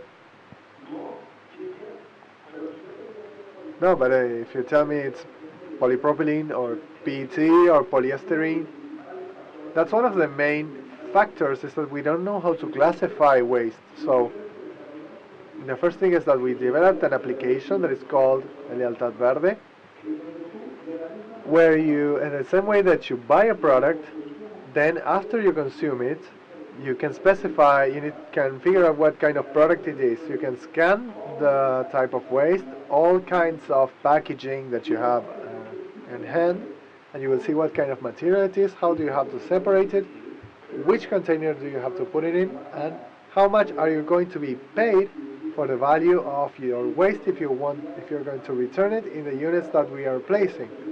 And we expect to have it very soon in Córdoba, and that we have the conditions in the government and all of the retailers and the brands, so that they tell us welcome to Argentina. And the eco bins and the clean points are going to be able to understand what's the amount of waste that we have. So we change a passive for an asset. So we're going to be able to reduce carbon footprint for the companies and for people. And in a future we're going to be able to tokenize, and the users are going to be able to sell their carbon bonds through the tokens, through our crypto coin, which comes from the Clari coins, which comes from a pre-Hispanic language, which will be the coin for the Mother Earth. And I'm running out of time. But we're going to continue, and then we open the discussion, taking advantage of your recent exposition. And then I have a question for our three speakers. What would be the first step for a citizen in these possibilities to transform from being a witness to being a protagonist?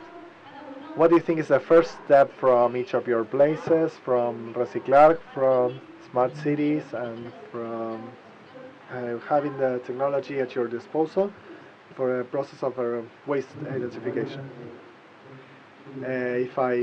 Sorry, we're going to listen to him, and then we go to you. Yes, the main idea of smart city is a smart citizen. So if the citizen can separate the waste at the source, we can achieve, we can forget about landfilling, so that everything goes into a new cycle. That's circular economy.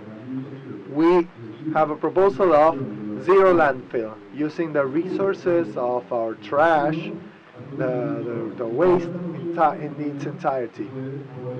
50% can be restarted can be used to restart the energy cycle by creating gas, and the rest of it, our companion from Mendoza, very appropriately, is working with electronic waste, and also proposing education with the topic of how to repair computers, so that users who cannot access a new computer can have their computer.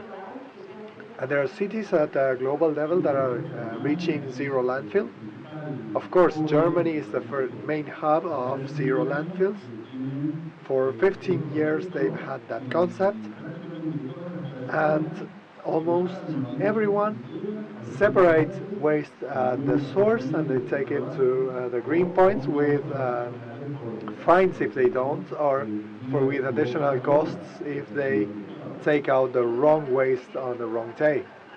And this is important, and we're going to talk to Adrian. What about penalties and fines and rewards to transform a citizen from a witness to a protagonist? Lealtad Verde, what would be the first step? I think it would be it's very difficult to move from a process that we have been used for decades, and we're being barely aggressive enough in correcting and mitigating the effects of climate change, that in many cases are irreversible. But we need to look at 2 points. We need to solve the problem, which is what we are doing in many cases, but we also need to eliminate the cause. And the cause comes from a process that involves education, where we can move the citizenship to a point where they identify their waste, but also to be able to understand the monetization of this waste. That's why if the circular economy is not profitable, it's not going to exist, it's not going to be implemented. Whatever is not profitable is not going to be implemented. And also, if we are talking about circular economy, we also need to give it the importance that we need to create an economic development as such. And as a last point, what I would consider in this transition point is to thank the governments that are supporting the latest COPs, and they're implementing laws for all cities, countries, and other areas to implement these dispositions, and also to create larger awareness like what we have for green cities. It's going to allow us to improve and classify and value and monetize each of these types of waste. And this is a transition process that is going to lead us to have smartly sustainable cities. Thank you, Adriana, and I would like to replicate the question to Andrea, to Mariana. And since you're listening to us from Mendoza, very close to Córdoba here, and other than replicating this changing paradigm and turning from witnesses to protagonists, what is the main technological waste that is being thrown away in the latest evaluations that you have performed? Well, actually, in e-waste, we see a lot of it right now because electronic devices are very present here, and the one that we see more often is the cell phone, because you have the fashion obsolescence, because they throw it away not because it doesn't work, but because we have a new model with 80,000 cameras and I don't know what else, and then we buy it. Linking this with the previous question and with what my panel mates were telling, it's important for any other person, whether it is a citizen or a politician or somebody who works at a company, is the matter of responsibility, accountability. We may be separating the waste, we may thinking about receiving fines, and there are many mechanisms that involve us as citizens to improve the place where we're in. But if we as citizens of the planet are not accountable for the waste that we create, even though we have an economic conversation or not, we are not moving towards being protagonists. We are protagonists because we are another living being who lives here in this world, and the only way to be able to change the way and the place where we are is by being accountable, being responsible, consuming consciously. It's not consuming or avoiding consuming, but rather seeing how do we consume. And we're talking about use, we're talking about what do we do with what we stop using because it broke or because we are not using it anymore for whatever reason. So the responsibility is and accountability is linked with changing from witnesses to protagonists. And for us, from our company, from what we do, we see that that's what we are aiming at. We're aiming at being responsible in each of our actions from the place we need to be here today, as neighbors, as citizens, as politicians, or as a business people. I think that that's the place for change. Okay, since now we have three different views on the application of technology in circular economy, our next point is that I would like to know from the personal experiences of these three places. We have panels that we have people from three different places in the world. Adrian, we have him from Mexico. Mariana is from Mendoza. Engineer Salonia is from Córdoba, and he knows a lot about this. And what is missing in the social policies for to strengthen circular economy? And first we will listen to you, Mariana.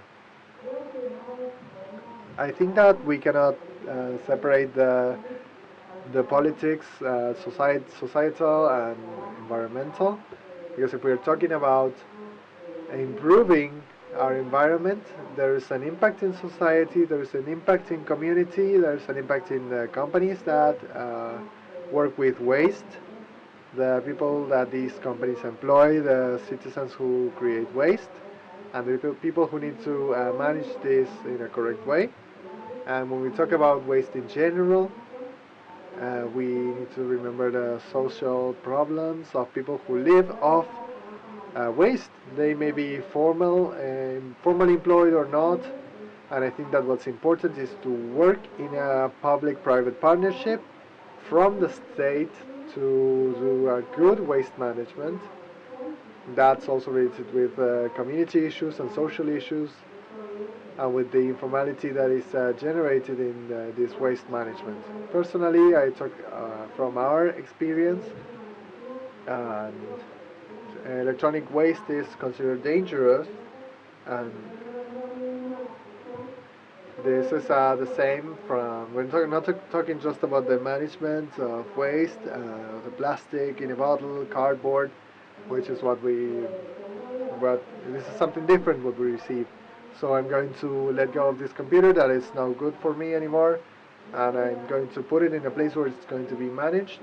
And then this is where accountability comes in. If we have the experience, we think where am I going to take this? So I think about sending it to a way where it can be managed correctly, and that's a benefit in this social benefit, and also for all these kinds of waste that contribute that this doesn't affect negatively the health and the economy and the social aspect of the population. Excellent, thank you very much. And the way of reflecting in 15-20 seconds. We hear you, Adrian, so to close this panel. Okay, I think that the social part is crucial. That's something crucial that we need to have in our model of circular economy. We have always, when we have suggested a project, it needs to have social development, environmental, economic, institutional, and educational development.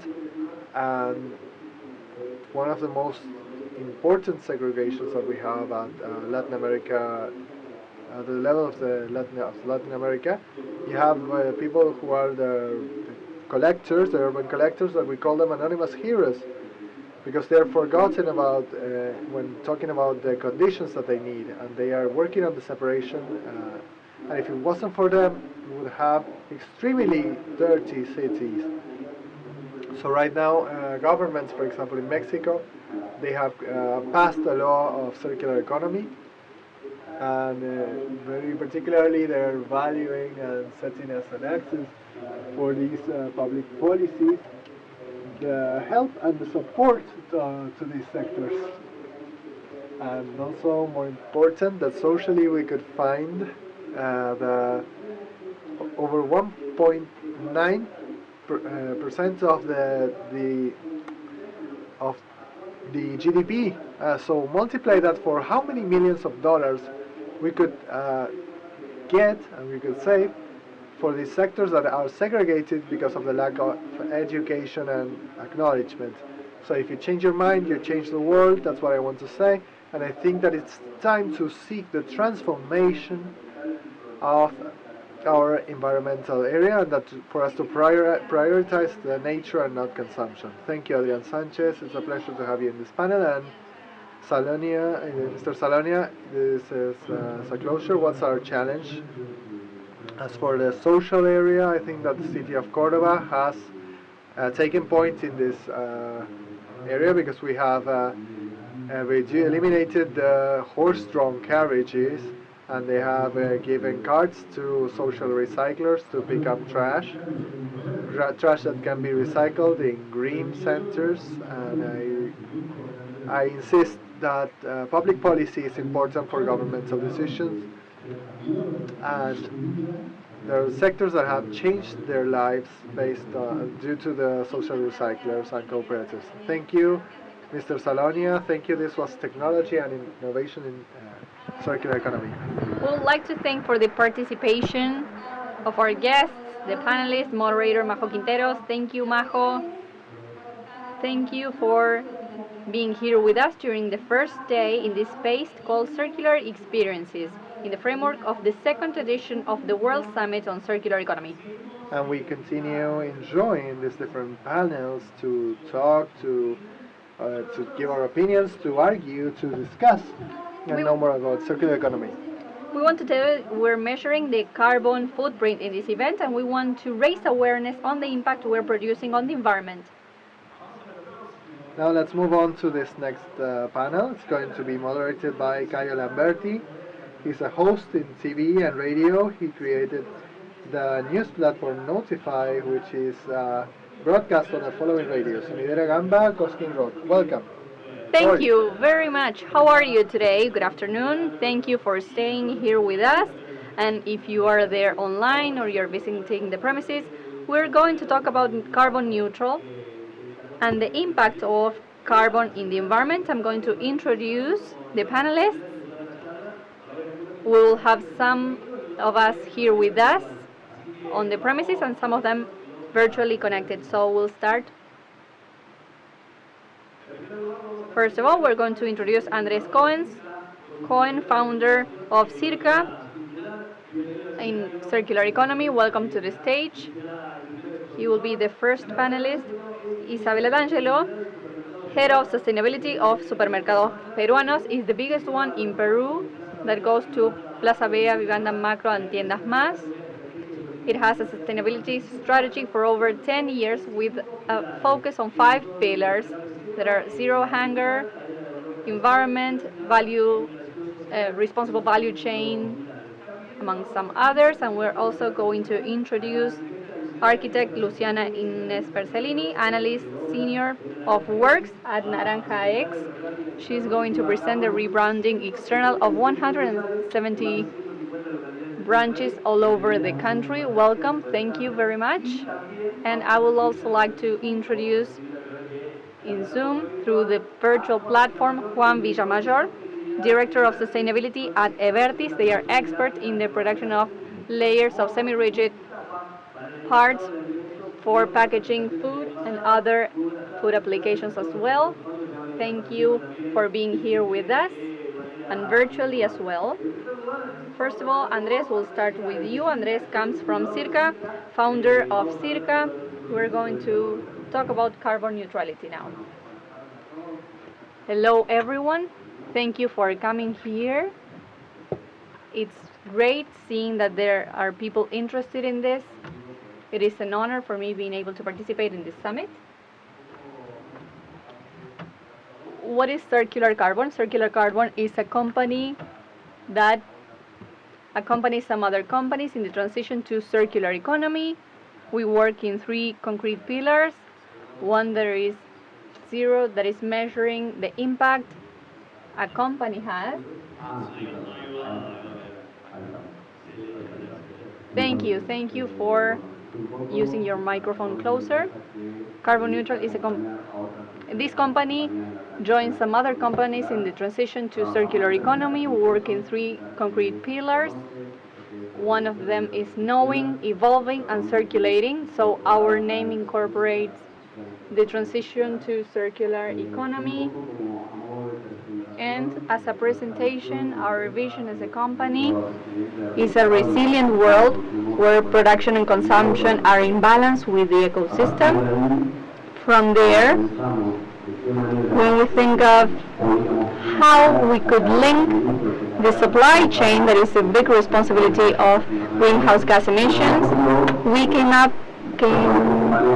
with the idea of proposing in this panel incorporating a company dedicated to PET and knowing the strategies of circular economy that they were developing at a retail such as Supermercados Peruanos, that is a consumer of this product, and as a success case to work with Naranja X and the rebranding and knowing the results they've got and how they could mitigate the greenhouse gas emissions through eco-design. We want for circular economy to be the next step. You have made a lot of progress as regards renewable energies. That is the other pillar to reach the carbon neutrality. It is not possible to have climate neutrality without these 2 axes, energy and circular economy. And we think that this is the way forward for this transition, for us and for the future generations. Thank you. Less time than the one you had for yourself, so thank you. I would like to thank Isabela and Juan, who are here in Zoom connected. Hello, Isabela. Hello, Juan. Isabela from Peru, Juan from Spain, right? Yes, both of you. Perfect. We're going to listen to them in this panel. We're listening to the founder of Circa, Andres Cohen, and now from Peru, we have her here. We're going to welcome Isabela D'Angelo, head of sustainability at Supermercados Peruanos. Isabela, time is running. The floor is yours now. Thank you very much for inviting me to this panel. I am Isabela D'Angelo. I lead the sustainability area of Supermercados Peruanos. we want to tell you that we took some of the most important models in Peru. We handle over 20,000 collaborators in the regions that we have in the country, and we have a lot of stores within the national territory. We have been having a sustainability strategy for a lot of years. We have some pillars we have been working on throughout the years, and one of them is the environmental impact that we have. As we are a food retail, we create a lot of waste, and we have an internal strategy to reduce that.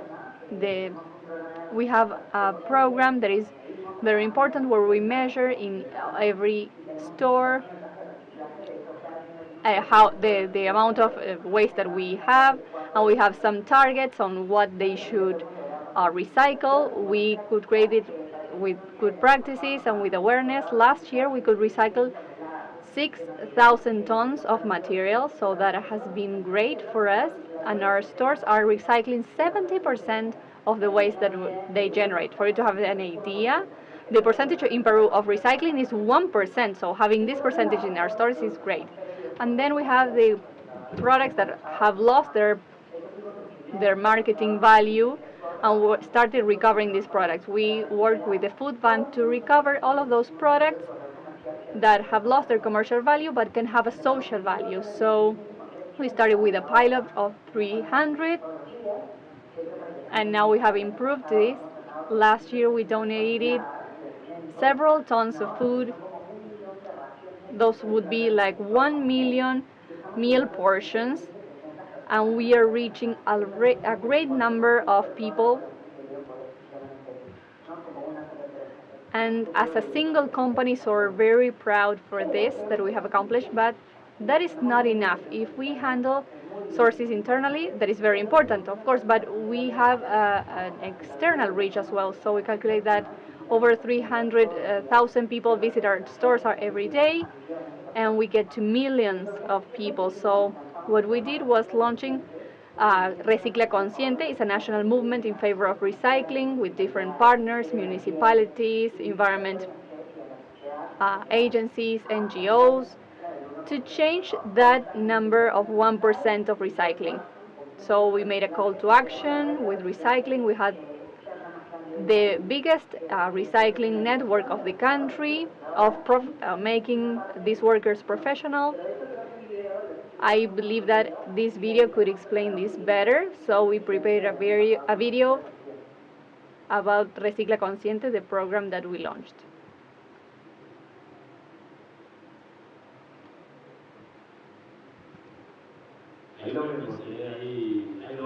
In 1 minute we will be able to see this, the video of Isabella.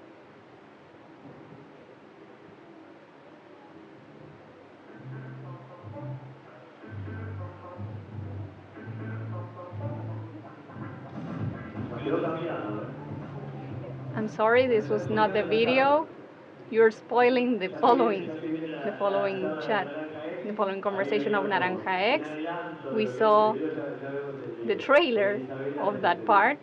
We're going to watch Isabella's video now.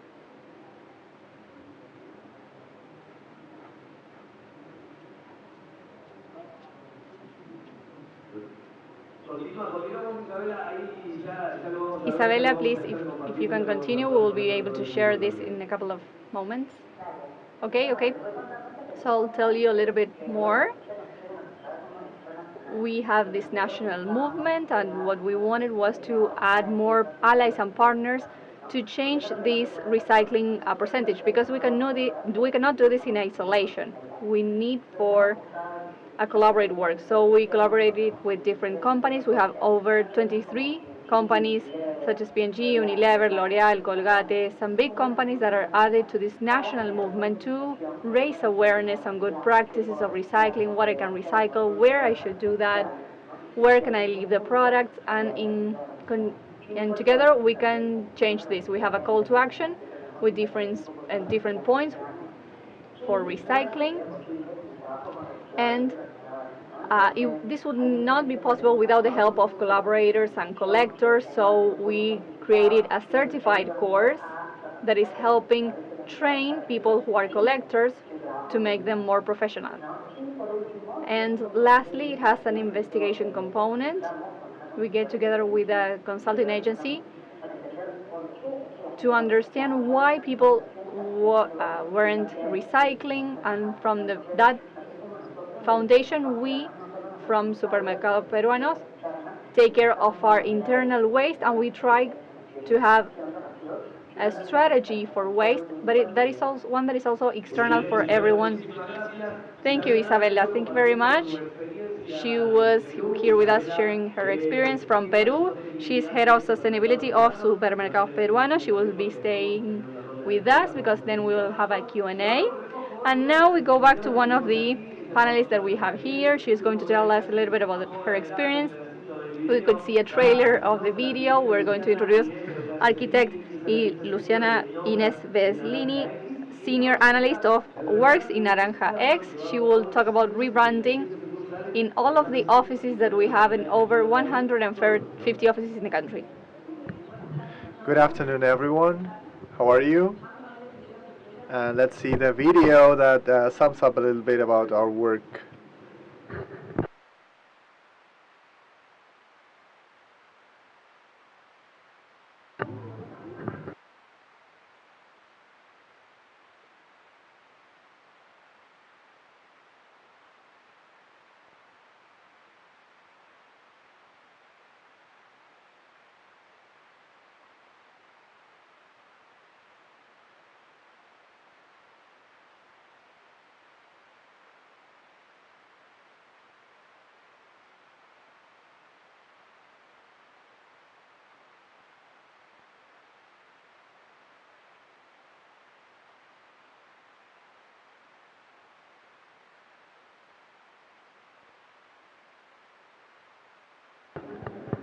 Okay, now we can tell you a little bit about the experience that we had last year with the new rebranding of what was Tarjeta Naranja before to Naranja, and now last year the company evolved from Naranja to Naranja X, and this has changed the image of our offices all around the country. This was 177 offices, and since the company was evolving, we thought it was a good idea of thinking of doing things differently in a more aware way on the impact of our interactions with the environment. So we did the rebranding on matters of circular economy and eco-design. And as a first point, and one of the most relevant, was to do a remote analysis of our offices through our heads of office, and we would usually send people who would do this analysis, and they would come back, and this would have a massive carbon footprint impact. And in the way that we did it remotely, we had a savings of 97 tons of carbon. Another key point was the design of the signage. Through these notions, we reused the largest amount of the existing signage in each of the offices, and we just replaced the logo of the brand with a new eco-designed sign with LED lights. And the other point to highlight was the logistics of the installation of the signs. They were all produced in Cordoba, but we divided the shipments into geographical areas. So a single truck would take on a single trip the entire area, and local providers did the installation. So we fostered the work of people who lived in small cities. We think this was also great, and we also wanted to tell you that all of these projects that Naranja X is carrying out is done by a team of around 20 collaborators that started as something very crazy, and all of us come from different areas and with different tasks, different studies, and we are all we all want to do sustainability projects, and this mindset change is also accompanied by the leaders in the company, and we would not have been able to do this without them. And this intervention created savings of over 200 tons in carbon emissions in the rebranding process. The economic savings were also remarkable, so we got rid of ideas of sustainability being expensive, and we think that this changing mindset in the company is not only related to the financial area but with other matters, and it helps attracting talent and for other companies to want to look at us and share this enthusiasm. So we are very happy of what we have achieved. So now we have Luciana's experience and Naranja X experience and the rebranding, and showing us a little bit in numbers how can you go carbon neutral, and with little actions or greater actions we can save a lot and we reduce the impact in the environment.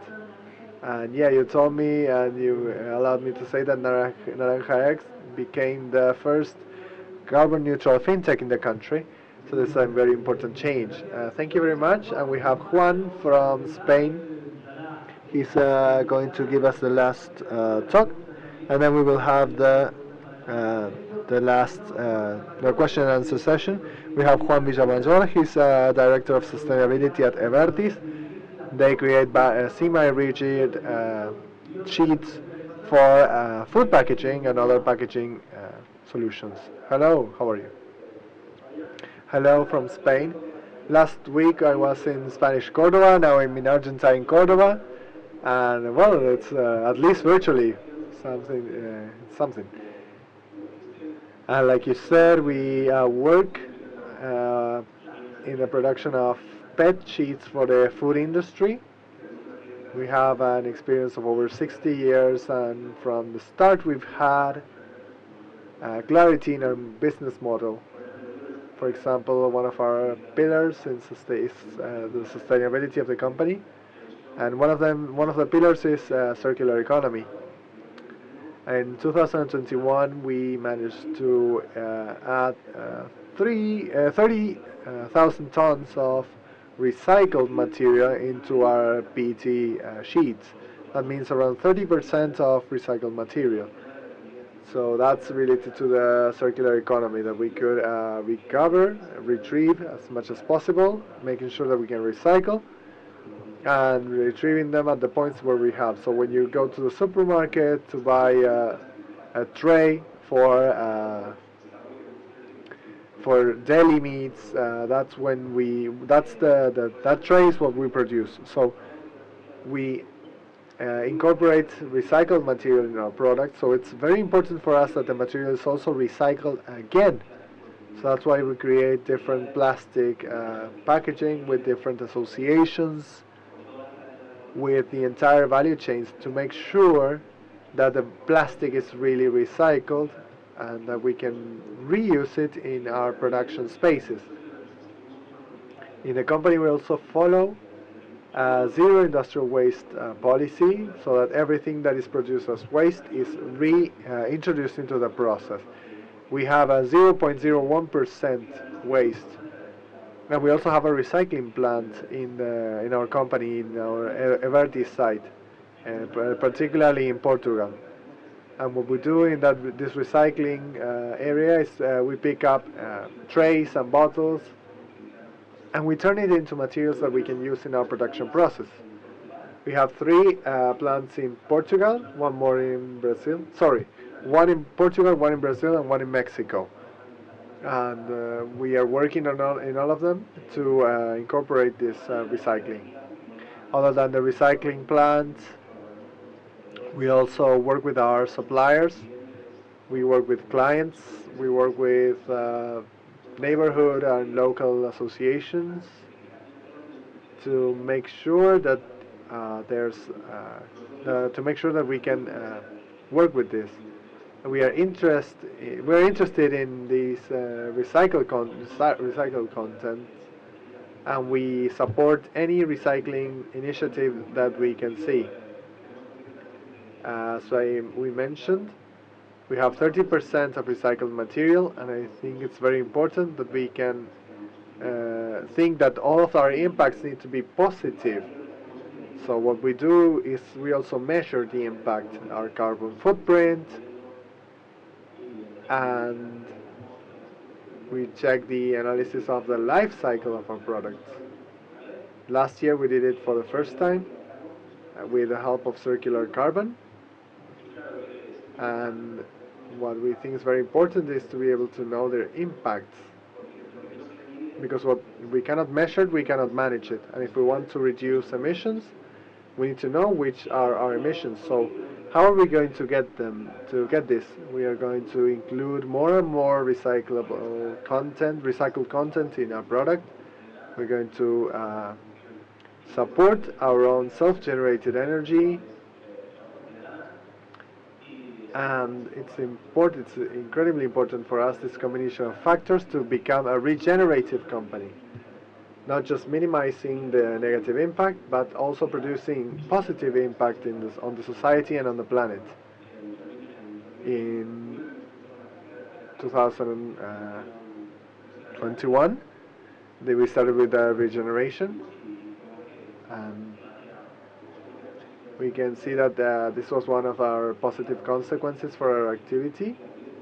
And the recycling in the circular economy is part of our own company. So thank you very much for your attention. I don't have any video, so you have to settle for me.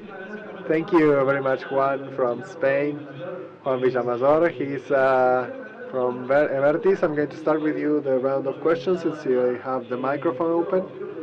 I want to ask you, which barriers are you facing in Evertis when you overcome 30% of recycled material in your packaging?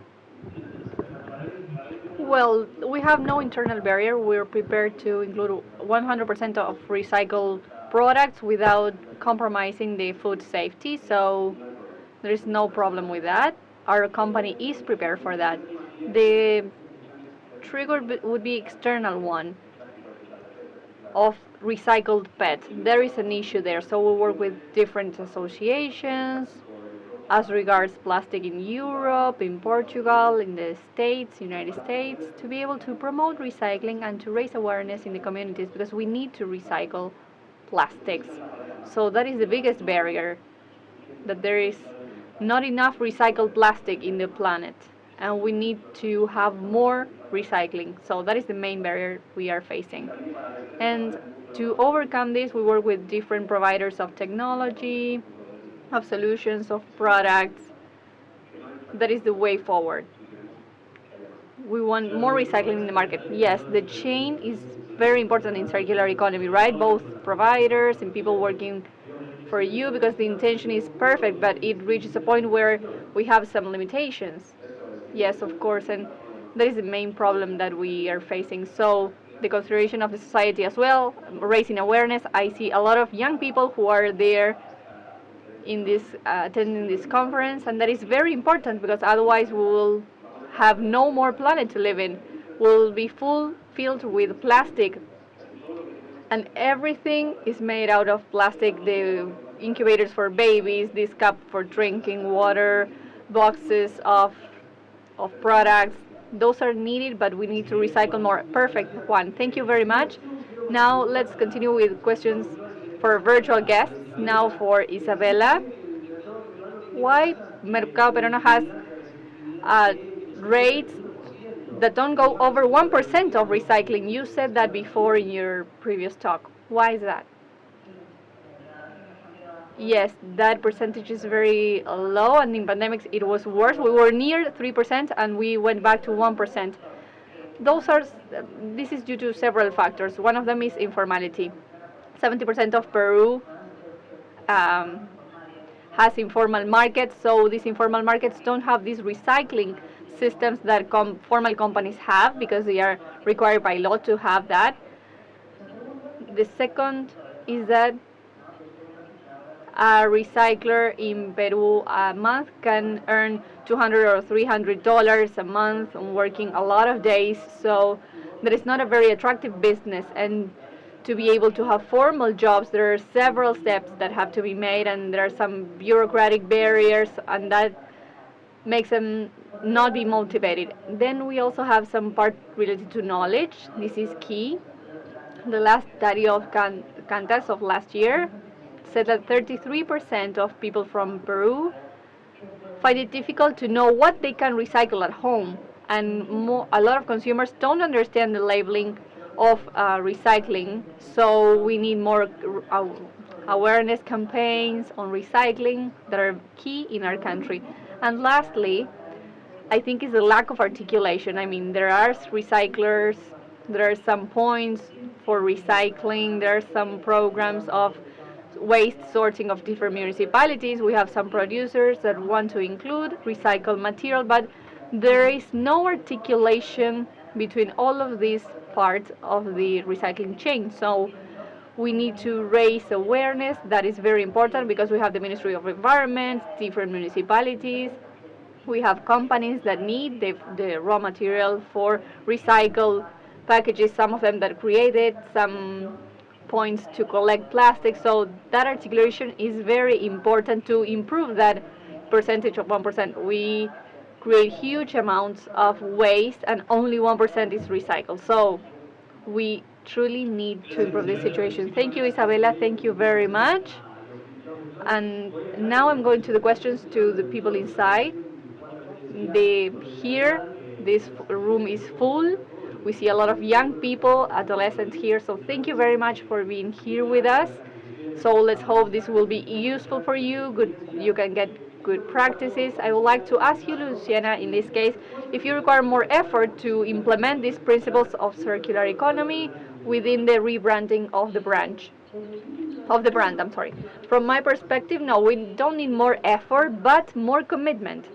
So you need to be more involved in the process. You need to think a little bit more, being more aware of what you do. You have to make effort on materializing your ideas, because sometimes in the creative process, you imagine that things are going to go in a certain way, and when that happens, that goes to society, to reality, it may be different. So that is key, keeping yourself updated, continuing making progress, being together with people like collaborators from Circa who helped us be aligned with what we did, and providers who joined us in the production of signage and the installation, their commitment with the ways that they created in those tasks. So it requires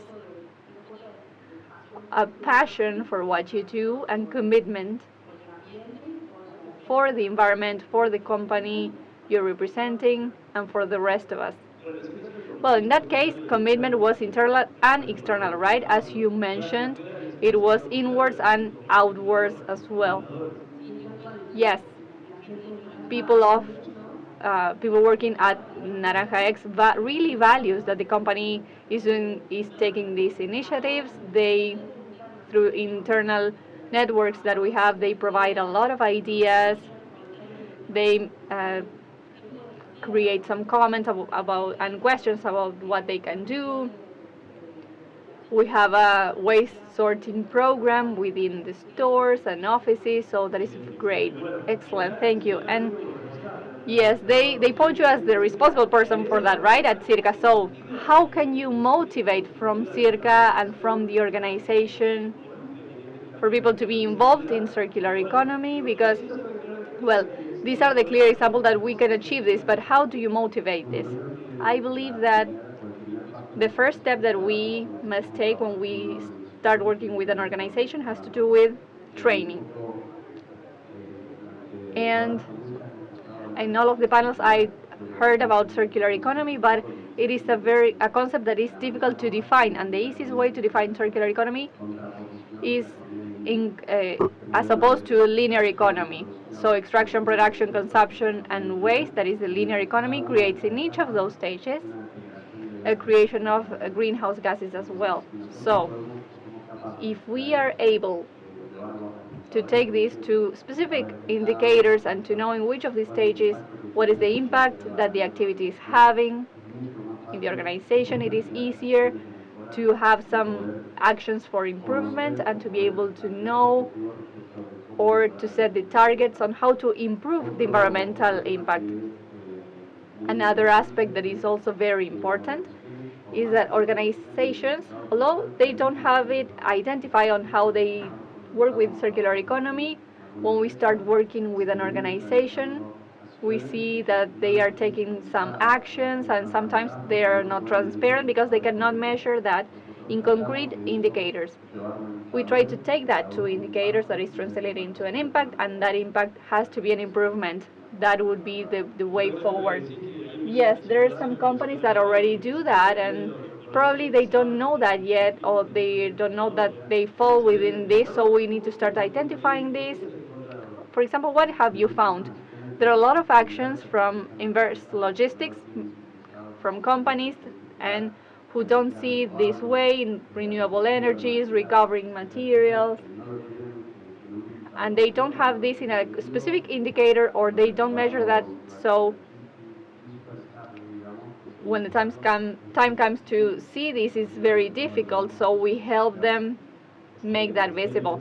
Excellent, perfect. Thank you very much. I'm going to thank Isabela for being part of this second edition on Circular Economy Summit, telling us a little bit about the circular experience from Peru. Thank you very much. We would like to thank the moderators for being here and the panelists as well. I hope you had enjoyed this.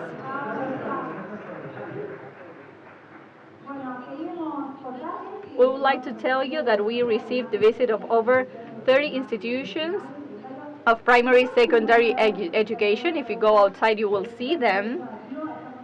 We are very happy of raising awareness on the importance on the circular economy and production from the educational perspective. Okay, now we are going to introduce the following panel. We are ready. They're going to talk to us about environmental solutions in the Argentine railroads. We have the honor to have Laura Gonzalez, journalist specialized in economy and host of Mediodía Mitre, my host and specialist from Canal 12 as well. She has a lot of degrees. Licenciate degree in communication, a master's degree in economy. Hello everyone, thank you very much for the kind invitation. Well, this panel of sustainable solutions in Ferrocarriles Argentinos is very important. We can see in a visible way the circular economy solutions. Some parts of the panel is here on the premises and the other is virtually connected. We have Veronica Roncoroni, manager of construction at IRAM, the Argentine Institute of Standardization and Certification, in charge of standardization and certification in Argentina. Hello, Veronica, how are you here? Good afternoon. Hello, good afternoon, everyone. I'll introduce the panel and then I'll give you the word. Paola Marcico, coordinator of organisms area of the accreditation Argentinian organism, who want to give trust in the certification, inspections and tests, critical assessments and calibration on the use of reference materials and attitude tests for our country to provide transparency to the market. Paola, how are you today? It is an honor to have you here. And someone who has a lot to talk about circular economies is Franco Frola, who is here with us on the premises. He is the company in Montecristo's partner of Group RFG. It is a compact of threefold impact, providing environmental solutions, and was the chosen one in the international and national event for Ferrocarriles Argentinos to create railway ties that were synthetic. So he is going to tell us a little bit more about quebracho colorado, quebracho blanco, some trees that have been disappearing in Argentina. They have the possibility of being changed in a threefold way. We're going to start with Veronica Roncoroni. The floor is yours. Hello, good afternoon. If you wait for me for a second, I'm going to share my presentation. Okay. First of all, thank you for this invitation, for inviting me from the ERAM. We have worked with synthetic materials, with what we have worked in the standardization area, and we have worked from the certification area in ERAM to work with the ERAM 1610. I would like to tell you just briefly that ERAM is a civil association with a non-profit which was recognized as the national standardization organism in 1994, and we represent Argentina nationally and internationally. We aim at social development and the quality of life in the citizens, and we want to contribute to improve the quality of life and the well-being and the safety of people. What do we do? Many people ask us that. We articulate through our services between the production sectors and the state. We offer services, innovative services that provide solutions through the development of standards, training, and certification activities. Our values that where ERAM is focused are the integrity, the excellence, commitment, and independence to develop your activities. At an international level and at a regional level, ERAM introduces per country in the ISO, in the IEC, and in COPAN. At an Argentine level, we have different offices and different subsidiaries. We have our headquarters in Buenos Aires, and then we have 7 subsidiaries for the different regions in the country. And right now we are broadcasting from Cordoba. There is an office in Cordoba, which is Mediterranean ERAM. Now, to start, I would like to tell you a little bit about what is this about, and to tell you since when do we have to study a standard based on synthetic railway ties. As I told you in this panel, through a request by a state society that works with railroads, we have this a request from ERAM to study this standard, because they were projecting the change of the railway ties and to reduce the use of quebracho. This is why a committee was created in 2018 with different actors, and we always join the stakeholders like manufacturers, railway companies, the INTI, who do all of the assessment, the testing, the universities, different actors who participated in the table so that they could provide their contribution to reach this project. Finally, the standard was published in 2020 in November. The standard establishes requirements and testing methods that need to be fulfilled by synthetic railway ties for the railway infrastructure if they are manufactured with polymeric composites. This applies for railway ties placed in railway lines or bridges or any other applications. This is divided in general requirements and particular requirements. The requirements related with materials for the synthetic ties, in which we have a detail of the densities of the polymers and the additives, the properties that they have, which are the structural reinforcement materials and their distribution, and the inert materials. We have reached our time, so let's move forward. It's been 10 minutes? 5. It's 5 minutes. I heard that I had 10 minutes. And the different requirements that are related with the chemical loads and the physical, mechanical and electrical characteristics. This is a little table where we can see the detail of the requirements and placement for a test, for a flexion test and a compression test, and the particular requirements where we go more in detail with different features of the tie, which are related to the pushing, the impact, the resistance to pushing, the resistance to impact, and deformations, and the reference material was the ISO standard, the AREMA manual, and a paper by the Rutgers University that is detailed below. As I told you, just briefly, IRAM is a standardization organism that also offers certifications for products. And as for synthetic railway ties, we have two systems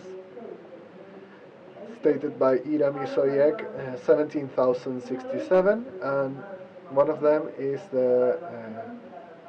one of the schemes that assesses the entire batch that is being sampled, and the other one is the one that the standard calls Scheme 5 or Schedule 5, that is with certain parts of the batch, and that's an audit in the plant. Very briefly, we, as a national organism of standardization and as member of the quality community, we are part of a national team together with Paola, who is here with us today, and Patricia Gatti, who was not able to be here with us from Indy. And together we are the national team for the Kaburek project, which is related with circular economy applied to synthetic railway ties. So to close my presentation, and without anything further to add, from IRAM we are committed to our mission to continue providing the technical tools to benefit and accompany the community. So thank you very much. Thank you. Thank you very much. In a minute we're going to go to the Q&A. Now we go with Paola Marcico, coordinator of the organisms area of the Argentine Organism for Accreditation. Hello, can you hear me? I'm going to share my presentation. I will try to be as brief as possible.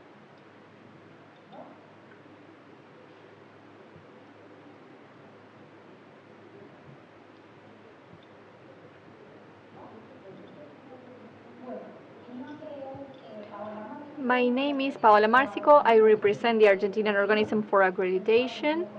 I'm going to tell you a little bit more. If you don't know this, Argentina has an accreditation organism as the rest of the countries of the world. Ours was created in '94,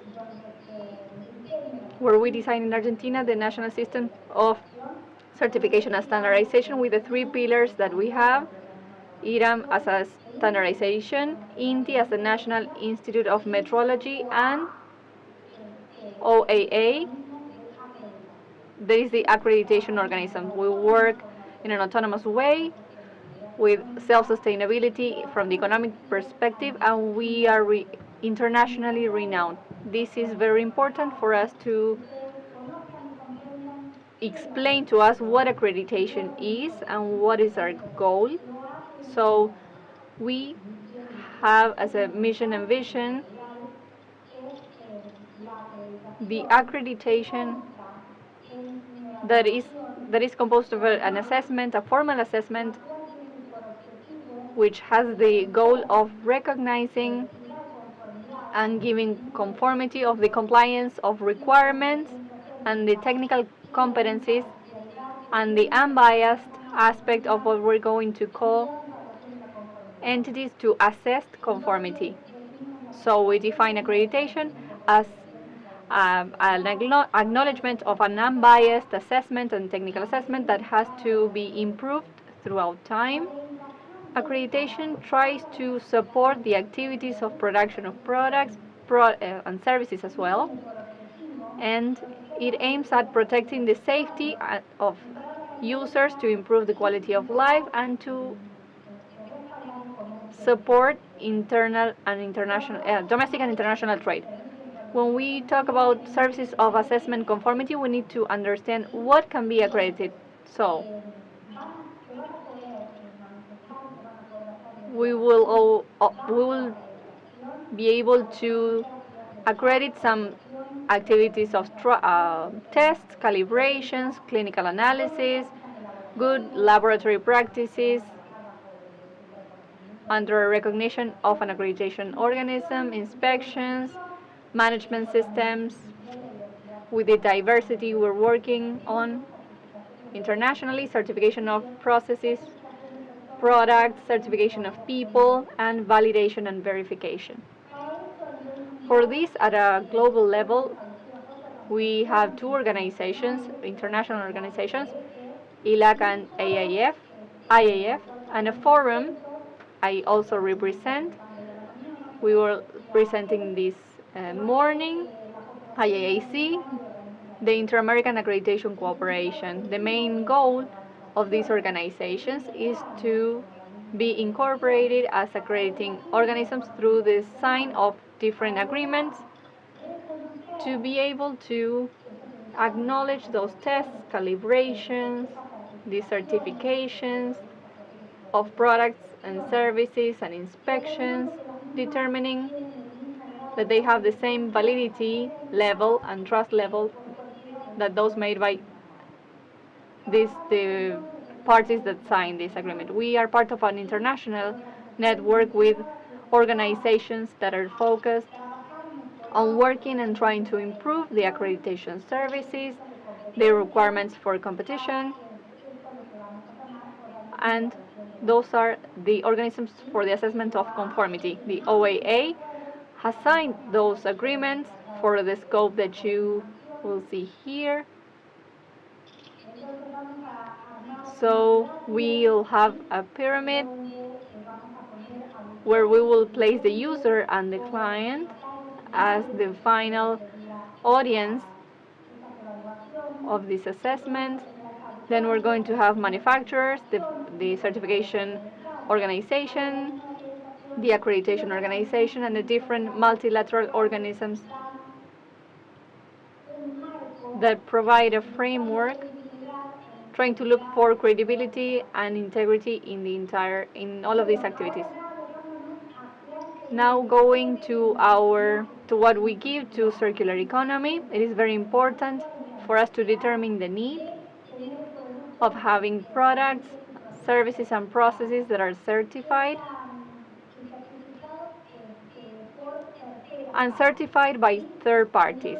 So the story goes that during the start of what industrialization, we used some first-party acknowledgments related to some manufacturers' statements stating that the product complied with the specified requirements. So in a way, we were wondering about the biases of these different statements. So we had the new certifications of second parties or assessments to the providers that are being used in several industries. This takes us to a number of assessments, because if I am a manufacturer and I supply for a lot of providers, each of these providers will come and do an audit to make sure that the product they are requesting is the one that I'm delivering. So, certification is an activity of assessment and determination that has to be done by a third party declaring or stating in written form that we comply with the requirements that are specified. So we had an assessment by third parties. So when we ask about the validity of this certificate, depending on the organism that issued this, we're going to talk about the technical competence, the management systems that they have, if they are focused on improvement or not, and we have then accreditation, providing a framework for all of this work that was done with the producer, the manufacturer, the certification institutions, the requirements they will need to follow, that we're going to call certification scheme. So this is a certification that is accredited, that provides trust in the interest part, in the stakeholders, on whether we did an audit by a third party, depending on the compliance statements for the products and services, depending on the different specified requirements. So we, as accrediting organisms, will issue a certificate. We'll say that they comply with the technical competence, system management, and that they can that we can make sure that this is sort of a guarantee. I'm running out of time, I believe. I have a couple of minutes. Now, we'll give you this presentation because it is very important for you to understand that these are the three tools that we have to work in these accreditation schemes that are linked to tests, inspection, and certification. And we need to understand what a conformity assessment scheme is. It is the set of these specified requirements to be able to guarantee or to have some assurance on compliance. And that will be all. Okay, thank you. Paola Marcico is a coordinator of the organisms area of the Argentine Organism of Accreditation.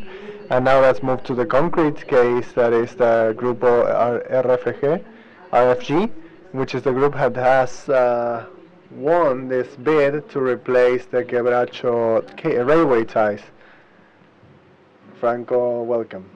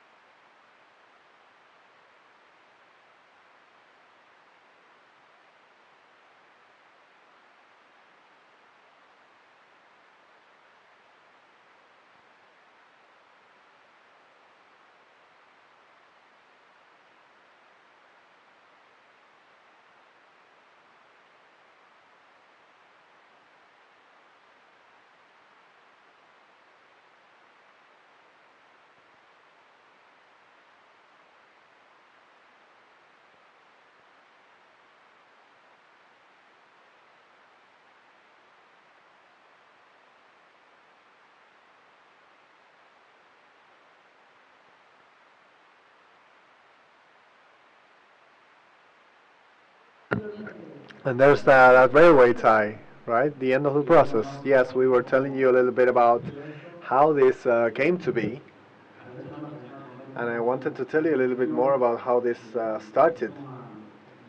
We started researching some alternatives to recover complex plastics, especially because they didn't have a commercial value. For example, packaging for food snacks, some plastics that, due to a level of impurities, would not go into a process for manufacturing bags. And we started working in manufacturing railway ties, synthetic railway ties, and through after a fair where we went to learn new technologies, and they had this development that from the year 1990 had installed railway ties This is not a new technology, this is something that existed in other countries, and we thought about how could we adapt this to the culture in Argentina. So back then you already knew of a triple impact, you already had a triple impact, threefold impact company that did recycling. Yes, we train people and we recover materials in our company in Grupo RFG to provide added value. And what this project does is being able to create an entire value chain for these types of plastics that are polypropylene and polyethylene mainly. And when analyzing these alternatives, what we started working on was on how can we make this plastic recycling system, or what kind of value-added process we could use to drive circular economy. And that's when we started working on these railway ties. We started working in 2018, and we first focused on the technology and the development of the machinery that we were going to use, which is a molding, a plastifier. And what it does is to put it on a mold, and we were able to use different kinds of plastic, different types of molds, and we worked for several years, and we produced it on a national program that was by the Ministry of Production, which is called PROEPRO. That technological innovation allowed us to move forward with this project. We received an award and a lot of assistance from INTI. So you came into the radar of Trenes Argentinos and not the other way around. Right. We saw the work that they were doing in normalization, in standardization, and it was something that was already in progress. We came up with our project, and that's when they told us that we have been working on this for a long time. Let's join forces. This is going to be a process that is going to be good for the railroad industry and for the national industry. It's going to be the first Argentine factory of synthetic railway ties. And we had started working on the technology, but this project helped a lot. And since we were so innovative, they could not have a purchasing process for buying a railway tie, because we didn't have any of them manufactured yet. So they launched a bid, not the one that we won, the one that you mentioned at the beginning, a bid for integral projects, which was launched by the Belgrano Cargas Railway Company. And after the evaluations and presenting the product over and over again, our company was selected to start with this. And we are in the process of normalization and approval of the product and installation of a plant, which is going to be for October. And this will replace old railway ties, right? How is the process like inside the railroad companies? Yes, what we were talking a little bit about back there is that railroad lines is done through concrete railway ties, but for maintenance, which is over 22,000 kilometers of railways, and you need to do some trial with flexion and other tests that need to be done in according to the development of the EDAM standard. And the synthetic railway ties are compatible with the wooden ties. There are some tests being done with concrete, but the direct replacement would be the synthetics. Okay, can you compare for us the three types of ties? Yes, environmentally, that's the first comparison. Is that since it comes from recycled plastic, it doesn't not only does it not generate a negative impact in the environment, but we are rather generating a positive impact by recovering plastic to immobilize it and giving it an added value. And that same tie could go back to the plant to be recovered. So the first advantage would be, and the first difference would be the impact that is going to be generated by using a product. Okay, so quebracho is no longer an option. Yes, there's very little red quebracho. There are other kinds of woods that we can use, but due to deforestation and fires, we have been losing those woods. What is the life, the duration of quebracho tie, and what's the duration of your ties, your synthetic ties? Okay, a development that we are doing, creation, what we are developing, what we are creating, but also the data that we have from the companies in other countries, we have an average durability of 50 years. So before winning your bid for your railway ties, you already had a company. How many employees do you have? We have around 40 people working for us, and we are planning to increase with a new plant. 40 employees in a city like Montecristo, a small city, a small town that is around the metropolitan area of Cordoba, and doing circular economy. This is a new, innovative, disruptive project, but I wanted to focus on a company that was already doing that. How do you start working with circular economy? Where does that come from? Well, early morning today we had to give a motivational speech, a motivational talk for the people who were in the Ideathon, and we started talking about what motivated us to working on this. This comes through a family heritage. My dad worked on this for a long time, and he instilled this sustainability with us. My mom's family also was related with recycling, and since we were young, we knew we wanted to be in this area. And when we started talking about sustainability, this was something weird, something strange, and we didn't have the same things available to what we have now. We didn't have this level of information or public policies. We had to develop all of this. So when we started, everything was very new. Luckily, this has grown, and we are allowed to talk to companies, to users, to consumers. And this is something that we need to let them know that this is something that we need to develop together. And we don't have the people from from Ferrocarriles Argentinos, but from the technical point of view, does the synthetic tie guarantee the same time for use as the quebracho one? Well, I can tell you a little bit of what we talked when we were studying this, and any type of material is very hard to precise the shelf life of the product.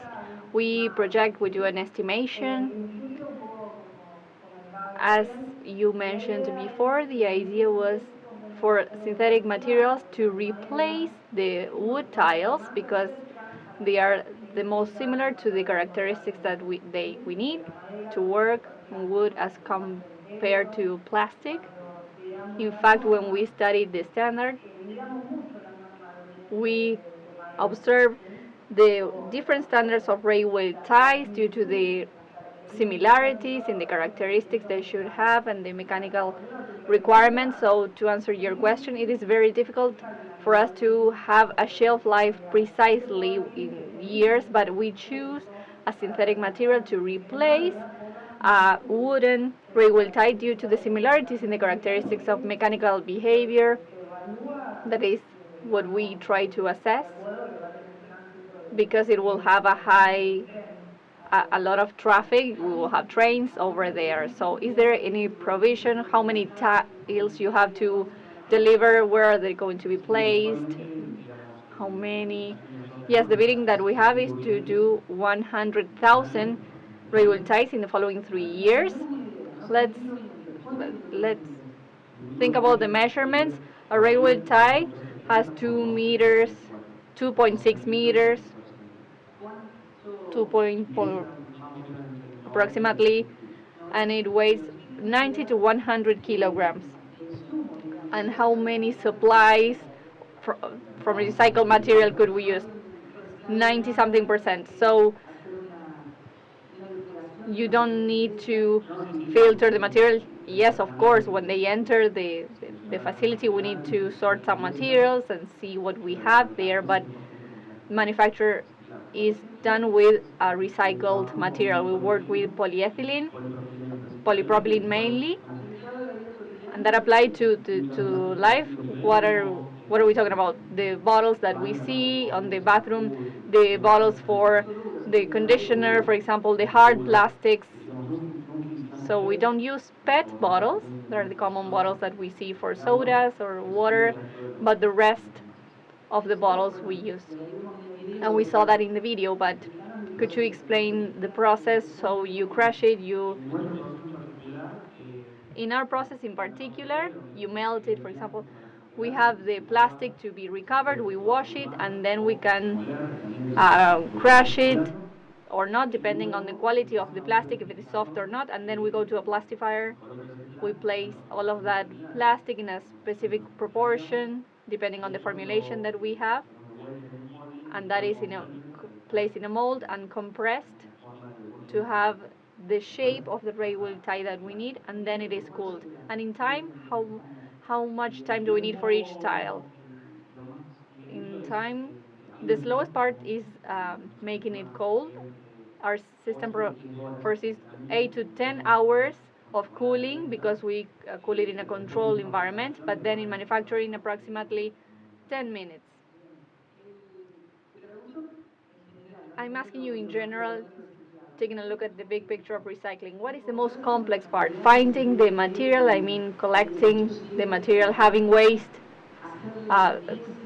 in your facility, or doing the preparation and cleaning of the material, or selling products that come from recycling. So what is the most complex part? All of them.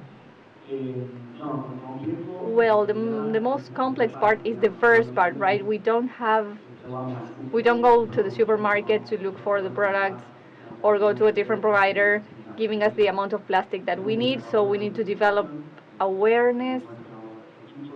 Our team works trying to raise awareness on users and companies, because that impact that we create when we sort the materials at home, in an industry, when we separate waste, it has a reason. And that work for us to have the material is one of the most complex parts. So it is very important to have these spaces for different chambers to work in collaboration, to develop a change of habits, to raise the awareness that we need, to rethink our consumption, and for us to be able to give a more sustainable destination to our waste. Yes, because if you sort your waste at home, maybe you don't do it, you throw away everything together, the plastic that you need together with the organics, or yes, and there is no sorting. Some in Cordoba, we have the different materials separated. Each cooperative sends the material, and we are the buyers of that material. So the more cooperatives there are, and the most value that work is, that allows us to start with more raw material for recycled products. So I will ask Paola, who has a bigger picture of what is done in different countries with similar standards. For example, in an auditor role, this threefold impact could be scaled to which activities? Well, internationally, we are working with the Capre project, with a lot of projects of circular economy that are promoted within KICA, as Veronica mentioned, under 3 lines. One of them is plastic, then construction materials, and we are working in this initiative, and on food. So I believe that we could start working on several lines of action. Probably the food one is the most sensitive one, to be able to use this recycled material to enter the food industry again. Vero, what about other experiences where we can apply synthetic materials to other activities? For example, maybe if you didn't know about this project, they say, okay, the quebracho tiles can be replaced with synthetic materials. So where can we see a similar replacement as part of a circular experience? Well, within the Caburec project, what we're thinking as material for the project that is ongoing, on development phases, not only thinking of recycled materials, but also of reuse of materials. And we are thinking about the assessment of different containers, for example, of different materials, such as phytosanitary ones or agrochemical products, because we need to assess the content of the product of that container. But one of the things that I wanted to highlight was that in the Cabrec project, applying circular economy in synthetic railway ties, we're thinking not only from recycling perspective, but also reusing products. Okay, so in the networks RFG, we can follow, if you want to know more about this circular experience, Mundo Circularis, that is our network, and we can find us online at mundocircularis.com. The inauguration of the plant, when? On October 13th. 40 employees, and how many more do you think you will have? The plant is thought for 45 people, so additional 45. So you would double the amount of collaborators for this circular experience in a country where we say that it is always very complex to create a work position. So this has an added value. We have genuine work that is also added to circular economies, trying to reduce what was in the past waste, and now we will be able to see this in railway ties. Thank you very much to the three panelists: Veronica Roncoroni, Manager of Constructions of IRAM; Paola Marcico, Coordinator of Organisms of OAA; and Franco Frola, Partner of Group RFG. Thank you very much for being here with us. Okay, we would like to thank the guests and Laura Gonzalez for this talk. It was a pleasure.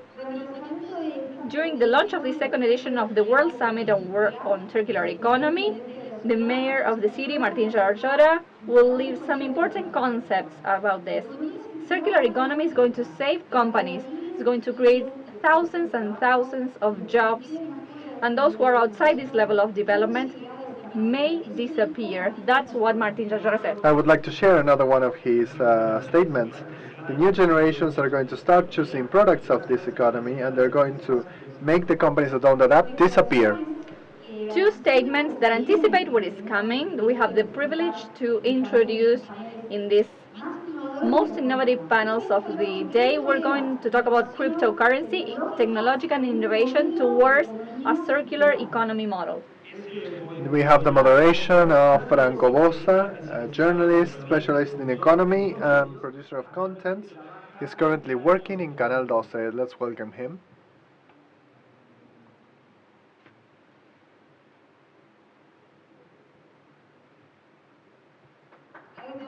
Hello, how are you? Hello, Franco.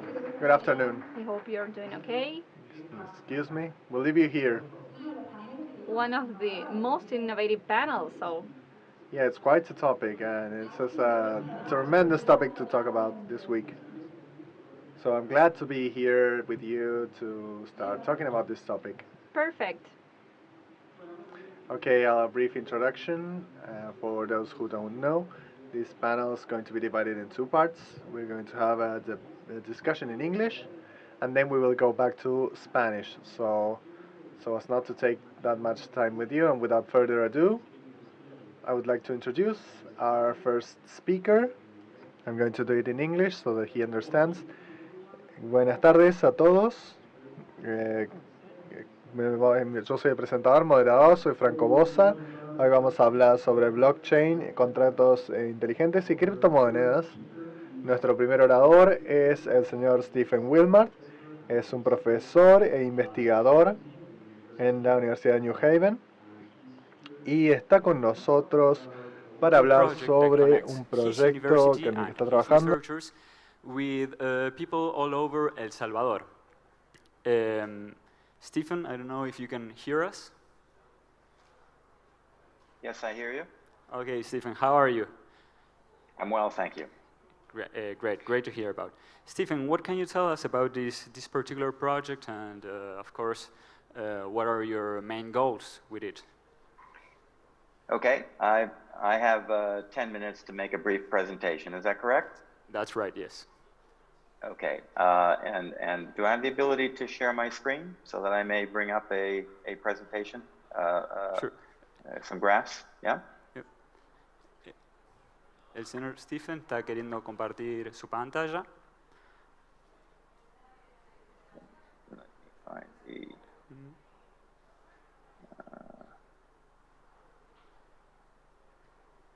Technology can get a little bit tricky. In the meantime, sorry, just give me a second here. No problem. There you are. Excellent. Okay. All right. Excellent. All right. So Great, I'm going to just make this brief. This is just to accompany my comments here. So again, I want to start by thanking you all. I'm pleased to introduce to the attendees our model for sustaining a circular economy. We call it the Bit Cafe project. And what we want to do is examine how technology makes a circular economy work at scale. All economies use a medium of exchange. Early economies would use a barter system, for example, to trade, but this was very inefficient. What we call money quickly emerged as a technology to make trading more efficient. Early forms of money included things like shells or stones, but over time, unique features of sound money required improved technologies. This included mining of precious metals and the minting of coins. In the modern era, digital technology has allowed states to create centralized currencies or fiat based on a system of debits and credits. We all know about the introduction of a software version of money, what we call Bitcoin. An economy running on a Bitcoin standard offers some unique features. I'll just kind of quickly define what a circular economy, a Bitcoin economy looks like. These features include a separation from a central bank fiat economy. A circular economy allows anyone to freely earn, spend, donate, and buy Bitcoin from those who do the same in the economy. Stephen, in a circular economy. Yes? Stephen, I'm sorry to interrupt. Could you please make bigger the screen? Because we're having a little bit of an issue seeing your... Bigger, sure. Let me see if I can. Does this work? Great. Thanks. All right, sorry about that.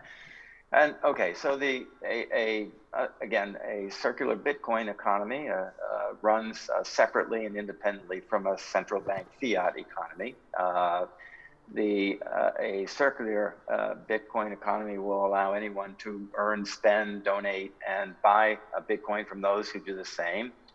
And it's an economy that flourishes free of things like surveillance and censorship, that is the confiscation of money by central authorities, and a reliance on trusted third parties.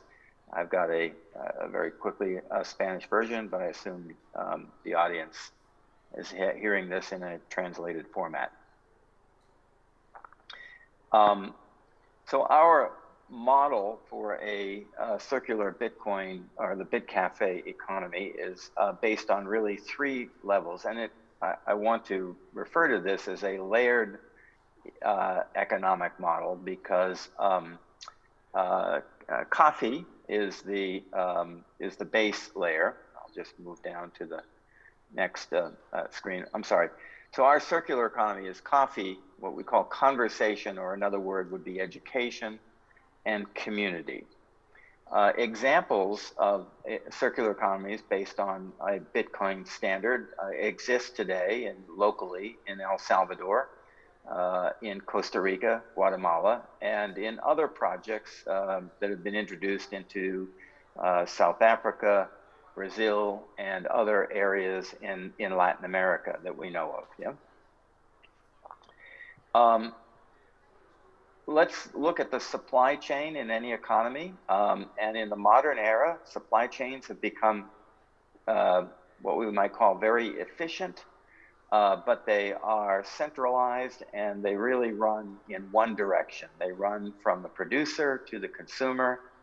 And this is why, as I heard in earlier presentations, we end up at the end of the supply chain with a lot of excess waste, a challenge to recycle waste in ways that are sustainable and environmentally friendly. We end up with an overconsumption or an overbuying of things that are not necessary to the health of the community. And so supply chains, while they are very efficient in a centralized fiat economy with a lot of intermediaries who take their tax, if you will, along the supply chain route, are in effect one way, and they do not end up providing a circular connection back the other way.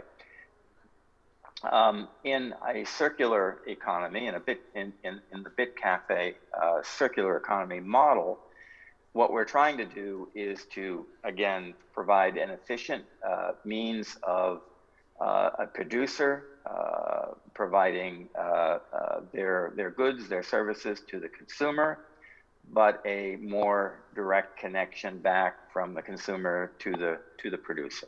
Yeah. We talk about this in terms of distinct layers. The first layer, in this case, because our model is being launched in between El Salvador and the U.S., we're using a commodity that is commonly used by consumers, and that is the commodity of coffee.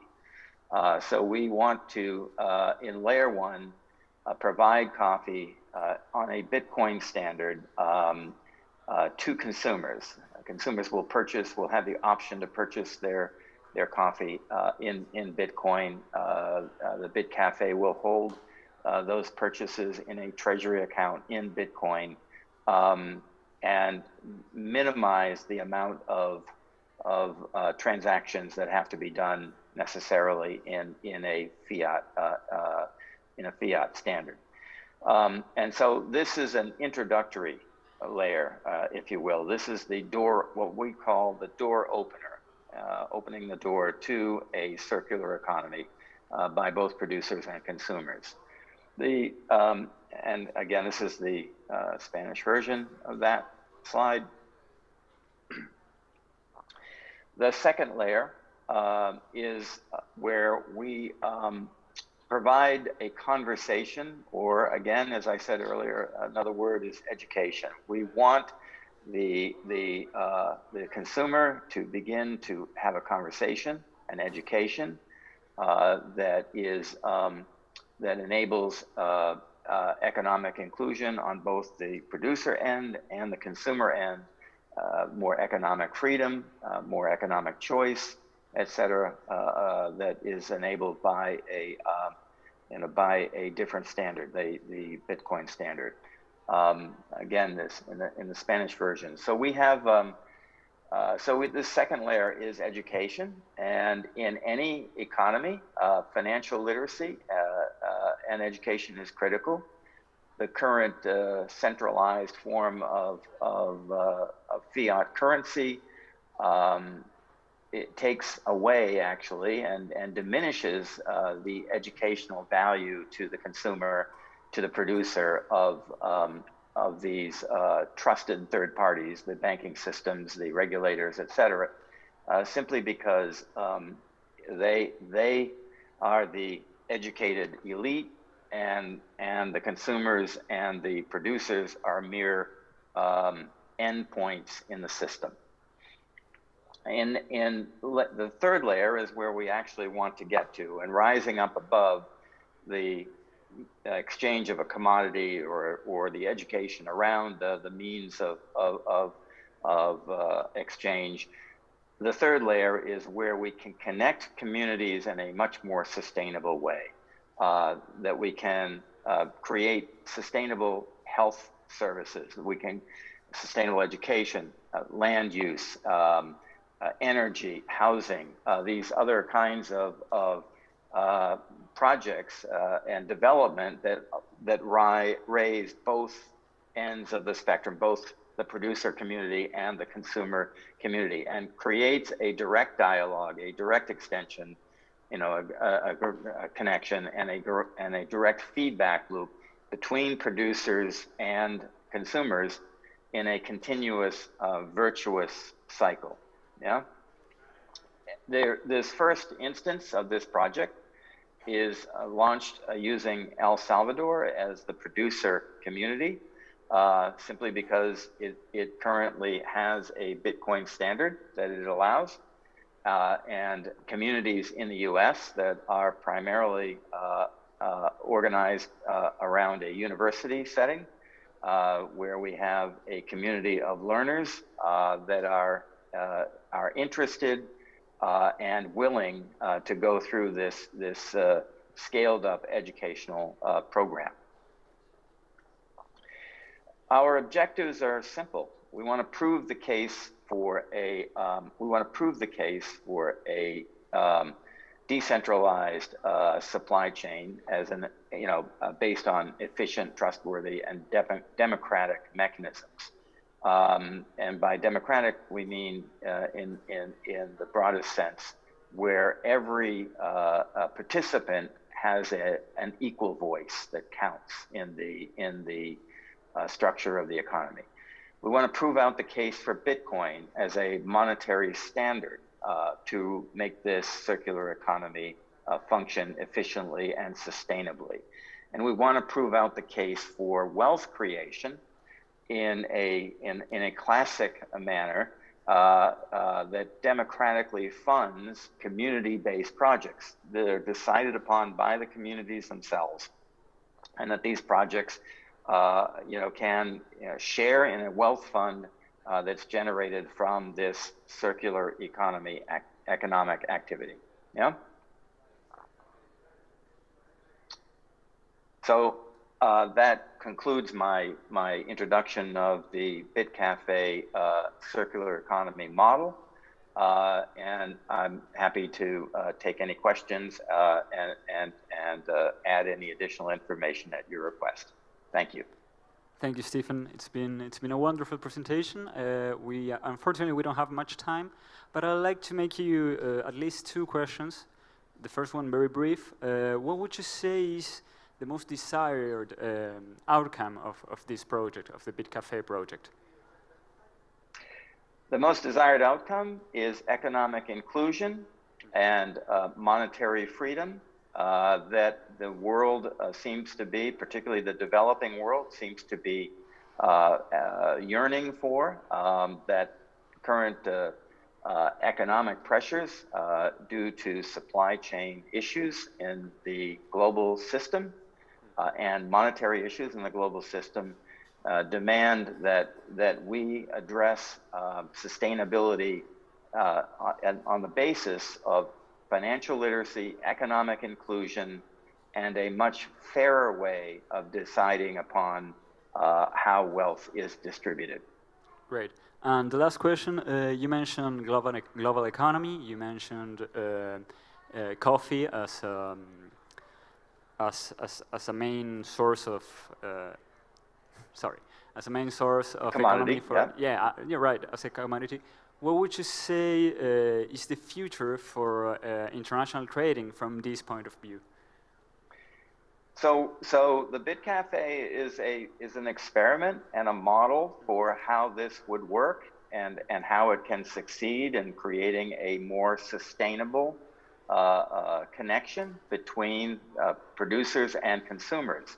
It could literally apply at scale to any commodity or any service or any manufactured good in one economy that is intended for consumers in, and I shouldn't say one economy, but in one location of the world to any other location in the world. The producers and the consumers that today in the global system have no idea who they are between them and no idea about what happens in the interim process of production to consumption.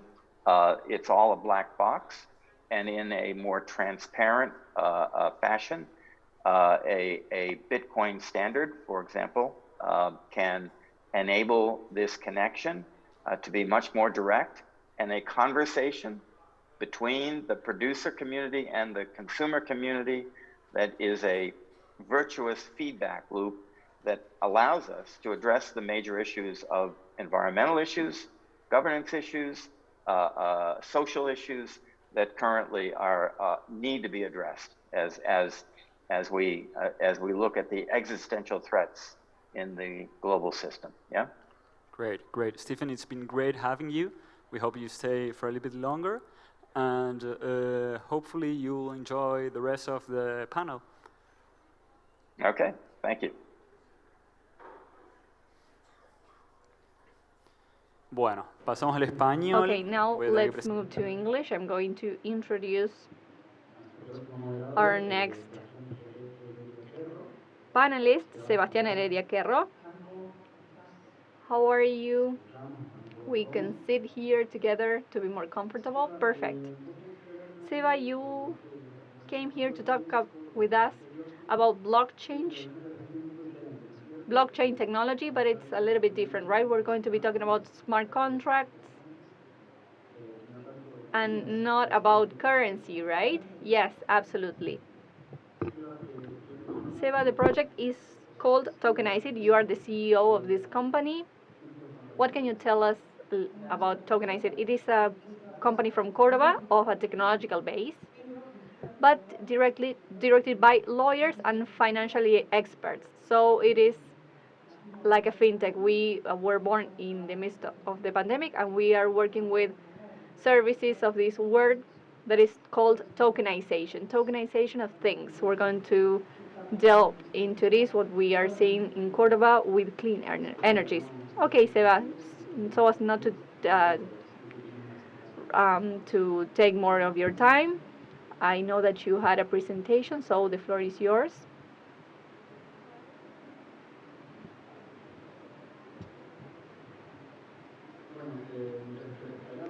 As we wait for this presentation, we can tell people that you work with blockchain technology and that you are going to be focused on the environment. That is something that with this type of technology we don't talk a lot about this. Yes, specifically what we mentioned in Cordoba, it has to do about how we use blockchain in connection with parks of distributed power generation. Yes, electrical energy, new alternatives for energy, that is something that is growing. In the rest of the panels of this summit, we learned a lot about this.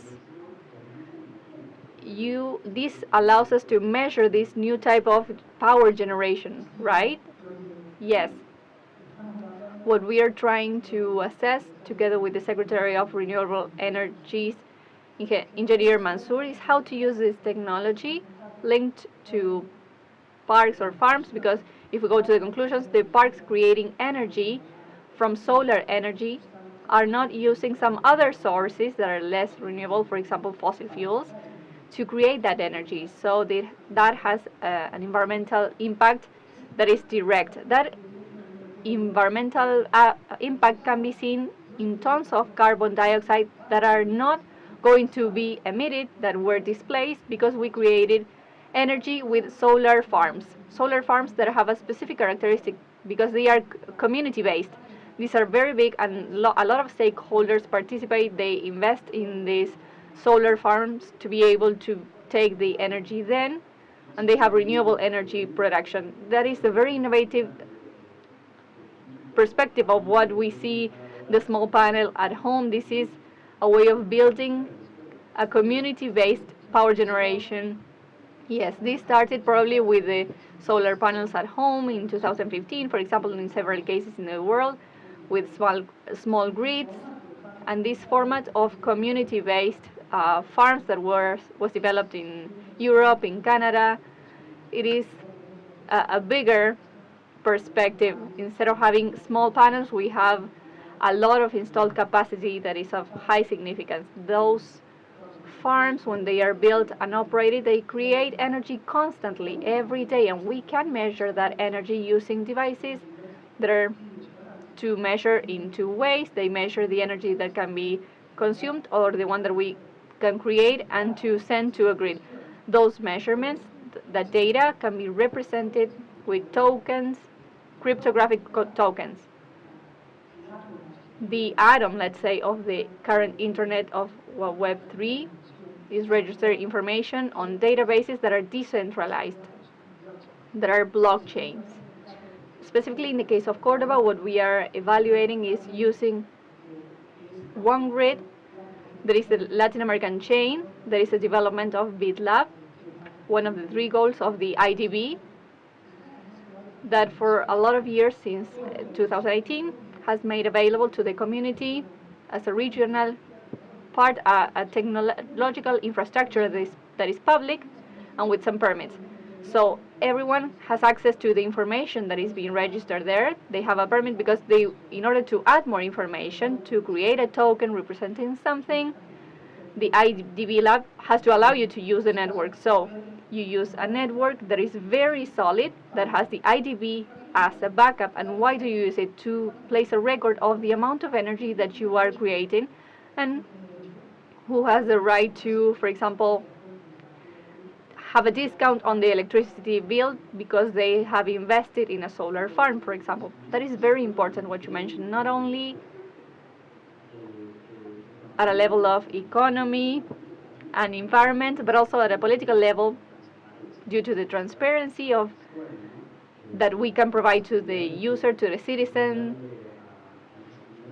the end user, as regards the use of energy, the consumption, what they are providing as producers, yes, and how they are contributing to a goal that we have to say, because we have heard it from the Secretary of the UN. We are not going to get to the 2030 agenda and the SDGs if we continue in this pace. We have doubled the numbers on these dangerous situations, so we're going to see even more and more risks. So to be able to treat the work and the way ahead, we are on time. We need to foster the creation of power and energy from not from renewable sources, for example, from the wind or the sun, and we need to do it at a large scale. It is not wrong doing it at a household level. It is necessary, but that is not enough. We need for community-based farms to be developed on a scale in the entire world. And for that, the public and the private sectors can collaborate. The SDG 17, they must collaborate. And that collaboration means seeing how we can use technology to be able to reach the targets. A study from the World Economic Forum tells us that out of the 17 SDGs, there are 10 that are going to be reached if we use technology intelligently. Blockchain is part of one of those technologies. We have a little bit, I'm sorry we don't have more time. Maybe we can go to the questions. And I am a lawyer. I'm sorry. I then went to finance and then I went to technology, but I started as a lawyer. I have some teaching positions, some voluntary positions, pro bono positions, acting as a coordinator of the legal task force of the blockchains of the IDB in Argentina. These networks that we are going to use for this project, I'm going to tell you about.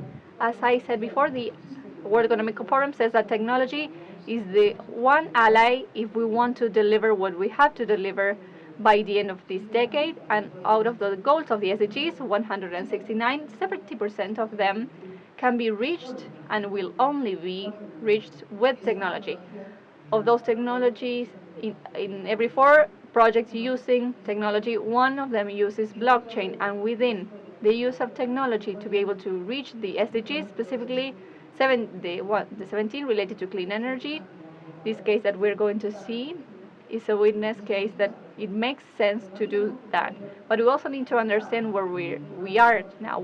I'm talking about blockchain, and probably you don't know cryptocurrency or blockchain, what we're talking about when we talk about blockchain. We're not talking, and we're talking about the third evolution stage of the internet. Internet was born in the 90s with a modem that was very loud, and it allowed us to look for some information. Then we had the first crisis of the internet, the dot-com, everything was complicated. Then we had the second stage of internet, Web 2, and all of us were participants in this, of what was the second generation internet. We have platforms, social networks, marketplaces. Our most important, Mercado Libre, was born as a marketplace, for example. In this second stage, we have technology companies that provide trust to people to interact, to sell, to buy products, or to upload content on profiles. In 2018, there was a financial crisis in Argentina. In 2008. And the responsible parties were the banks. At that point, we have a person there that makes bitcoins available, a blockchain that wants to be a form of currency so as not to use banks, because they were responsible for the last crisis that they have had. So in 2008, with the crisis of the Bitcoin blockchain, we start with Internet 3. We are currently living in that. Everything that you see of metaverse is part of this, in this Internet. What is changing as compared to 1 and 2? Well, basically the way in which we treat data. In 1 and 2, data are always centralized in one hosting, and that is a company, a technological company, using that data, sometimes in an unethical way. Let's remember Cambridge Analytica. Users didn't know that they were using their data. They could not know because they were not owners of data. So where data in servers of the company, technology-based companies, they're the most important companies in the world now. What the Bitcoin blockchain showed was that data can be treated differently in a decentralized way. Instead of being in one server, they are located in networks of computers located everywhere in the world. They have access to the same database. They have data, right? Then we can talk about what data means, but this allows us to talk about a democratization of data, and this is due to the fact of what Web3 or Internet of Value is allowing us to do for the last 14 years. It is important to understand that in this Web3 we have three concepts that are used and are confused. Sometimes we have the distributed DLT. Then we have blockchains. The relationships of one to the other is from gender to species, and what are the peculiarities of blockchain? Those 6 that you see there in English. We have computers in a network. These computers operate on a database that is decentralized. All of them have a record of information. They agree under different consensus protocols when a data is added to that database without without talking about what data is, if it is a Bitcoin or what. These networks of computers that agree on those data, when they create a record with that information and those data are applied on a block, we have a blockchain. Those go to a list. If they don't go to a block, we have a DLT. Within blockchains, we have tokens that are such as the atoms of Web3. It is the most important part of that. And those cryptographic tokens use cryptography. Which type? Asymmetrical one. Public, private, the one of the electronic signature. Why do we use cryptography? To be able to identify, but who has added something to a decentralized database? Then we can talk about what data represents, right?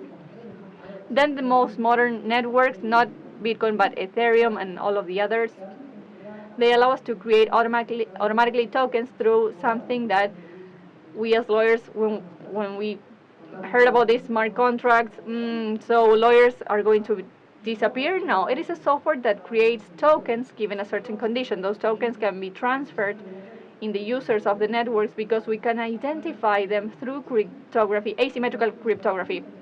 We have a public key, a private key, and in this world of blockchain, tokens are the main actors, but let's not fall into the bias that as it started with with Bitcoin, everything is related to cryptocurrency. No, there are a lot of cryptographic that can be crypto assets. Some of them are not crypto assets. You see them as well. For example, we talk about tokens that are going to be payment methods. Bitcoins want to do that, but they don't have a stability mechanism.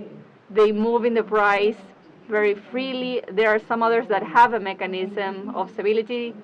Some are based on algorithms such as Terra. Some of them are Tether USDC.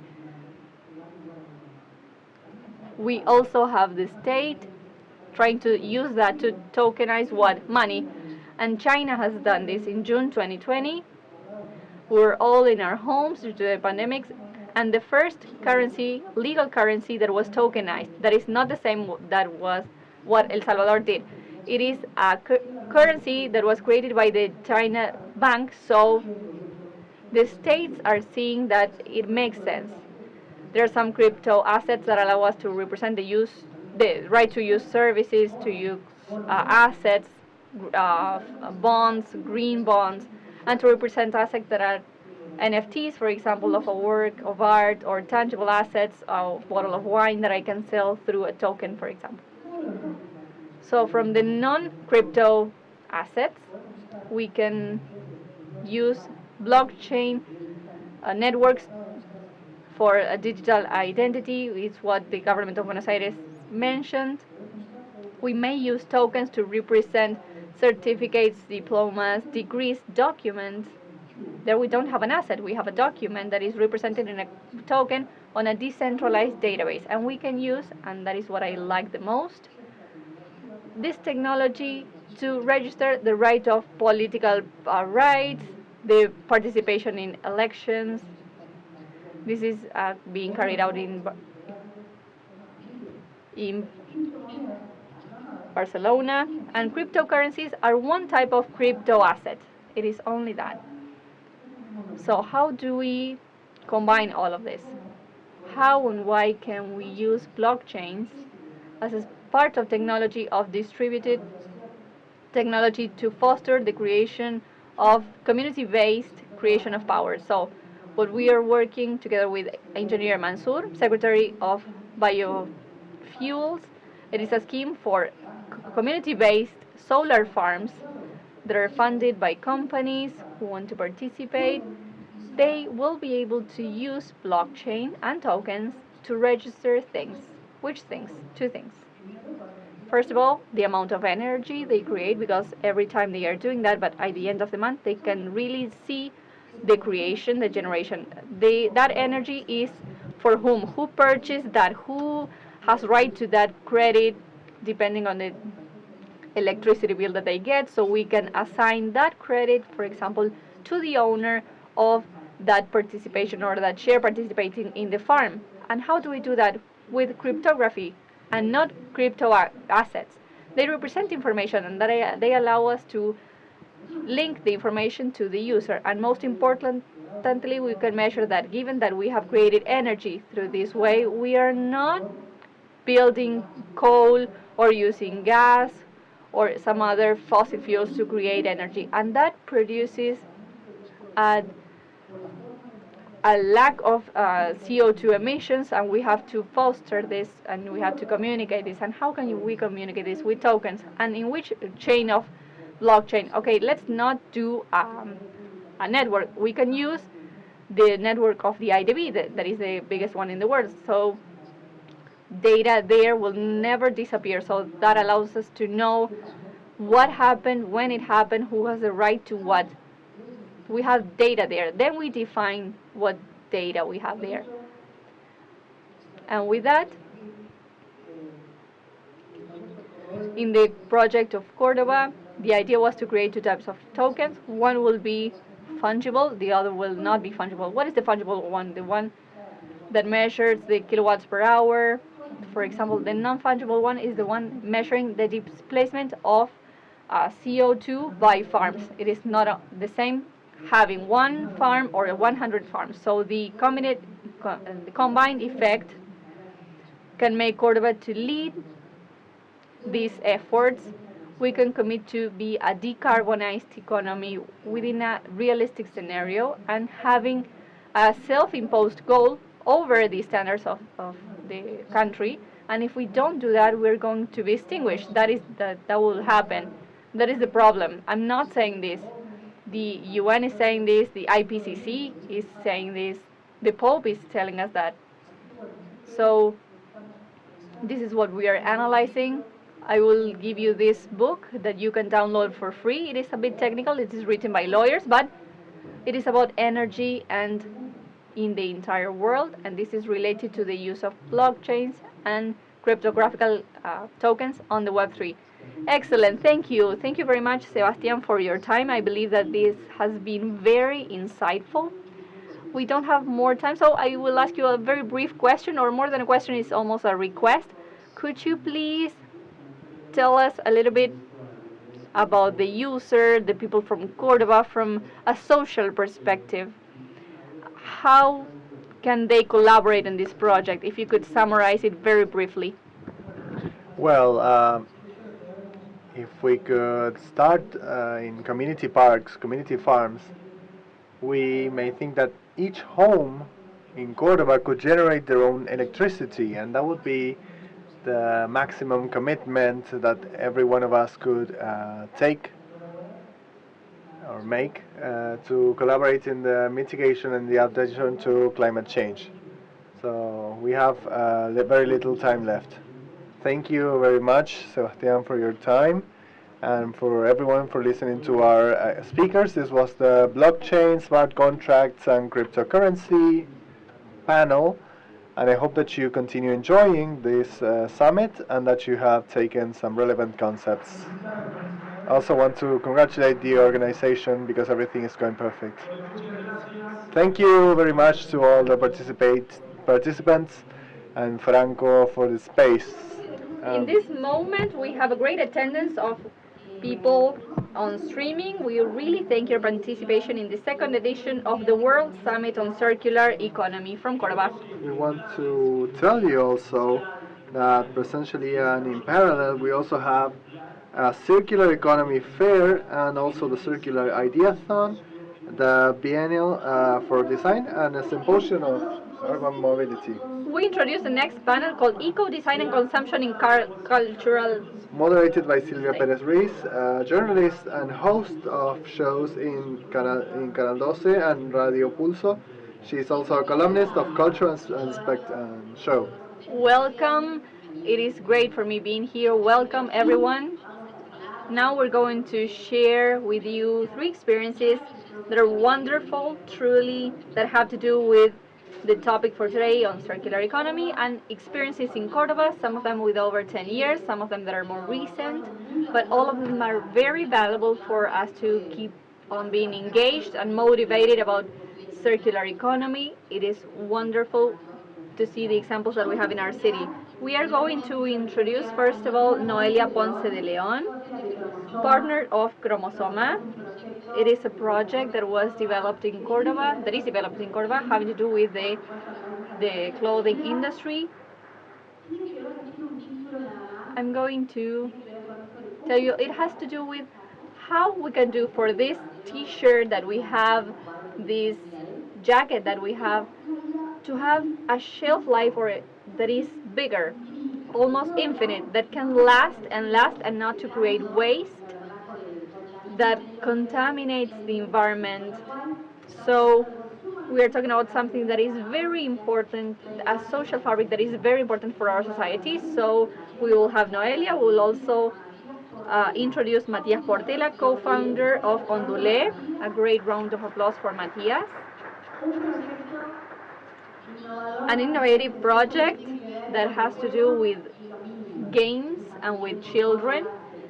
Over 10 years they have been working with didactical games, everything related to games of children, boys and girls of Cordoba, and for the entire country, developed through cardboard that was recycled, and that is what we're going to be seeing this afternoon. And we also introduce Giuliano Frola, partner of Group RFG.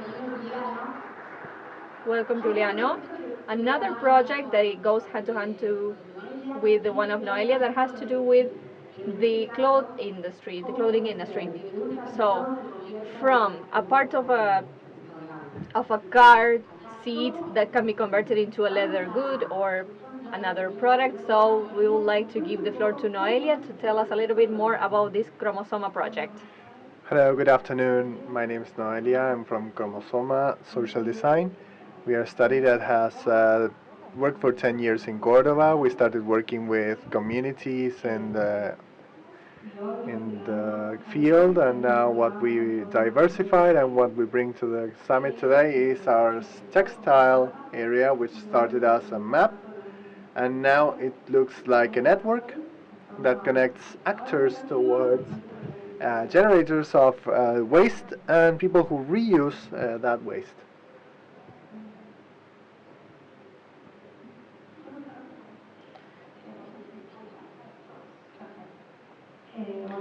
There we go. This is a little bit about us.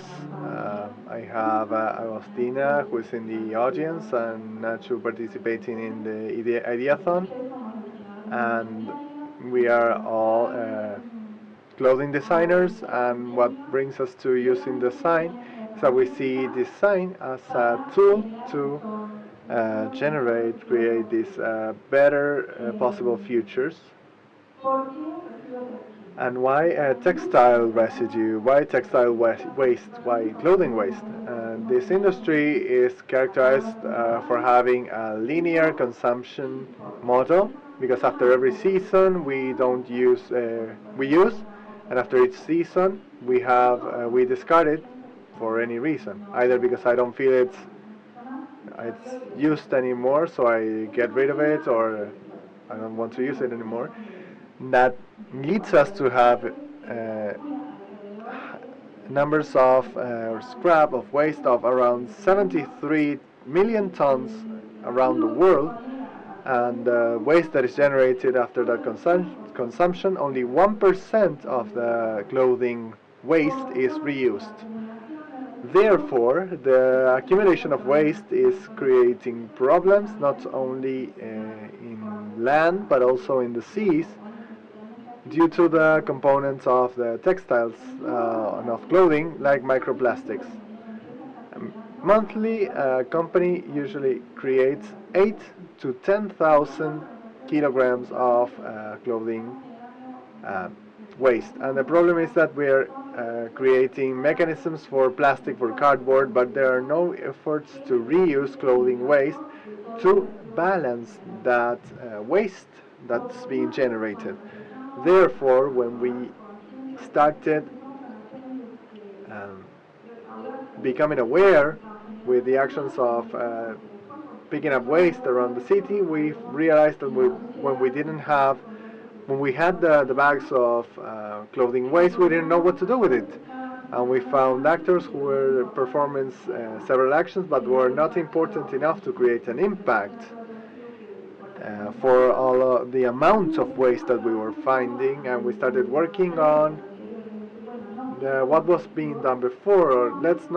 We started thinking, let's not generate waste, let's prevent all these items of clothing from going into the trash. So we went to our map of fixers, people who fixed leather goods, people who fixed clothes, people who fixed shoes, and I found them people who were close to my home, and I repaired it, and I prolonged the life of the product. That network started growing, and we moved on to actors who started creating a network. There's a high informality in the clothing sector, so when we started getting to that together, they were interested in continuing with these get-togethers, so we started giving them training to realize how they could improve the payment for their work. And now we have a network that connects fixers and companies that create clothing goods, and people who are using it for startups, or people who use it for their final dissertations at the School of Clothing Design. And now we have courses with digital meetings and in-person meetings, and we are trying to get it to grow outside of the city, because we have heard from fixers from other parts of outside the city. It's very interesting, Noelia. For those people who are joining us, we're talking about design and consumption in our present culture. Then we're going to go afterwards to the question stage, and now we're going to go to Matias, who is going to tell us when was his idea born. Thank you very much. Your projects were very interesting. I have a lot of clothing items to fix, so I'm going to reach you. I don't know if I have a presentation. Yes, it is here. My name is Matias. I'm going to tell you a little bit about Ondule. I'm going to try very fast because I believe that the Q&A section is more interesting. Let me see how I can move to the following slide. We are focused on the family. 8 out of 10 parents wish for their children to use more imagination. That is a survey that Playmobil did due to the advancement of technology in the lives of our children.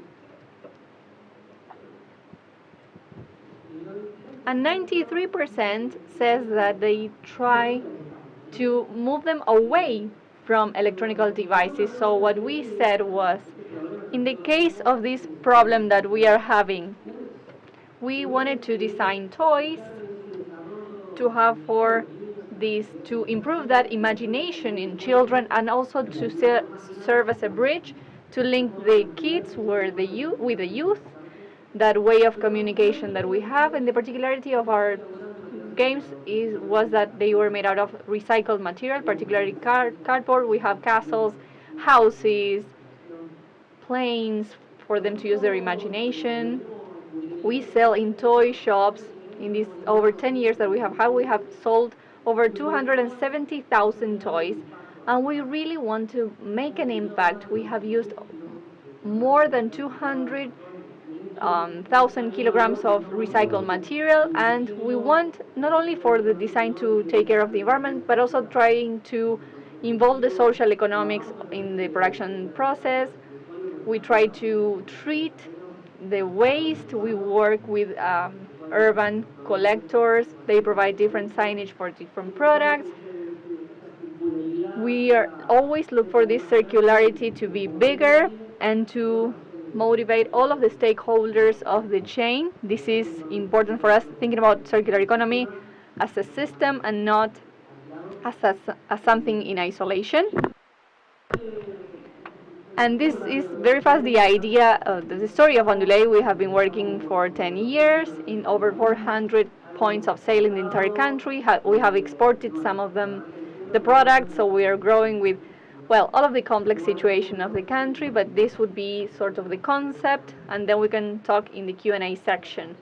Perfect, Giuliano from group RFG. Could we take a look at the presentation, please? Basically, I would like to show you a little bit about Moebius.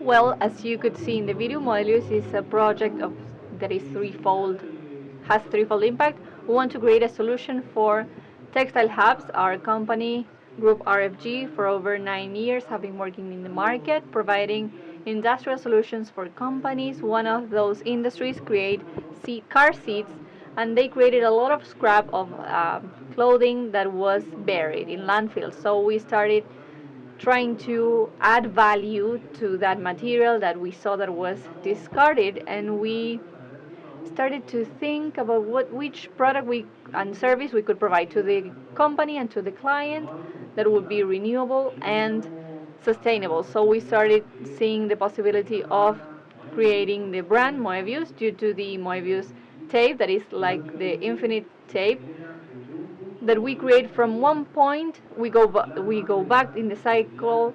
We start from the beginning and we go back there. It starts in Alto Alberdi. My grandmother was working on a workshop, and we started developing different combinations of fabrics. We saw the complexity of their sewing process, and we decided to create a portfolio of products, but we had the recycling part and the economic part.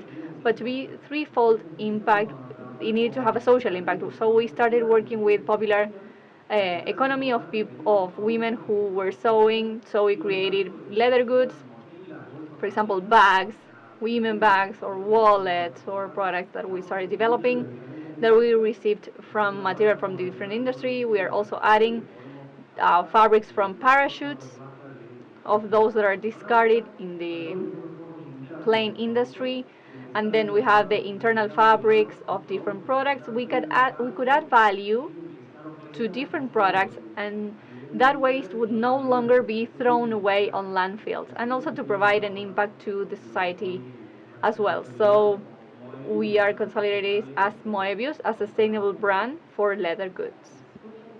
Well, that was very interesting. You could see how it is really a fabric of social sector, of different activities and industries that are added to a project of eco-design. And why is it important within circular economy, the value of eco-design? Why do you think this is important?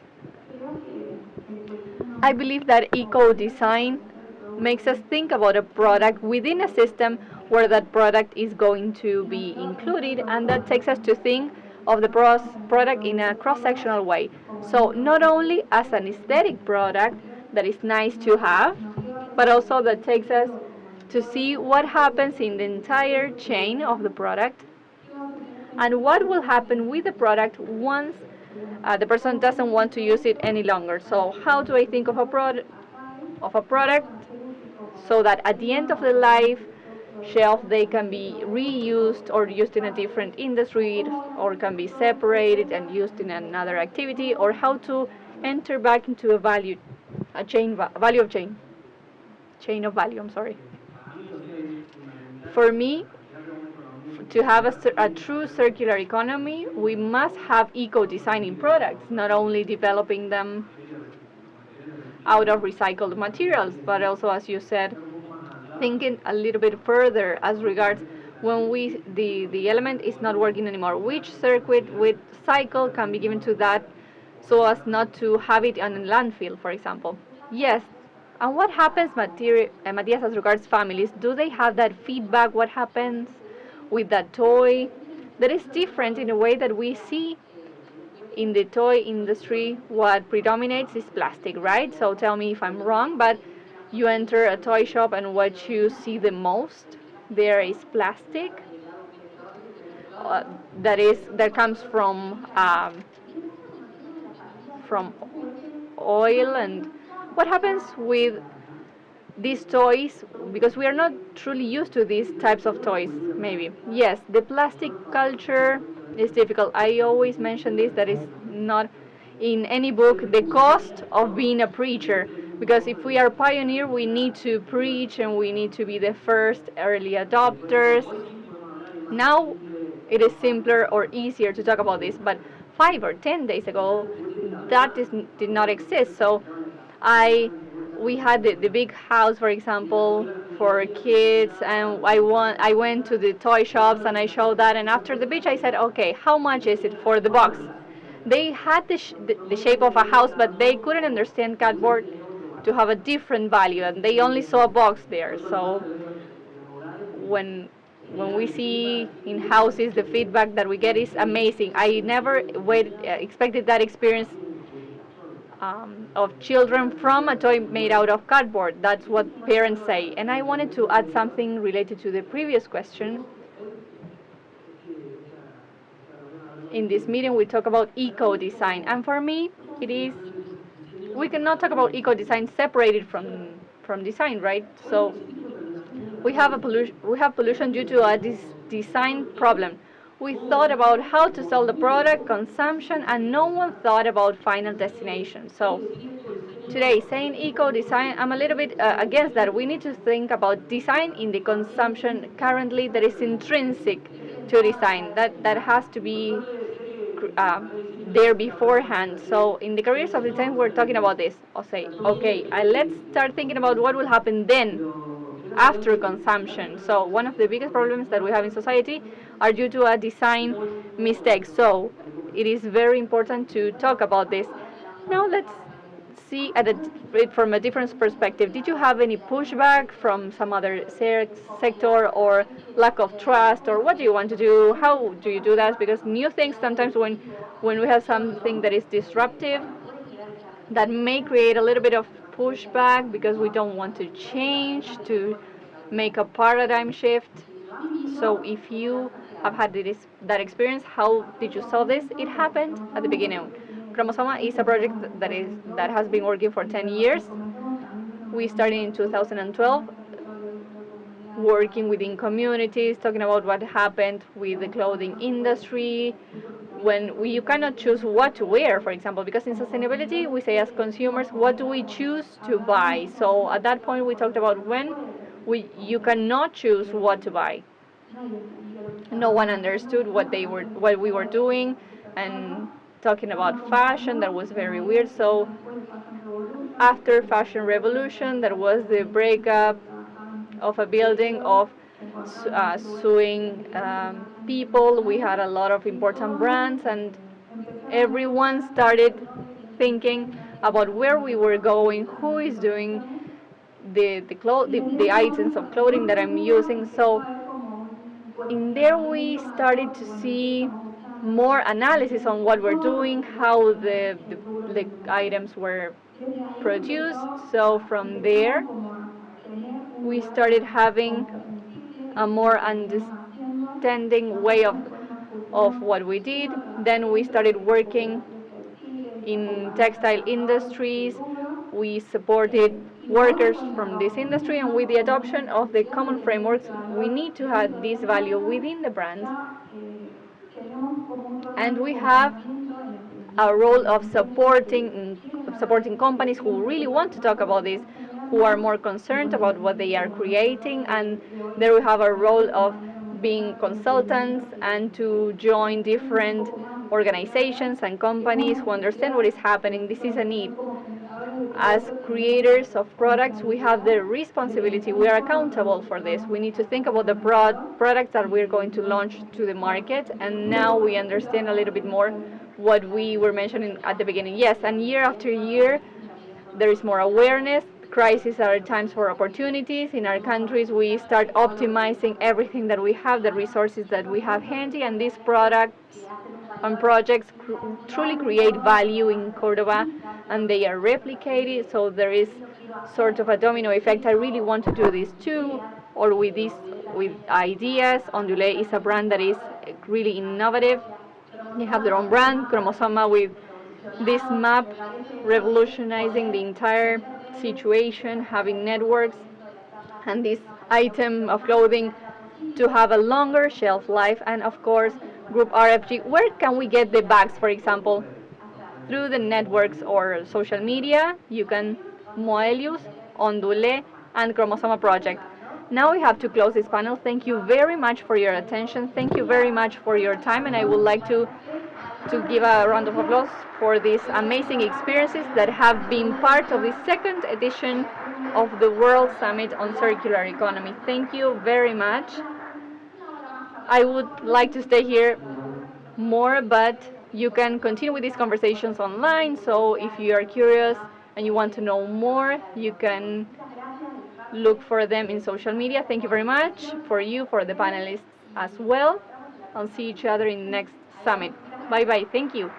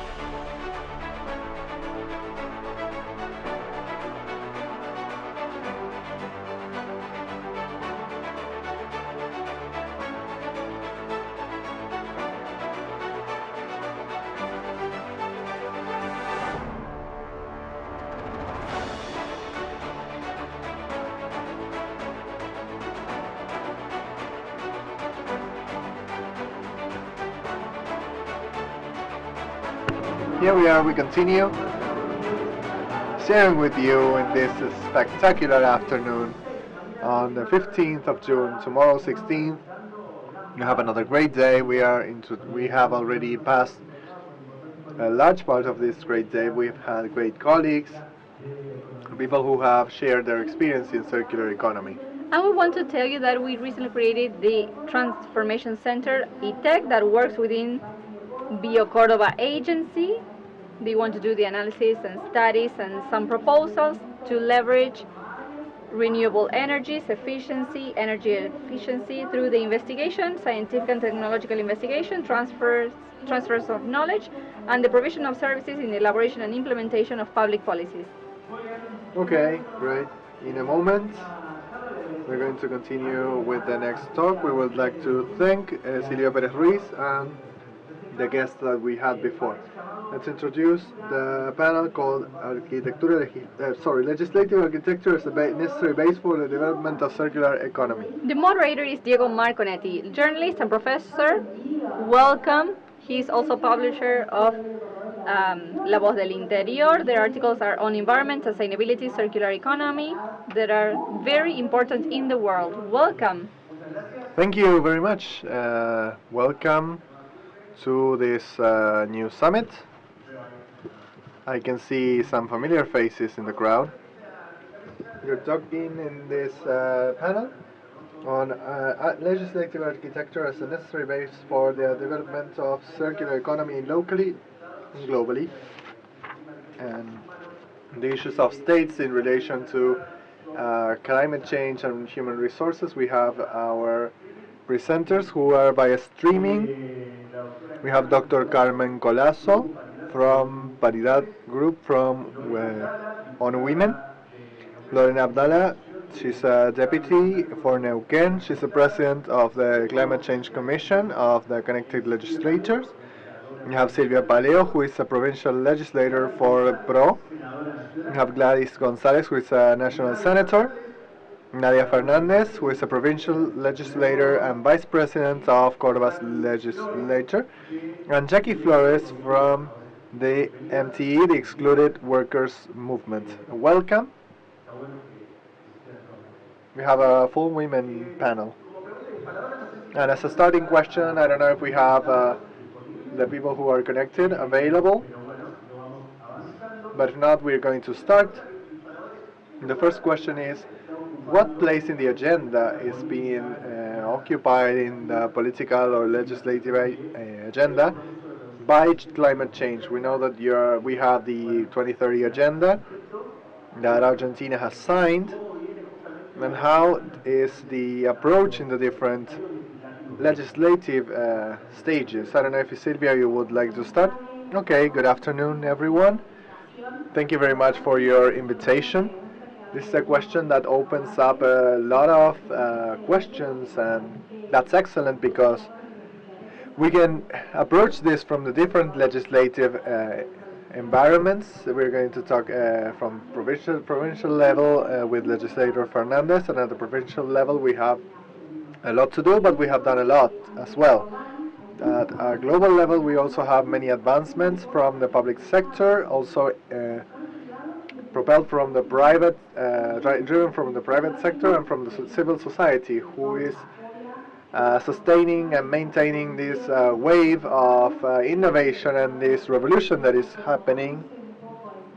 And the world is adapting to these tendencies, and it has been setting agenda, and we have been moving forward, but there's a lot to work on as for creating consensus and creating an agenda, and it's something that we need to do with the society and with the private sector, because the state could be trying to do some things well.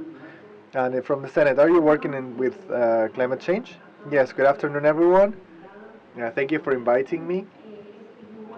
It's great to have this summit, the second summit here, based on one of the axes that politics needs to have, and environmental politics, and like it is a circular economy. In the province we have an institutional framework that we have a law, a climate change law, a climate change cabinet, considering that everything that we do as for climate change is absolutely cross-sectional.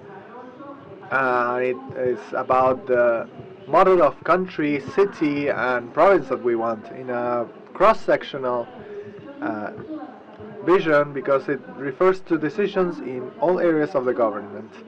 When we presented our mitigation plan or our adaptation plan to adapt to droughts, to floods, to fires, we do it with all sectors of the economy, with all of the areas of the government, and we have a sector plan and a policy in energy and in energy transition that we need to keep moving forward. As for renewable energies, and right now we have a fuel scarcity situation in our country, and that does not accompany the needs of the production. And we have a goal that we have discussed with one of the officers in the city about the need to incorporate the fuels, and we are going to increase the cut of biofuels, the proportion of biofuels that's going to be used, which is in line with energy transition. But we also have a challenge as for other sectors in sustainable mobility, and I saw all of the stands on electrical and sustainable mobility, and the need to drive renewable energies. And so as for circular economy, on the legislative level, at the national level, we have a lot to do.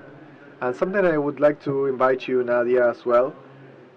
We have different levels here. I'm talking with people who work with circular economy. They are talking about the need for a packaging law, a law that regulates the type of packaging that is going to be used in order to facilitate recycling. I don't know if you can talk a little bit about that. Well, I think that there are some projects, and Jackie can also help us with this, because we are working at the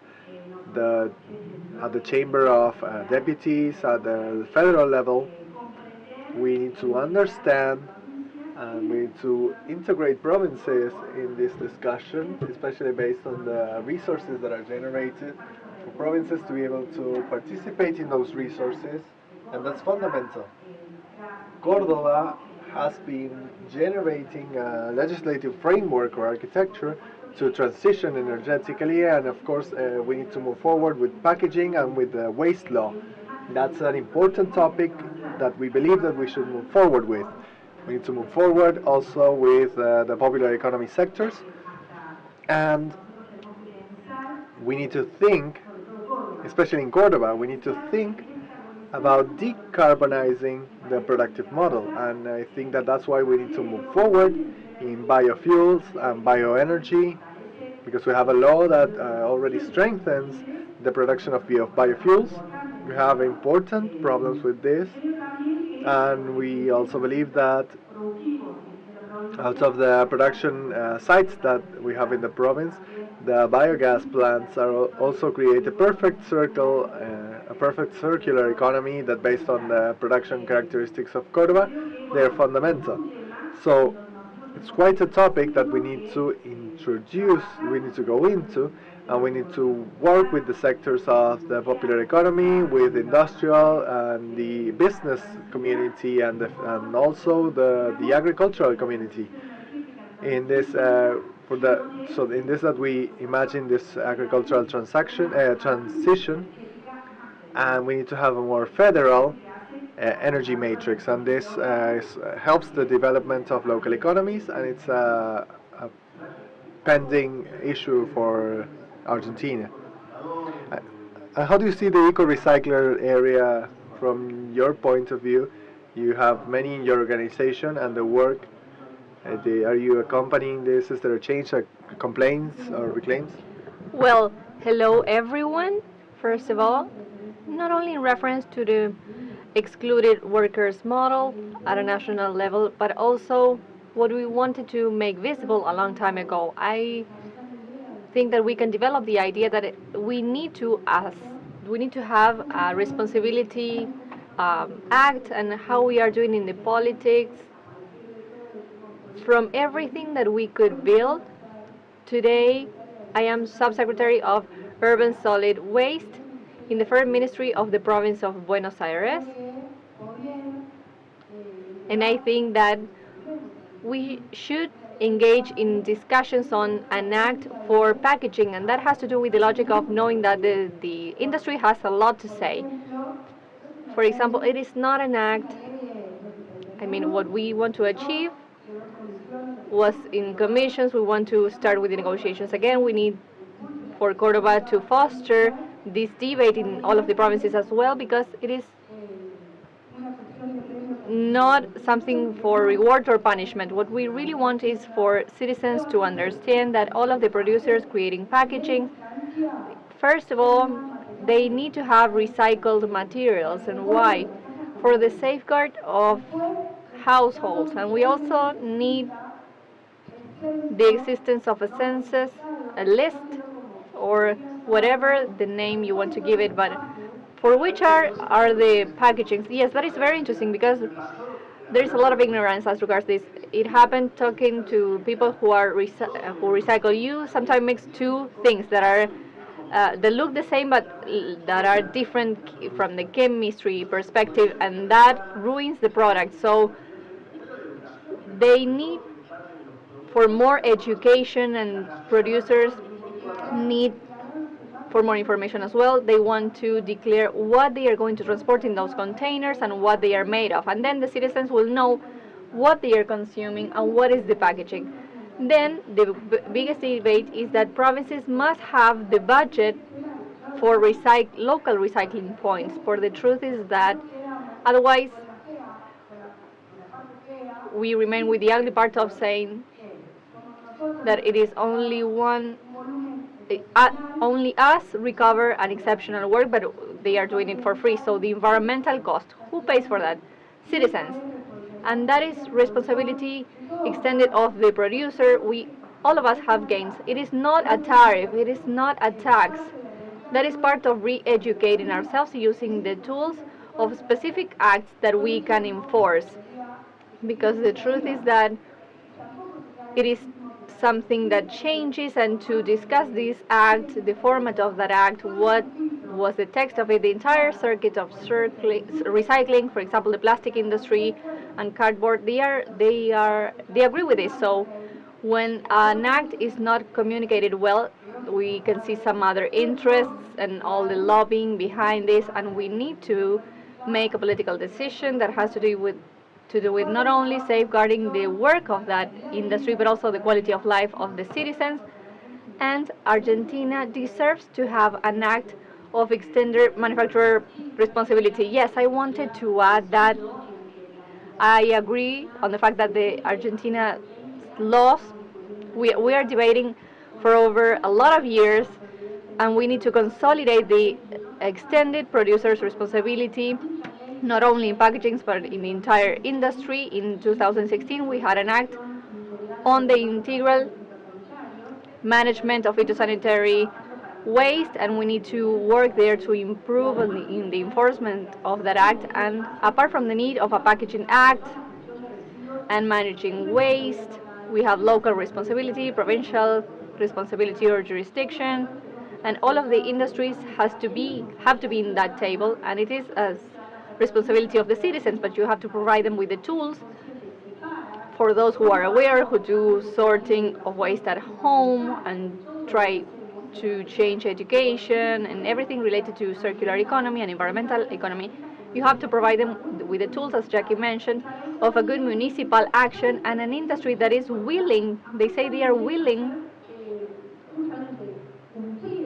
to comply with this extended manufacturer responsibility of the entire life cycle of the product. But I also wanted to mention that in this sense, and answering to your previous question of what we are doing in the legislature and Congress of the country, in the Senate we passed very recently an act of old and used tires. That is very important because that also depends on the type of waste.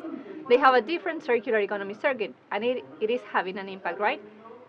At least we're seeing in projects that are growing in recycling in the floors of parks, for example, and also of producers trying to recover that material. Yes, it is an holistic system. In tires, for example, everything that has to do with hazards has an impact on health.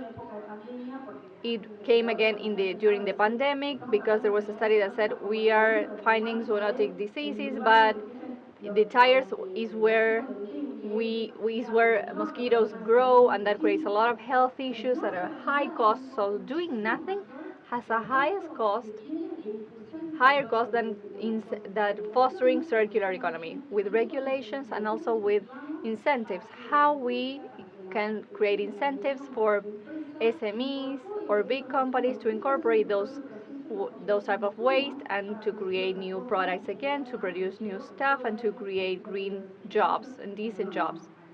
I would like to add something now. It is key to solve this. First of all, because local governments now they are understanding in practice in everyday life that waste is not only it's not garbage but a resource. So when we see our final disposition facilities that tell us that have a wide cost for local governments, it is key to change that paradigm, and we need to have some priorities on circular economy and to truly see it as a way out. Yes, I would also like to add Carmen Colazo, Dr. Carmen Colazo, Grupo Paridad of UN Women, and we also have Congresswoman Abdallah on the needs of moving forward on an act regulating the use of packaging. What can you say about this? Okay, good afternoon, everyone. I'm very happy for being part of this panel.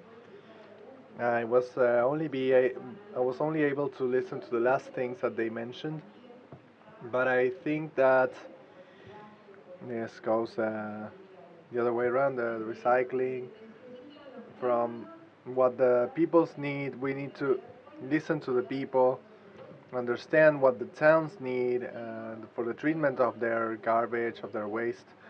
And then provincial legislatures need to listen to them if there's something to change.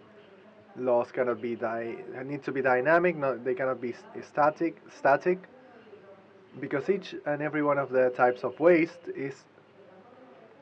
can be transformed into resources. We see this more and more every day, and we need to treat all of these types of waste. And we cannot do this through rigid laws. I agree with the packaging law and of course with the national regulations, but at a local level, we need to do our own things.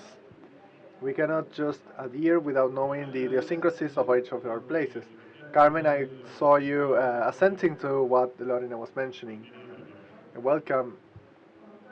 No, I completely agree with what Lorena said.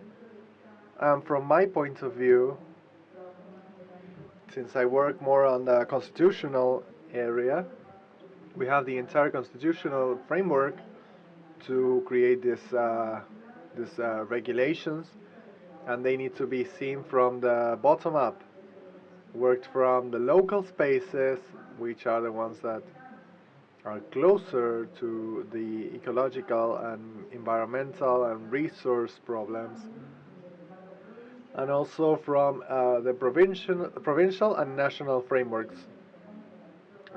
Constitutionally, in our number 41 Act, we need to respect the ecology and the environment and the natural resources from this federal point of view and from a holistic point of view, thinking about the needs from the bottom up. I would like to add another question so as not to go away from this packaging thing.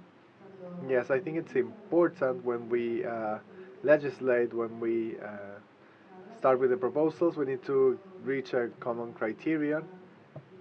So we've always been raising that banner, that identity with clear proposals.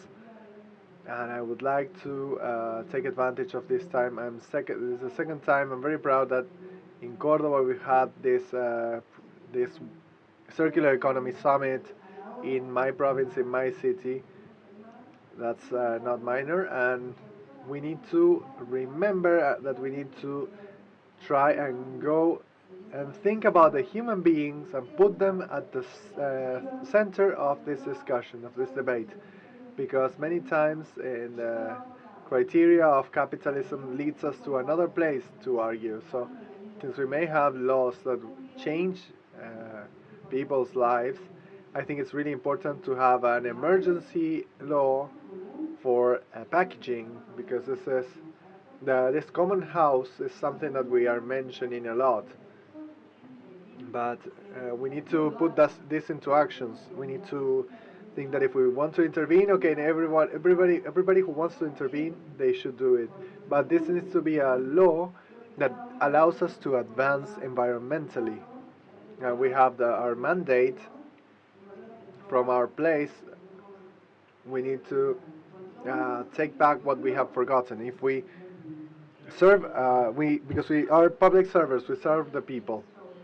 And you had me reflect that the challenge that we have of changing the paradigm and changing the way of we produce and move and consume and everything we do in life, it's related to this, to a different version of how we relate to other people and to nature. And during the pandemic, we realized that the health is one, it's just one. The health of the people and health of the environment is the same. And when we think about this relationship, not of subordination with nature, but rather of respect, then we change our own life, we change the way we do things. And this summit of circular economy implies abandoning this linear mode and changing through a circular economy mode. And I was here at the site, and they were talking about the program obsolescence and how we have gotten used, particularly as for electronics, to have to throw everything away, that there are no substitutions, that there are no replacement parts. And there are places where in the world that they are talking about the right to repair, that you can fix and repair things. If you had for example, if you had a fridge, it lasted all your life when we were young. So this is important to rethink some situations.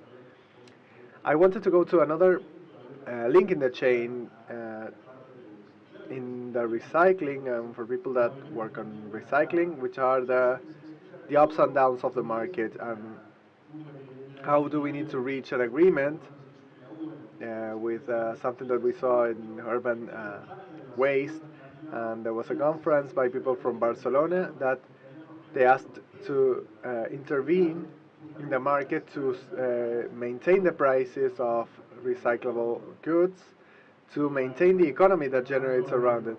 I see that you took the microphone. Yes, this is more complex than we think, and the reality that we need to understand is that from waste we get work afterwards. We need to recognize the work that exists, and then with this intervention thing that we mentioned about laws, well, the Argentine Republic is being wrong with the tone of this legislation because we are allowing for the import of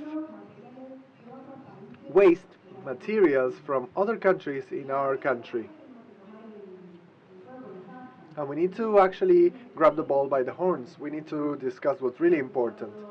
Because when we had the debate for the packaging law, which was a tough debate, it was, and the sector, the industry did a massive important actions on in Buenos Aires to Coca-Cola from our sector, and we need to consider this a circular economy that we are talking about now. It's about this matter that I mentioned, the human part a lot, because in this circular economy we have many people who are laying down their bodies, their lives, so that we persist in this environment where we can still breathe, but they don't have the work rights guaranteed, they don't have political rights, because they're not being heard. I would like to add Carmen and her opinion about this. Yes, I would like to take up on this about starting with the debate for any legislation. I am a lawyer. I'm convinced that acts are going to be enforceable, those coming from debates with the community, and in that sense, I would like uh, to highlight that the fact that women are true participants in all of these issues related to the environment and climate change, the administration of natural resources. We as women are managers of natural resources in our lives, of water, in the relation of rural women and the means and the different means, urban women with the contamination and pollution of the cities. So we need to have those voices, the voices of women in this case, but also the cross-sectionality, because the consequences are not the same for women and for men, and the consequences are not the same as regards the different ethnic groups, because we know about the Aboriginal communities here, for example, and in connection with the urban or rural communities, or as regards different classes. So, as you mentioned before, it is complex thinking about legislating and working on circular economy, and I believe that we should take that into account, that this circular culture is a very feminine culture and has created a lot. Ecofeminism was very important in these issues, and I believe that we always go back to the debate with the community to create those acts to enforce in the society and not to import standards from different realities. I would like to give the floor to Silvia and then Lorena. Silvia, you would like to mention something? Yes, very briefly, thinking about the potential of circular economy as a source creating jobs, right? We see a lot of this in the province of Cordoba. And the truth is that it fosters regional economies, and they allow for the creation of promoting of rights where the citizens are, and that has been a great challenge and another cross-sectional challenge. And added up to what Carmen mentioned, thinking that about consensus, right? We have to give ourselves the opportunities to talk about these topics that are cross-sectional. They don't have to do with political parties or ideologies, but those are flags of citizens, of those who are in political decision-making policies, and we have to make it even more cross-sectional to reach consensus. And sometimes, in the case of Cordoba legislature, we could do that for the enactment of acts. Lorena?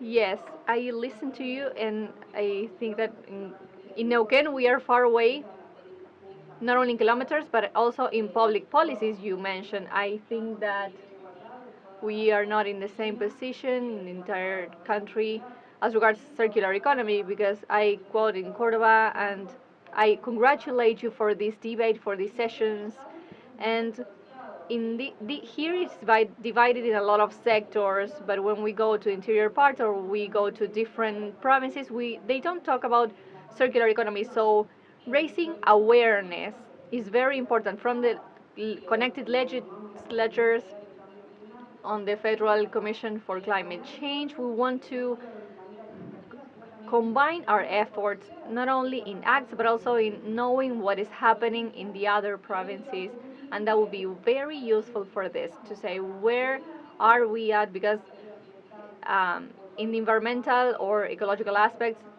it is useful if one province is moving forward and the other is not, because sustainability is not about borders or frontiers. So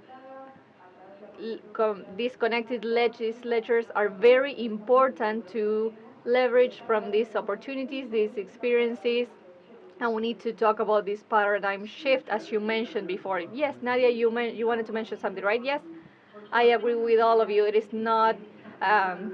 You are in big trouble, Marco. This panel is made out entirely of women, so I'm also minority at home. And yes, women are pushing for the environmental agenda and for the popular places, but there is something we need to take into account. First of all, Argentina has to comply with the international commitments in reducing the emissions, right? In all of the provinces have to do that. So we must tackle that legislative part.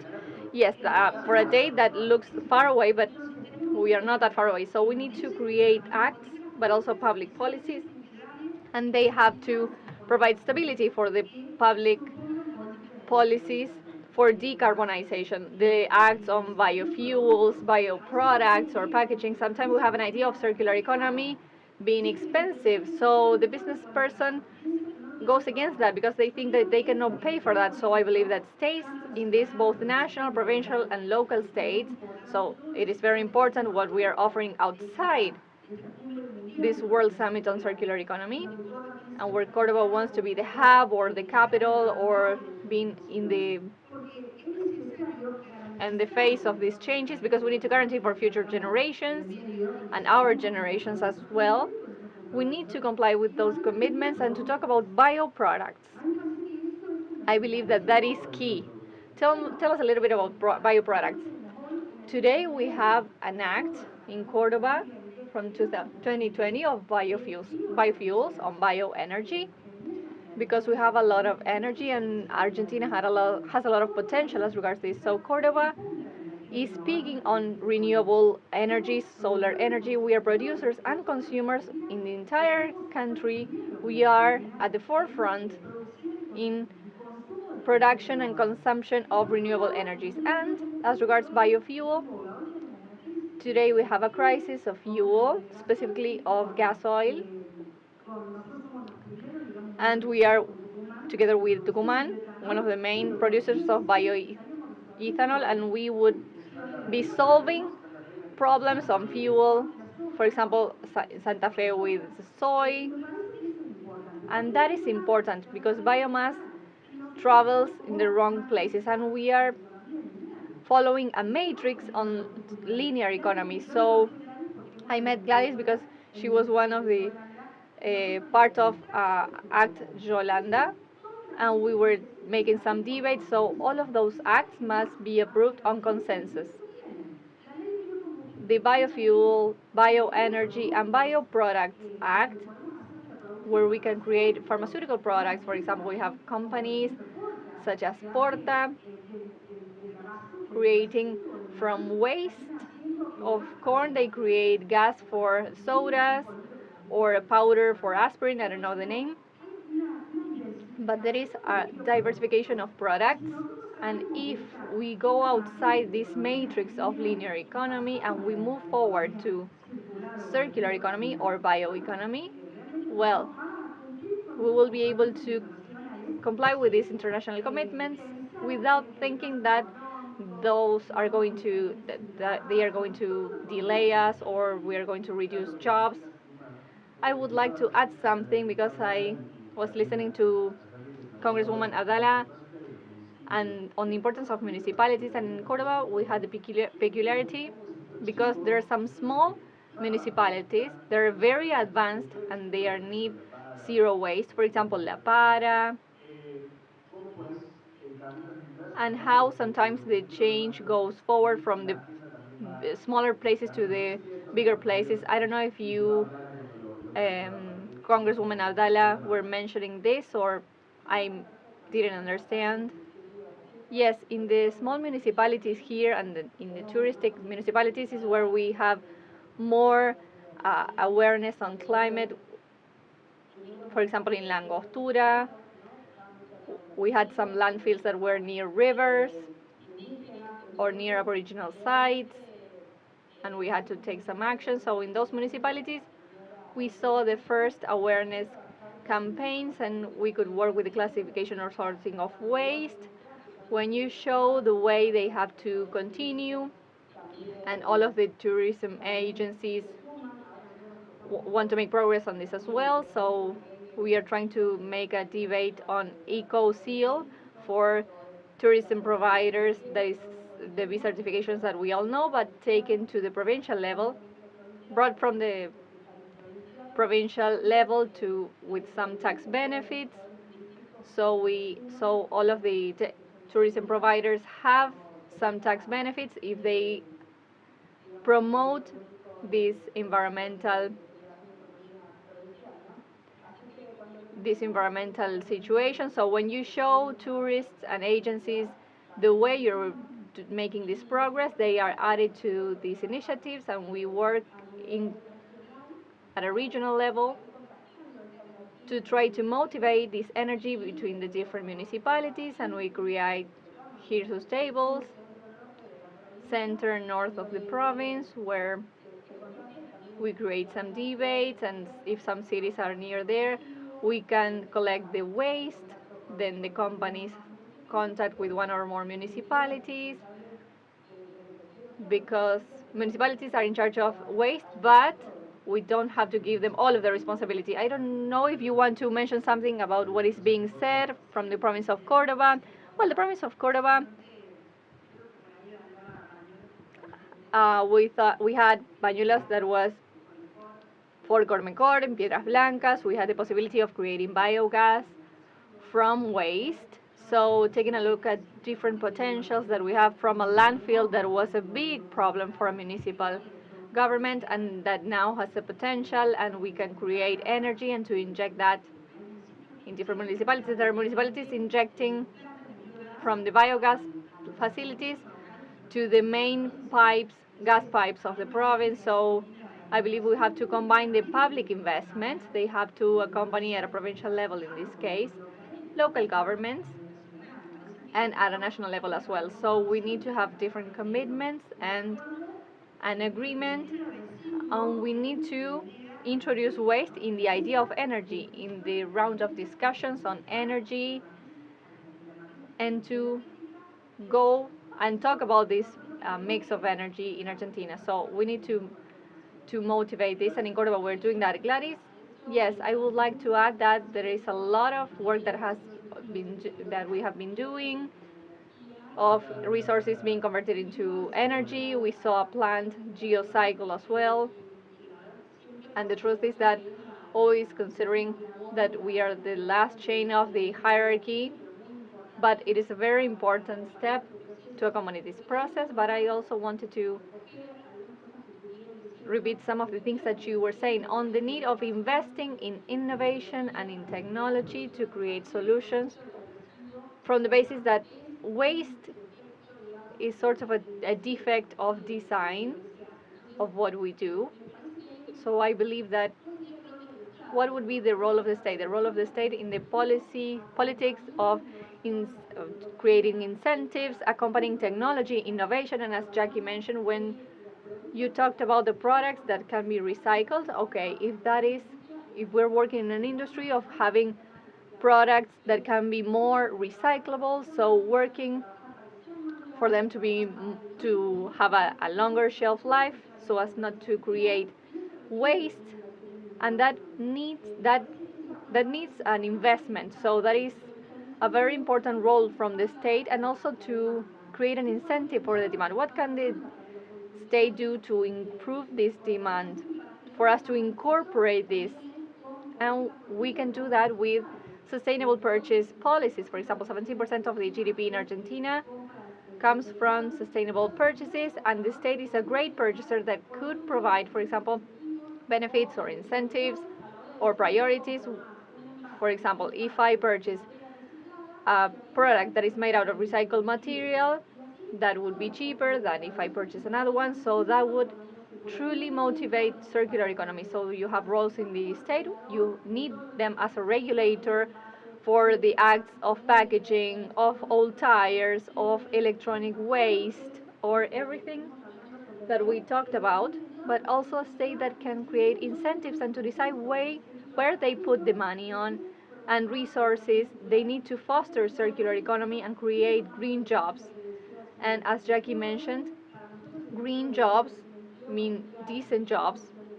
So including with gender, including gender, a formal job, an inclusive one. So nowadays, in the face of climate change and this topic of circular economy, we have an opportunity to create jobs, but decent jobs. Yes, and we had to add Carmen to this because from UN Women, they are working with that, right? Yes. Of course, UN Women is working hardly in these topics. I am in the parity group. I am in Asunción right now in Paraguay. I'm from here. I'm speaking today. You know that I also wanted to mention that we can also have this perspective of innovation that you just mentioned that has to do with human development. And human development has to do with those cross-sectional activities I mentioned before, and UN Women has this into account. So in this sense, we need to see all of this change as a great investment and as opposite to what we see. We need to go out of the mindset that we had, and we need to move to a circular one where we can diversify also the economies. I was a witness in some of the summits of Aboriginal women who stated the importance of using a series of elements that are there within their places where they live to do this traditional Aboriginal medicine that we have lost, and that then they come from Europe taking that intellectual property of in Aboriginal communities, and then they come back here with medicines that are very expensive. So we need to be able to rescue this. Also in the clothing industry, we need to recover textile products for this industry to be able to create different fabrics that come from these initiatives. And I also think that it is very important, we need to take into account that diversification in economy will bring about a change of a paradigm shift. That is the one we are talking about. We don't have to push back because this is the future, this is an investment. And I believe that, as I said before, this will be something that will bring equality, that will foster popular sectors, and that will improve economy and in the country and regionally, of course. We are part from the Guarani aquifer. Sometimes we have some similarities, but we cannot see them because we are focused on traditional schemes, and we can do more. Jackie, yes, I'm following on what she says. It is very important to understand that for circular economy to exist, we need to acknowledge who have been doing this. Someone reclaims that material, and then we create jobs. That is the reality we need in that job creation. First of all, we need to recognize the work that has already been they have already been doing. We also create jobs, and we also need to see industries We need all of the stakeholders for a circular economy. I'm following with this line because I come from this, because I'm also a woman, and because sometimes we don't know that the problem of the area is that 65% of them are women. So we need to think about this struggle of trying to understand and to see the things in the order of importance without subtracting any importance, because otherwise it will be very complex for circular economy, as we had thought it would to be the cultural shift that we need, because the future is ahead of us. I would like to start thinking now and in the present, because popular economy are the ones who suffer the most. Okay, Nadia. Yes, well, now we're about to pass in the Congress an act that creates the third natural park for the province of Córdoba, Park Ancenusa. So Córdoba will have 3 national parks. That is the fifth. Ancenusa is the fifth wetland that is the biggest in the planet and the biggest one in Latin America. In the north, if you're not from Córdoba, you can go and visit the Rio Dulce areas, and we have 30% of our service in the province of Córdoba destined to natural protected areas. So it is conservation and preservation, but also taking care of the planet and taking a look at the different potentials that our people have, our workers have, our manufacturers have, women, popular sectors.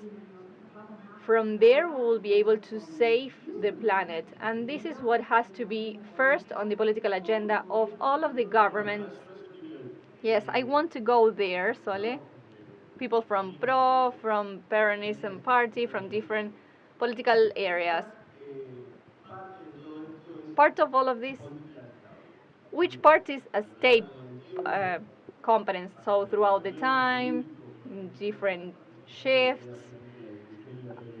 sometimes they only see debates and fights, but we lose the other side that does not create a lot of noise or press, the other type of work that they do on a different tone or voice. For those of us who don't know if this is part of a state policy or if it depends on one party or the other, do you think that we can reach those agreements for the packaging act, for an act empowering the last part of the chain to be visible? How far along are we? We all agree on the fact that we have to move forward in that way, right? Well, I think that these things show that many of us are fostering and driving the sustainable development agenda, and many of us are pushing for this to have the political place from our legislative areas. In the case for us three, Jackie already has a place in the executive power, so she has more tools for provincial management. And some things I would say that are sincerely a state policy. The creation of national parks is a state policy. All of these laws have been created due to unanimity, and each of the governments have understood conservation and what's behind it, and local and regional development and creation of jobs and protection of nature are, of course, state policy. And after that, there's a lot of consensus work that we need to keep doing and agreeing on the priorities. But we are all pushing to take this agenda to the public arena. We need to. We are doing great effort to give priority to these issues. I think that we are together in that matter, and then we have to go down a road. And I agree with the maturity of our society, because we were not discussing about these things just a short time ago. And after the pandemic, I think that we need to put this into the agenda a little bit further. We can set these as part of the agenda, of course. Yes, I think that we have the spaces to work on these consensus, but they are not as much in the press as the fights, but they are something that we need to work on. And I think that the new generations have a certain logic that don't allow us to go back on certain things. So I think that the first challenge is that the Sustainable Development Agenda needs to go into the agenda. Congresswoman Abdallah, yes, I agree wholeheartedly with what they said, and I consider that everything is public policy. We need to have decisions from uh, and I don't mean with the new generation when I mean the younger people. I mean with the decisions, the new decisions. We are seeing what's happening with climate change, and if we don't do something soon, many of us have understood it, and the new generations have learned it and they're executing it. But there's a generation that, through environmental education, as we have suggested it now with the Yolanda Act, with circular economies, with many other things. We have public policy decisions that have been made, and it's necessary to, and it's necessary especially because the younger generations are requesting this, are demanding this. Jackie, then I would like to see your look, and then we will ask Carmen. Yes, I think that we have a real consensus here. I was fortunate to drive this debate for the packaging law from my sector, and when I went to the Congress, I found more expelling Congress from the reality that I saw afterwards. So, and we started creating the debate, and when you learn how to communicate and to create awareness in society, it's part of us taking charge of things. When we get someplace, we need to take charge. It's not the same thing what the Congress does now, that they open the doors, that they debate, that at least we can know which are the interests that keep us apart or that keep us together. But I think that we have been working on this for many years along this road of many processes, of taking charge of the process. Women have actually been doing battle. Yes, you agree on many laws that have been worked cross-sectionally in the good lobby. This is a good lobby because it's related with tools. Yes, the gender laws, we have done it together. Yes, feminism has created some cross-sectionality. This is at the service of other things, but I have had the fortunate of being in many panels where I couldn't reach an agreement because discussing had another logic, and we were able to open up the negotiations, the talks, and as they have mentioned, we have the possibility that we put to the service of the community, because we also have problems closing the door to other people because we had a hard time getting to where we got, and we have a common criteria in certain things, and we have been building many things, and I'm very happy about this. This instance makes me super happy, and we are not wasting time because when we have to discuss, now I have to meet other people, and they tell me, Jackie, you got up there. Now what you gonna do? Let's create those consensus tables, because I cannot get things for you. So I think that this Congress that we have now, these open institutions, I think that that's going to add up to a lot. Nadia, just one thing. Yes, I said something that the best laws are the ones that are born out of consensus and parliamentary spaces. From that, we try to reach things by consensus. Good things. Some things maybe they are not as good, and maybe they are looking the other way from what happens with society. But I also remember what the Mayor Jarrola says, that good politics needs to be at the service of the community and the agenda of the people. And circular economy is in the agenda of people more and more. And we need to be part of that process. And we need to accompany, and the state needs to think of how to leave this linear economy matrix and moving into circular economy. That's the world that comes next. That's the world of the future. That's the world that the younger generations are asking us to build.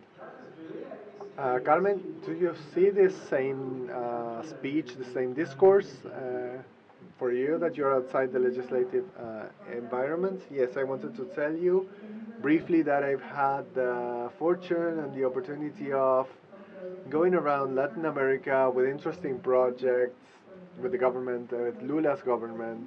I was in Recife and I worked with women who worked, women at Isla de Deus, which is a very interesting place. You can find the project in Google.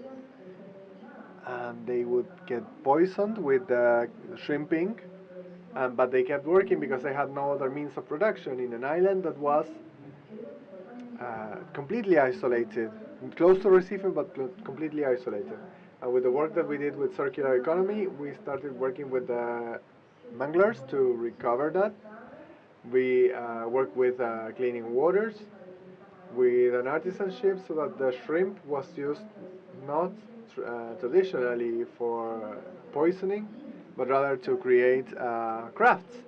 So we created from pots and rings and colors, and that created a bridge with Isla de Deus to Recife that they made out of wood from the same place, and then we had homes.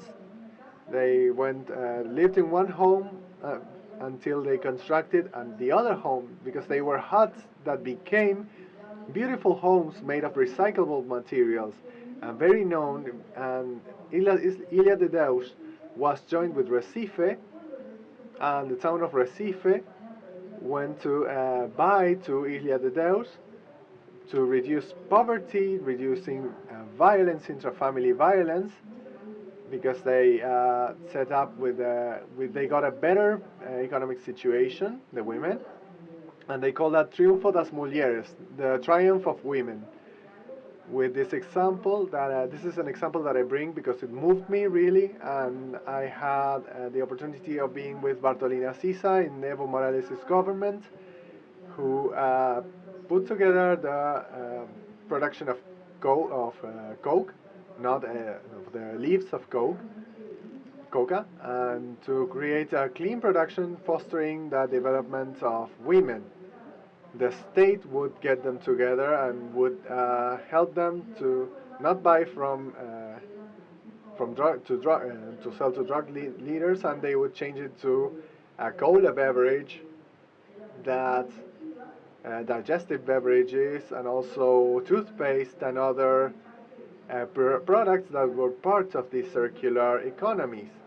I think that the this also created an environmental conscience, which is extremely interesting. And what I want to say is that we have a legislative dispersion, very large one, but we have to analyze these legislative conditions based on the debates at the bottom to start improving that towards the future. That's a great challenge. Carmen, thank you very much for participating. Carmen Colasso from ONU Women, Lorena Abdallah, President of the Climate Change Commission from Connected Legislators, Silvia Paleo, Provincial Legislature, Gladys Gonzalez, National Senator, Nadia Fernandez, lawmaker at the Provincial Legislature, and Jackie Flores, member of the Urban Resources Processing of the Province of Buenos Aires. Thank you, everyone. Keep enjoying this conference. I would like to thank these great panelists and the Omar Cornetti as well. It was very interesting for us. So let's move to the last panel of the day. Tomorrow we're going to continue with more circular experiences. The city of Cordoba is a hub as a national reference for the paradigm shift to circular economy, a social productive energy perspective to create green jobs that are sustainable in harmony with the environment. We are very close to the end of circular experiences of the second edition of the World Summit on Circular Economy. Now we're going to introduce the last panel, We're going to be moderating together with Juani. It is a very interesting panel where we'll have people who are responsible for things to start happening. We will have them on the stage. We're going to talk about circularity in the city. Please seat. We're going to introduce them.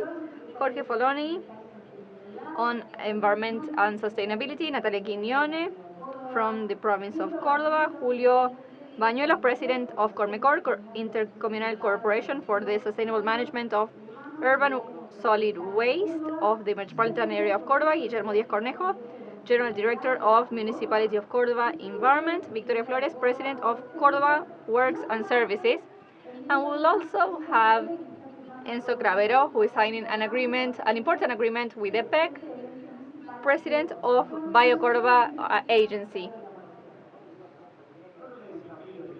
We have a massive challenge here in Cordoba in this summit. We have this challenge from here on out towards the future to have this international summit happening for the second year in a row in our city. I'm going to start wherever you want, feel comfortable. We're going to have a chat as if we were in the living room in our homes. And we are going to talk to about from your area, what do you think is the contribution that Cordoba is making to the circular economy? I can start. I will break the ice. Okay, I'm in the forefront of Cordoba Works and Services, in charge of cleaning the city, part of public work technology, and within circular economy, recycling parts. So the green areas that are the places where we have all of the dry products that people sort and a volume of or large products to be recycled. The transfer centers are a contained space where you can place the old tires or construction materials or very large waste. So what we try to do is what we were saying, paradigm shifts that really start in individual behavior. So we work with two programs mainly, Eco Allies or Ecoaliados from the municipality.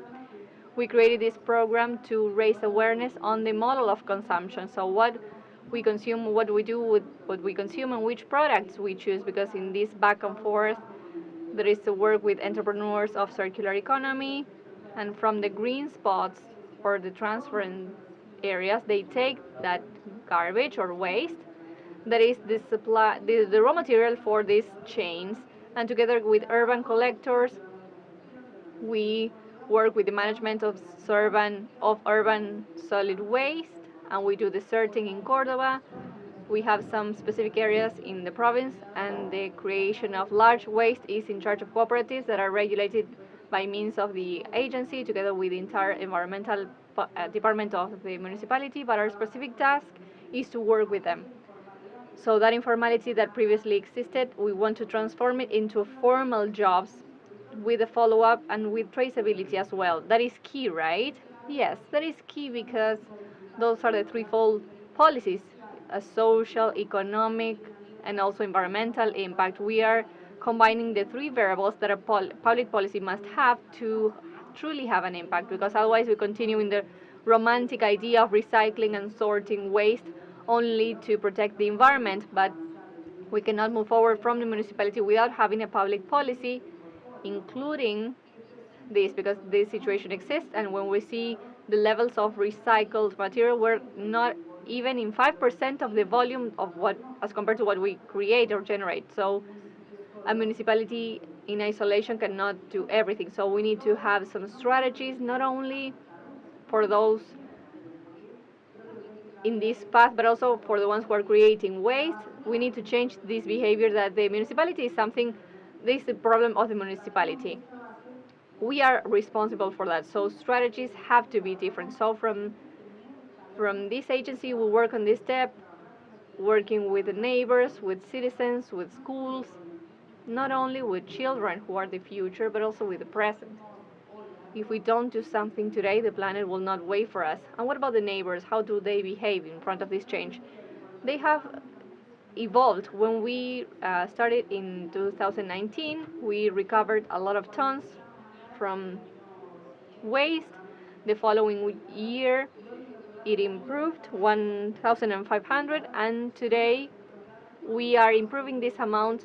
When we add the transference centers, we are at about 5,000 tons that are not buried in landfills. Then Juli will tell you a little bit about the facilities. The problem of a facility or challenge is having less percentage of waste that is buried so that we can recover it in the chain. But everything starts with the neighbors and citizens being aware of the consumption patterns. In the previous panel, I don't know if this has been measured, and there is a question if you have it measured. What about the traceability of the power of women in this of thinking of protecting? They mentioned this in the previous panel. There were a lot of women working in this of thinking on circular economy, and the question is, if we go to the first part, right?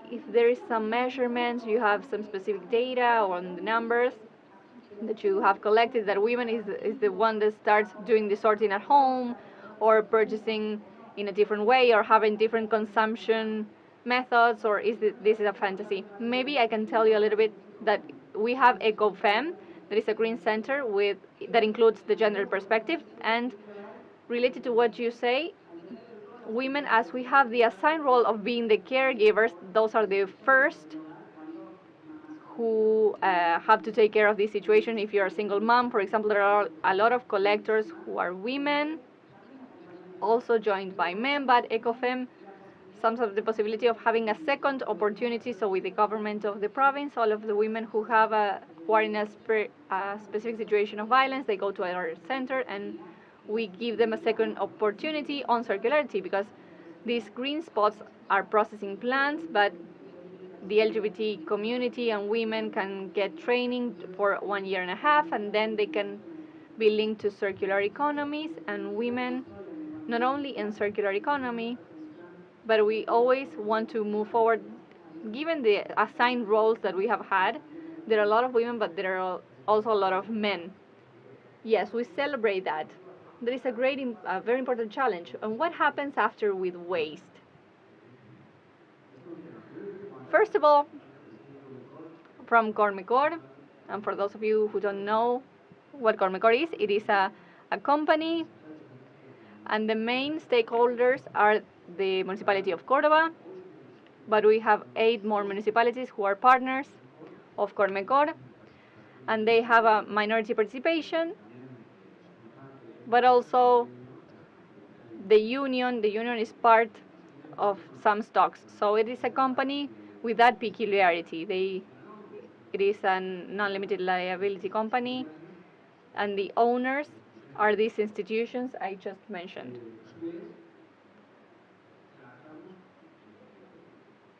Including the city of Córdoba,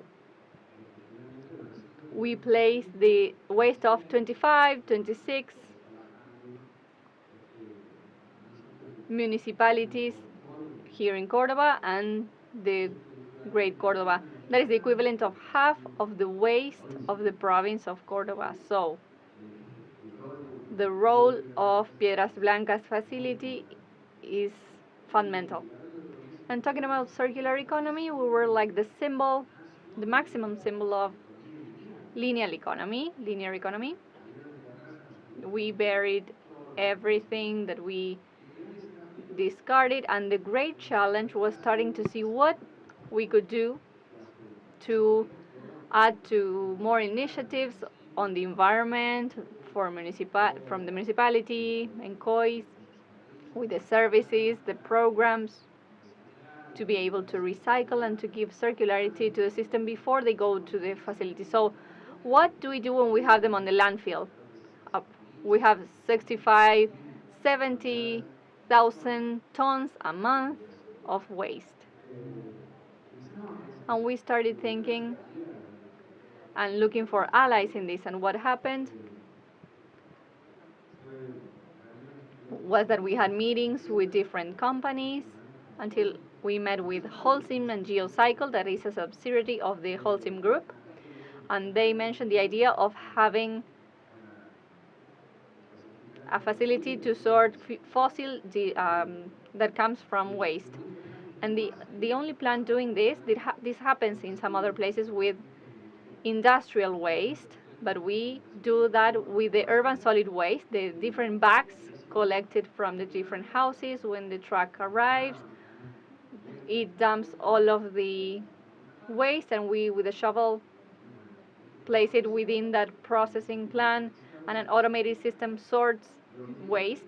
What comes to the end is what Holcim uses and transforms into fuel for the furnaces of cement.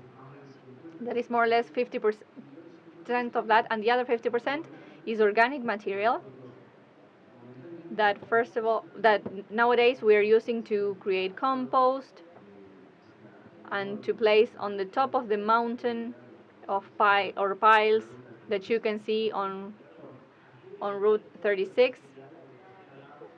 Before we were talking about the importance of the neighbors. When you at home at your department sort or separate waste, you facilitate this, right? You can make it faster, because one thing is having waste all mixed up and then you have to divide it. So if we are aware, each of us are aware of this, that at home we can do it, that job would be easier, right?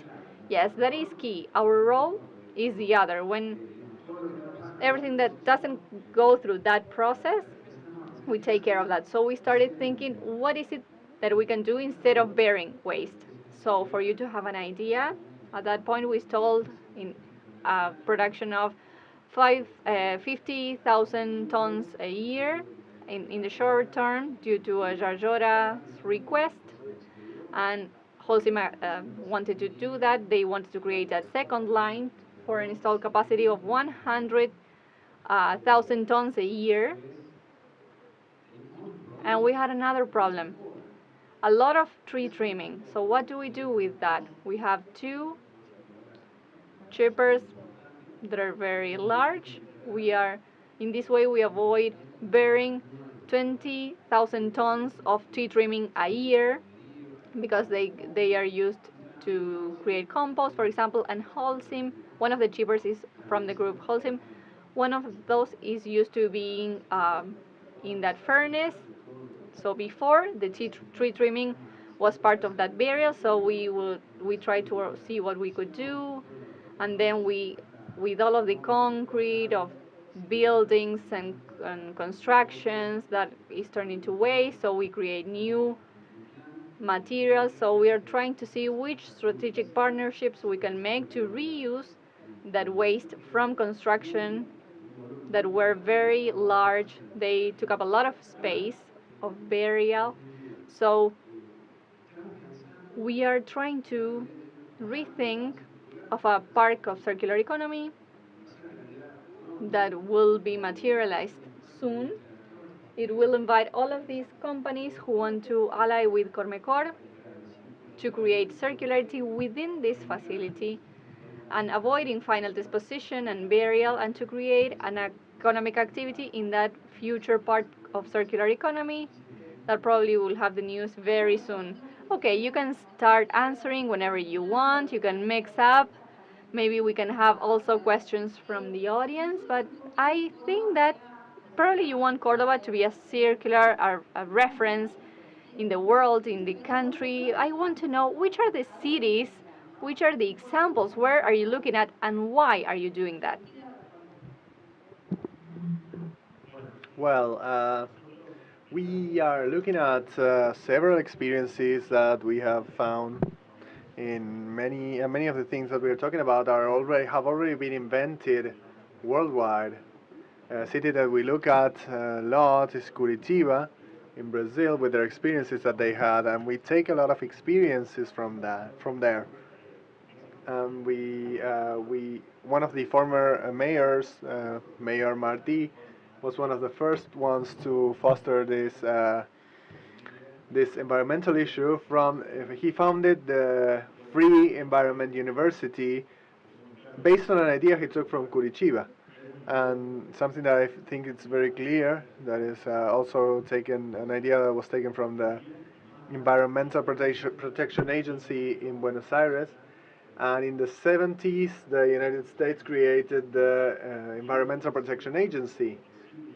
That closes the circle that starts with what Victoria does, with finishes with what Julio does, and in the middle we have traceability, we have fiscalization, we have control, and we have lots of institutes that require the citizen to comply with environmental laws. And that's where control and fiscalization is important. To give you an example, we have a local law, an ordinance in the city that Natalia knows it because she was the president of the Environment Commission, which was the laws for large waste generators. We had an old law, and we consider large generators are people who create large amounts of waste, which are large businesses, large industries, and we need to guide based on the Pareto law. So that's the 80-20 rule. When 80% of a problem is explained by 2 or 3 causes, we need to attack that. We need to tackle that. So almost 80% of the waste in Córdoba is explained by large waste generators. And we're trying to tell them to learn how to separate that waste. And that waste becomes raw material for circular economy. And we demand that they have their own private garbage collection system and waste collection system. So we demand we make the person who creates the waste responsible for that. We need to forget of that ancient notion of that waste that I take out and I forget and then it disappears. It doesn't disappear. And that kind of responsibility, that kind of ordinance of technology, of applied technology, that helps us guarantee traceability through GPS in our garbage, in our waste collection trucks, that allows us to increase the raw materials for circular economy. Let me introduce myself. I'm Natalia Quiñones. I am a president of the Environmental Commission in the City Council. And I wanted to talk about the regulatory framework, and I want to say they need to be flexible because it needs to adapt to the environmental innovation daily. And we were asked if Córdoba had model cities. Of course, we look at other cities, but Córdoba in 2 years and a half, due to the decisions of Martín Jarrora, have advanced more than any other city at a worldwide level in caring for the environment. And in the first year of the pandemic that we had to go through, in the City Council we treated the BioCórdoba act, and it was a historic session. We had a public audience that lasted for 3 days with over 350 people registered all over the world. And I wanted to point that out because sometimes you think it's taking care of the environment, but no, maybe not that important, but it's actually something that needs to be important for all the actors in society, the business sectors, the civil sector, and especially the citizens. And another ordinance, another law that we had that was the first one in the country that we implemented was environmental education for all city employees, and also for all of them, from the mayor on down, because transformation comes from education and awareness. I have young children and they have a different mindset, and I don't know if many of the people in Córdoba know that in order to recycle, like Victoria says, recycle, always recycle. If you need to recycle, for example, a milk bag, you need to wash it, or a pea can, you need to wash it. So something that some awareness campaigns that we had with the Secretary of Health. When we go out on the street, we see, for example, the cap of a soda bottle can become, for example, a frame for glasses. and we need to think about the social responsibility that we need to have as citizens, and of course not just education, and we need to have a legal framework about the control, right? If you don't learn, then we tell you and you will learn. Yes, of course, in environmental accountability is not optional anymore, cannot be optional anymore. Before it used to be optional, now it's an obligation for us to be environmentally responsible, and that's why we have this type of institute that celebrates and accompanies all the volunteer actions. But when there's no will, the state needs to enforce its laws, because we all pay environmental costs, so we need to be ready to protect our environment. And many of us look out towards the outside thinking that they do things well, and we do do things well.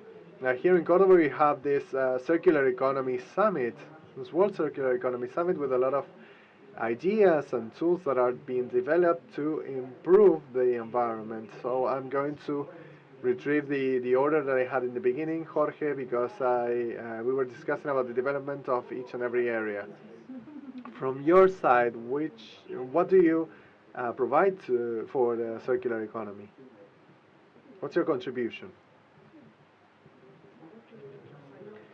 There you go, in your mic. Okay, my area works actually of this area that you see right here. The complexity of the environmental matter requires the articulation of teams that are a great cooperation, led by Mayor Jajora. And each area that we have here, we have one more entity, and we have some extraordinary teamwork. And each of the entities that are here, each of the agencies here, have trained teams, specialized teams, and each of us see it every day. Especially as a secretary, I'm just a facilitator of the work that they carry out. I articulate and I lead them, trying for them to fulfill their role and to align with the mayor's objectives.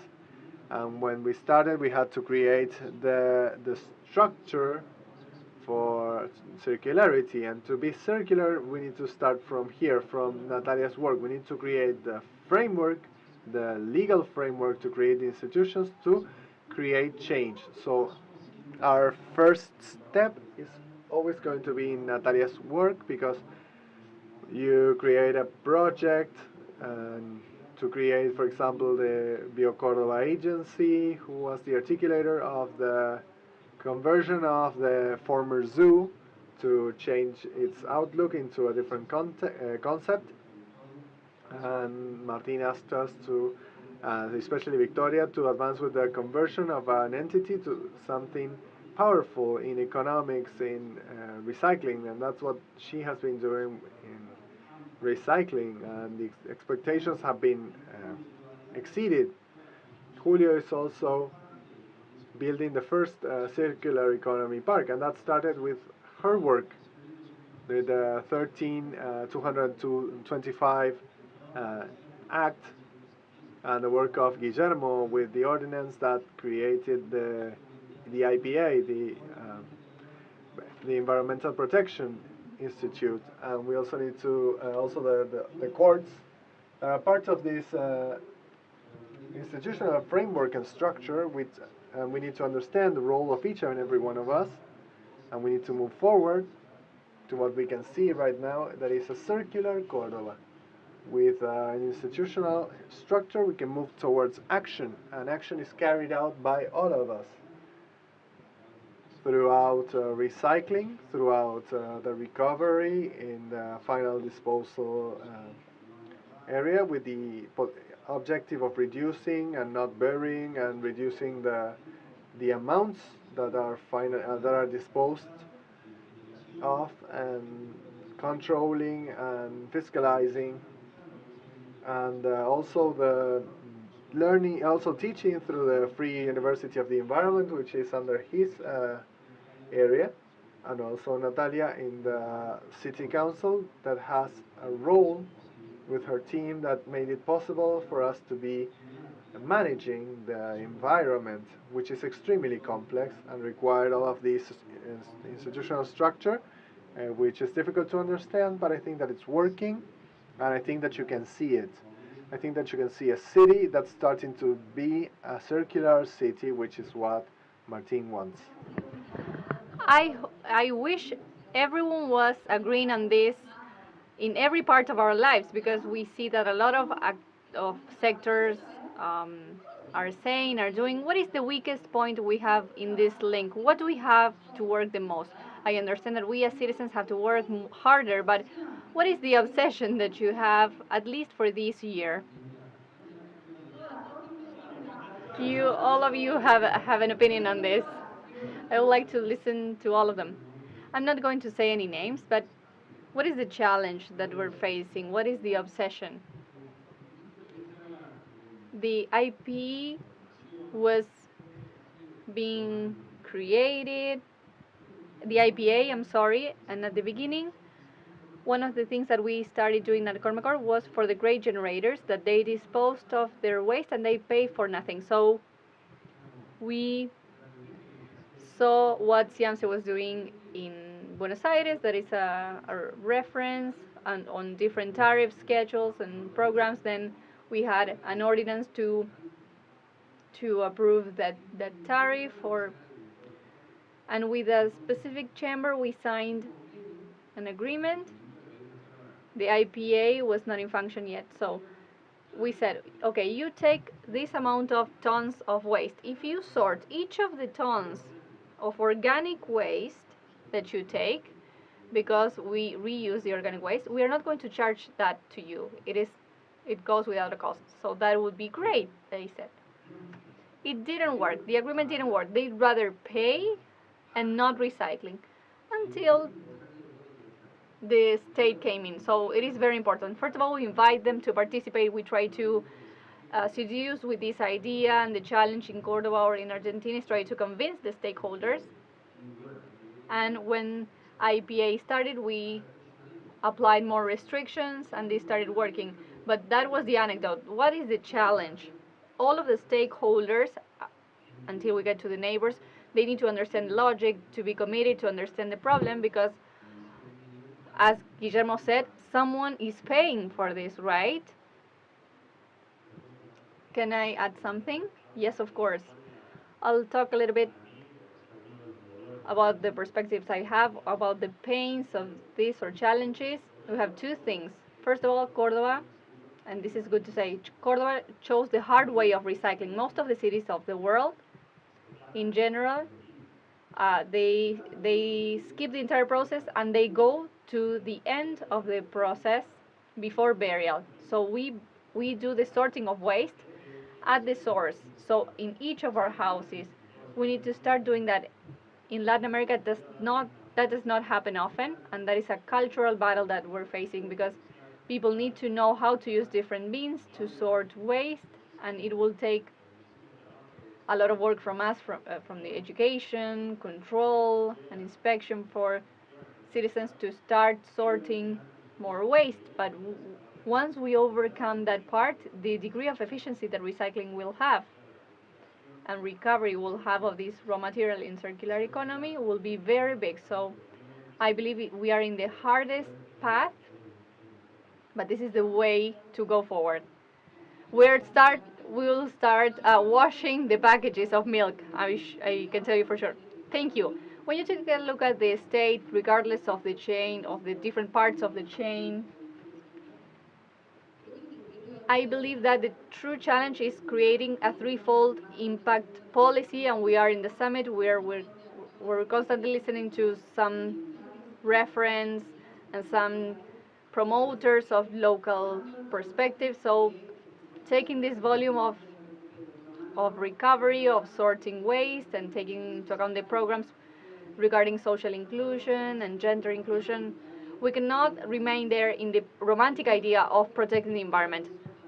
I believe that Cordoba follows the example that started in Cava Cava has a collection system that includes cooperatives, and we are trying to have here a mixed model, including without losing traceability, because it is also important for us to have data. So the challenge, the obsession here is bearing less, but creating in this value chain of waste a green job. If we are not focusing on green jobs and workers, we will be missing some aspects, because we will always go to the people who have to be educated on how to sort in a change that cannot rely only in a cooperative that sells something, but we need to find a solution to create this added value to those products that have as a raw material this waste.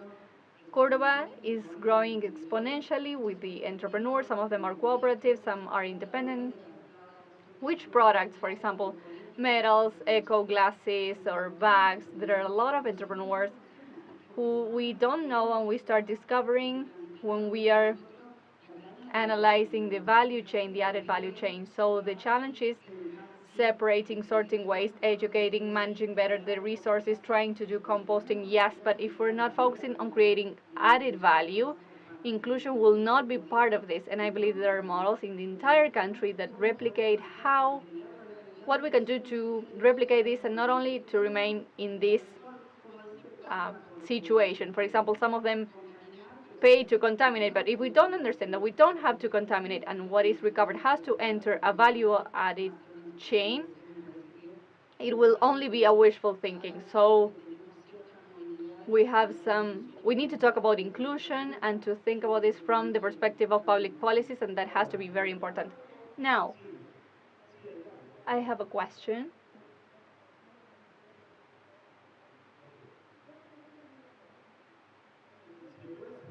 There is a question from the audience. We'll give her the microphone.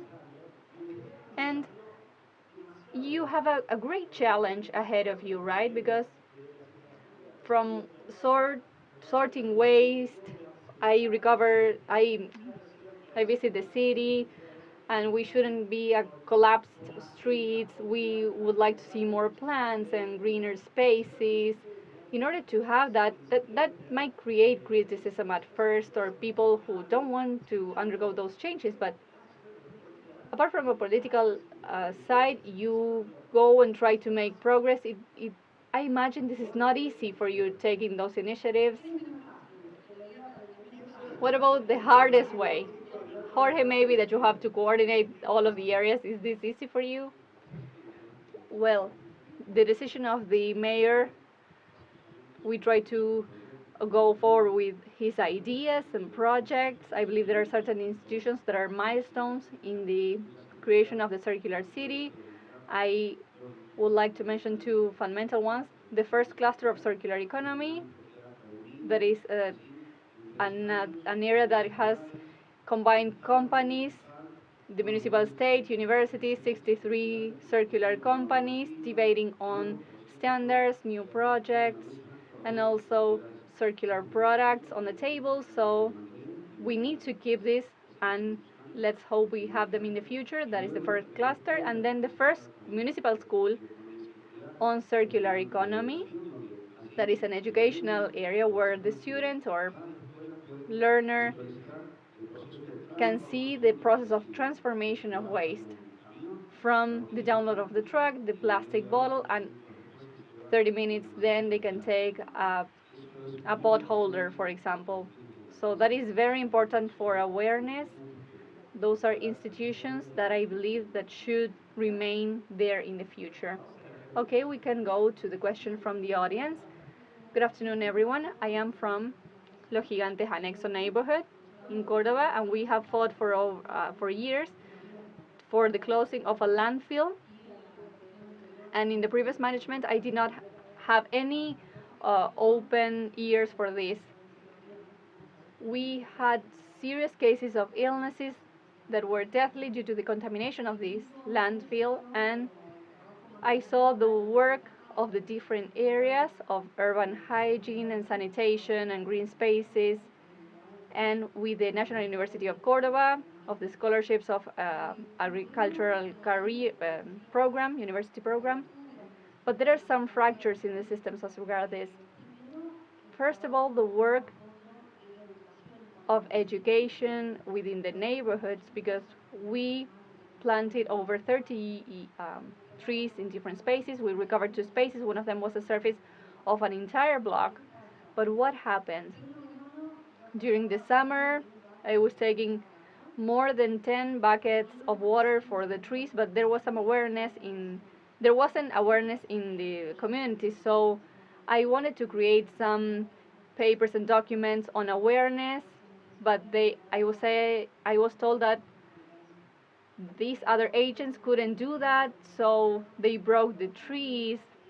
So we said we need signage for people to protect this space, and we place it, donated by Green Spaces, but we need to go deeper in educating the community, not only children. That is very good. I am a teacher at a secondary school, and we can have an extensive work from school, but towards adults and adult community who throw garbage on the streets, in the collectors, in the streets, and they do not react. So maybe we should strengthen that. And the 2 questions are the following. In the city of Cordoba or downtown, probably we do the differentiated collection or sorting, but in neighborhoods outside the city center, when you place the plastic bag, the wet bag, and you go and see the truck that collects everything and crushes everything. So why should I separate that if they got everything together and mixed up in that truck? And so what do we do with that? Second of all, wholesome and quema residuos, waste, and those are toxic. So how can we control the emissions of gases to the atmosphere? Yes, it is not an easy task, and everything takes time, right? Because transformation was not made overnight. It is starting right now, so changes will be gradually implemented, right? They will take time. Yes, we work a lot with the community, and from the experience, we learned in 2 years that we need more willingness from the community, but it is because it is not only for the state to do something. As this woman mentioned, it is not the same for one truck or the other to collect the entire amount of garbage. We need to have the individual initiative of understanding and getting the information on where the trucks for wet garbage passes through the different neighborhoods. So we need that information. We don't have a lot of resources and volunteers to go to all of the neighborhoods, but probably we could get more information and to raise awareness on each of us in the neighborhoods. If we individually don't think what we do with our waste, it will be very difficult for a municipality with only one mayor to manage all of the misbehavior of 1 million inhabitants. So we have to rethink from the consumption perspective what we do as citizens to comply with the standards that come from the state. Would you like to mention something? Yes, it is very important. The work of intermediate organization is very important. What I said at the beginning of the cultural battle for the environment. We do have a lot of programs of training, reference from communities. We have a table at the University of Environmental NGOs, and we want for trainings to reach the reference so that they can help us communicating these, for example, the schedules for the collection or the channels for communication. For example, if that information got to the person, to the specific person and the appropriate person, maybe you could have had a solution. So it is very important, the intermediate sector, as a communication between the community and the state, because as Tori mentioned, the state cannot reach every part of the society. So we need to be responsible as a society, and I would like to mention an example with a specific NGO of Cordoba that is called Rio Sustentable. That NGO was created to protect the Suquía River, and I am the one in charge of controlling this. And the NGO sometimes says there is a clandestine channel, they are throwing garbage here, and as a public officer, that is, I can work more efficiently because I don't have to do the patrolling to see if I find something. I go to the root of the problem because a citizen told me about that, for example. So we need to build a civil partnership that is environmentally friendly, that is key for these policies to have a long-term effect. Now, the interesting part, from the citizens to people who are working in this, they are in sync. They want to reach the same goals. That is very interesting to see that neighbors really want for this to change, adding volunteers, wanting to look for more information for everyone and communicating effectively. I would like to ask you if you had to do a sort of a planning. I understand that the times change and this is very agile and there's a lot of mobility. You change sometimes the, the areas in where you have to focus on. So if you had to give a number, by when do you think that all of these people who could learn to recycle and to sort waste, probably they have it signed in 10 years or 5 months. I will. Sorry. What I think is that in 2 years, a little bit more, from the city of Cordoba, we've done a lot. But we have the Argentine problem of having a continuity of state policies throughout time. That's the challenge. Having this become a state policy and not just for a circumstantial government. And if we understand that this needs to be a state policy, we need to create roots so that the people who come next need to improve it or continue with it. So, and that's when time is going to be shorter. And if you go back and forth, if you're optimistic, no, I'm not that optimistic. Uh, Maybe our mayor never wants us to give terms. We said 5 years maybe, but your question has endless answers because environment has endless goals. You tell me how long will it take, and okay, depending on a goal, we're talking about different goals. We're talking about 60, 70 goals.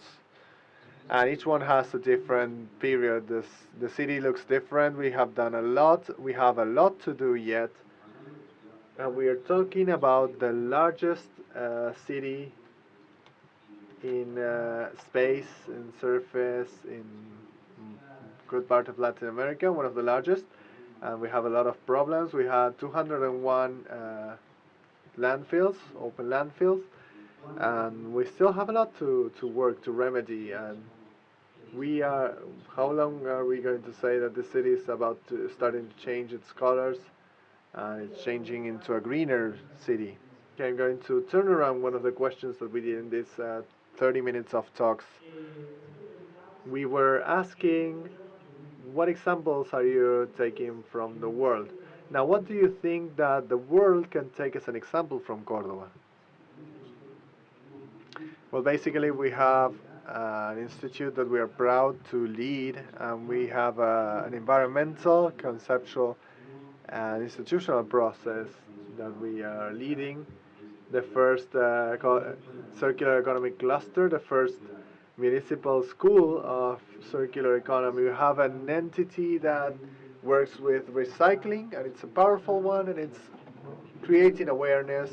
And for the first time, we see the state buying products for the circular economy. I don't know if that's happening in any other countries. We have an environmental protection institute that does education and has the first municipal court in the country for environmental matters. We are a city that has plenty of items that we believe that we could be an example for many cases, but we are still taking examples from other cities because We've seen in San Juan they have an extraordinary complex. We've been to Curitiba, and we have taken their idea of separated garbage collection, and that was useful. And our Martin Jarrora's management and our Cordobese issue comes through the COIS and the institute, the schools, the first municipal court for environmental matters, the zoo that was closed and changed into a single biodiversity park, one of a kind in our country. And so we have plenty of environmental achievements that we hope that it's taken care of by the following thing. And yes, here's what I'm going to talk, that we shouldn't stay and remain just with a decision, but rather we need to have the decision be set up in a framework so that the next mayor can continue with the framework of taking care of the environment. In the council, we're working with an ordinance on circular economy with all sectors, with all actors, with all stakeholders. And I want to be clear, I want to insist on this topic, like Tori said, and like the woman said, that this process needs to continue with education and with training and awareness. I would go first with education and awareness and then control, but as a state we have the obligation of controlling. I didn't mean to be rude with the neighbor. The second question I did not answer. Isabel is your name. We did not answer about the gas emissions.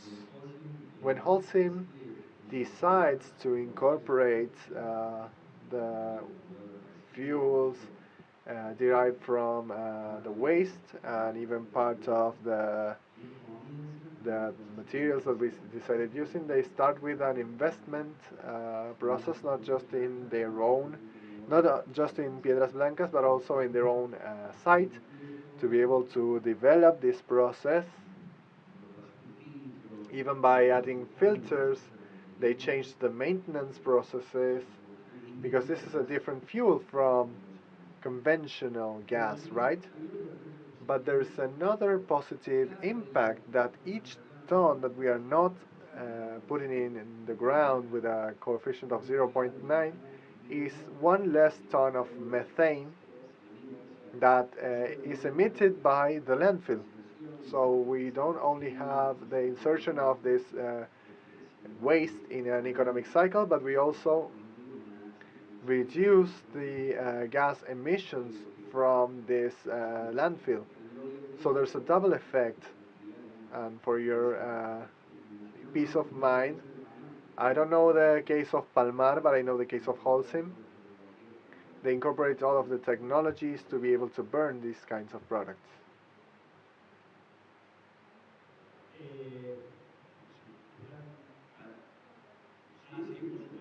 They are monitored, of course. Going back to that question, I was thinking about the work that the city is doing, the municipality is doing, and it's to work together with what happens in other cities and other provinces. We cannot think of a green city and having our neighbor contaminating. So how do you work on that? Because that seems like a very heavy challenge, a very difficult challenge. Our mayor created a secretariat to be in charge of that, the Secretariat of Metropolitan Development, understanding that Cordoba is an ecosystem of cities where we have a greater Cordoba section, and environmental problems of one are the environmental problems of the other. So the problems in Suquía River as regard contamination will have an impact in Rio Primero, for example. And we were dealing with a macro landfill, and there were a lot of concerns, but because there were parts of different municipalities, but problems were common, so they required common and combined solutions. So thanks to the decision of our mayor, there is a table that articulates a metropolitan solution with some waste transference point, to be able to treat the entire waste of the area at that then go to the final disposition facility of Piedras Blancas, where we work with different municipalities. So the environmental solution is not given in isolation. It has to be combined with different states, with different levels, communities, municipalities, and sectors. Not only the public sector, but also the private sector and civil society, that will be the communities. You would like to add something? The city of Cordoba has, through this secretariat, different agreements with municipalities, because the municipality has a problem of the scale or volumes of waste. So we are working together with the products of circular economy. Each municipality, the organizations and the different municipalities bring the dry waste. We value them, and for that they can get products from circular economy, because for municipalities sometimes it is difficult to reach to the amount of plastics or lids that are necessary for the production or for an entrepreneur to start working on the creation of the product. So we work in collaboration and exchange. They bring waste and they take products, because eco glasses are one of the biggest examples. Municipalities need from public policy established by the municipality of Cordoba in the sustainable framework to go together with glass. This delivered at a zero cost for those who don't have any other resources. We want to make progress with these policies, but sometimes there are some entrepreneurs that do not have the raw material to start with the production. So we need this collaboration from municipalities, from communities. We bring this waste there, they create the product. I would like to mention something. Political consensus is important. In the council, it happens the same. When we talk about sustainability, we generally do not have contrary positions. We all agree on the fact that we need to take care of the environment, and in this related to the cities that surround us, if we can have a social and political consensus on the protection of the environment.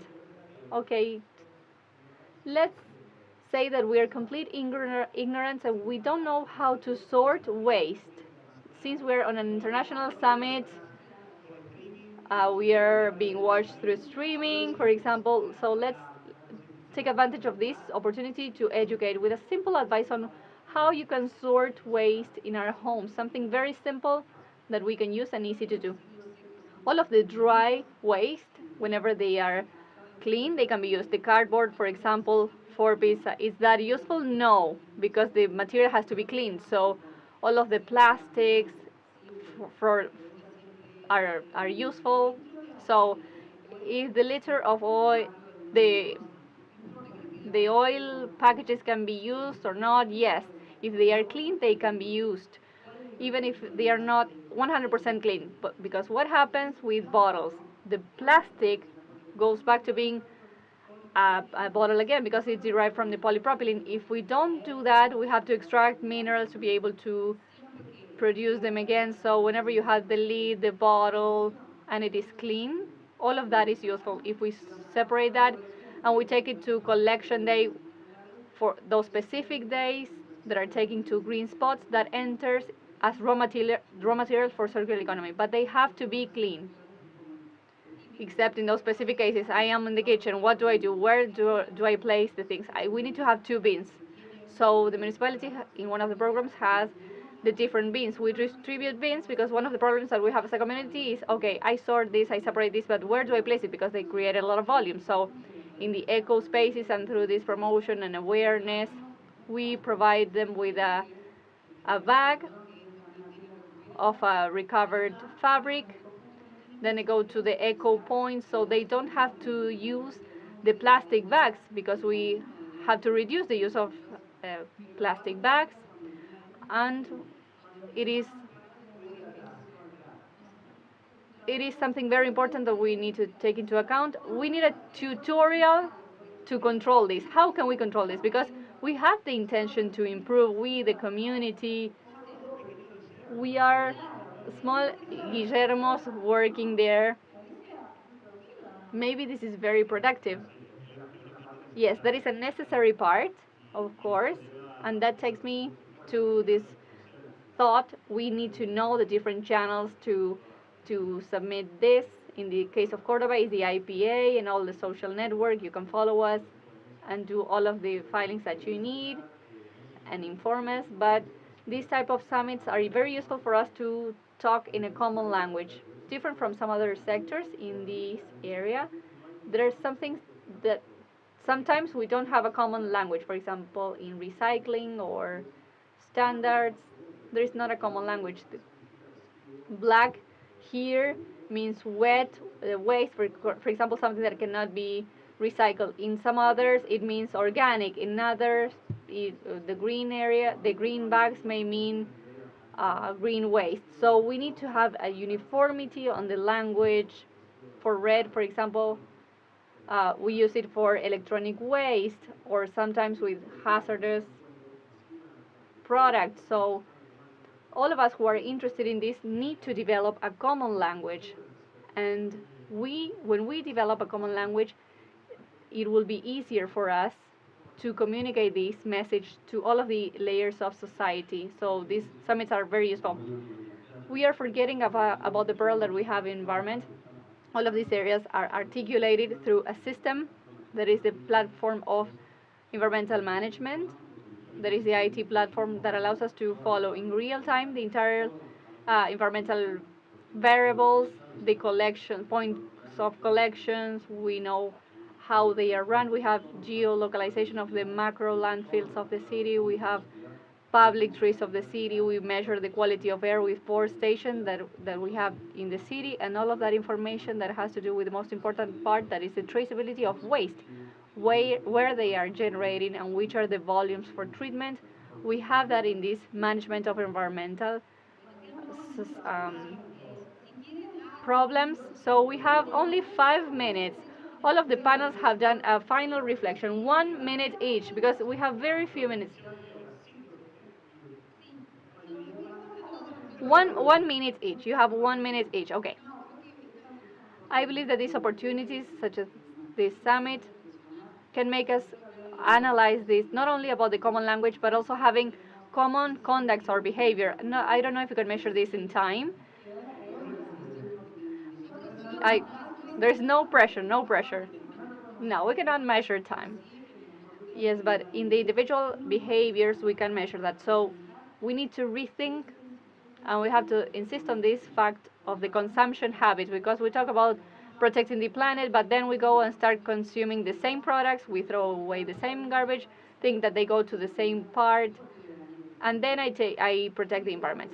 That has to stop being a romantic thought. This has to be a habit. Recycling is the first step of an entire chain or cycle, but start with that behavior. If we don't have the material, we won't be able to have production models or urban collectors. So we have an individual behavior. So all of us should think of what we can do when we start consuming and what we're consuming. Okay, now let's go to the minute of Julio. Okay, we should say that in Piedras Blancas, we are in a process of changing this idea that we only have to bury, and we need to transform it into a place where instead of having buried material, we can invite entrepreneurs and companies from Cordoba, because there we will have, in 2 months tops, we'll be creating a space for a lot of entrepreneurs to have their companies and to strengthen this idea of circular economy, a different idea. And that is one of the goals of Jajora, having a place that was awful, where all of the waste went there. And we have improved this place, and we are creating this space for circular entrepreneurs of Cordoba. So that is the thought, that when a state wants to change something, and you gave me a date, so I'm truly happy for that. Nati? So I'm going to skip you, Jorge, to make the final reflection.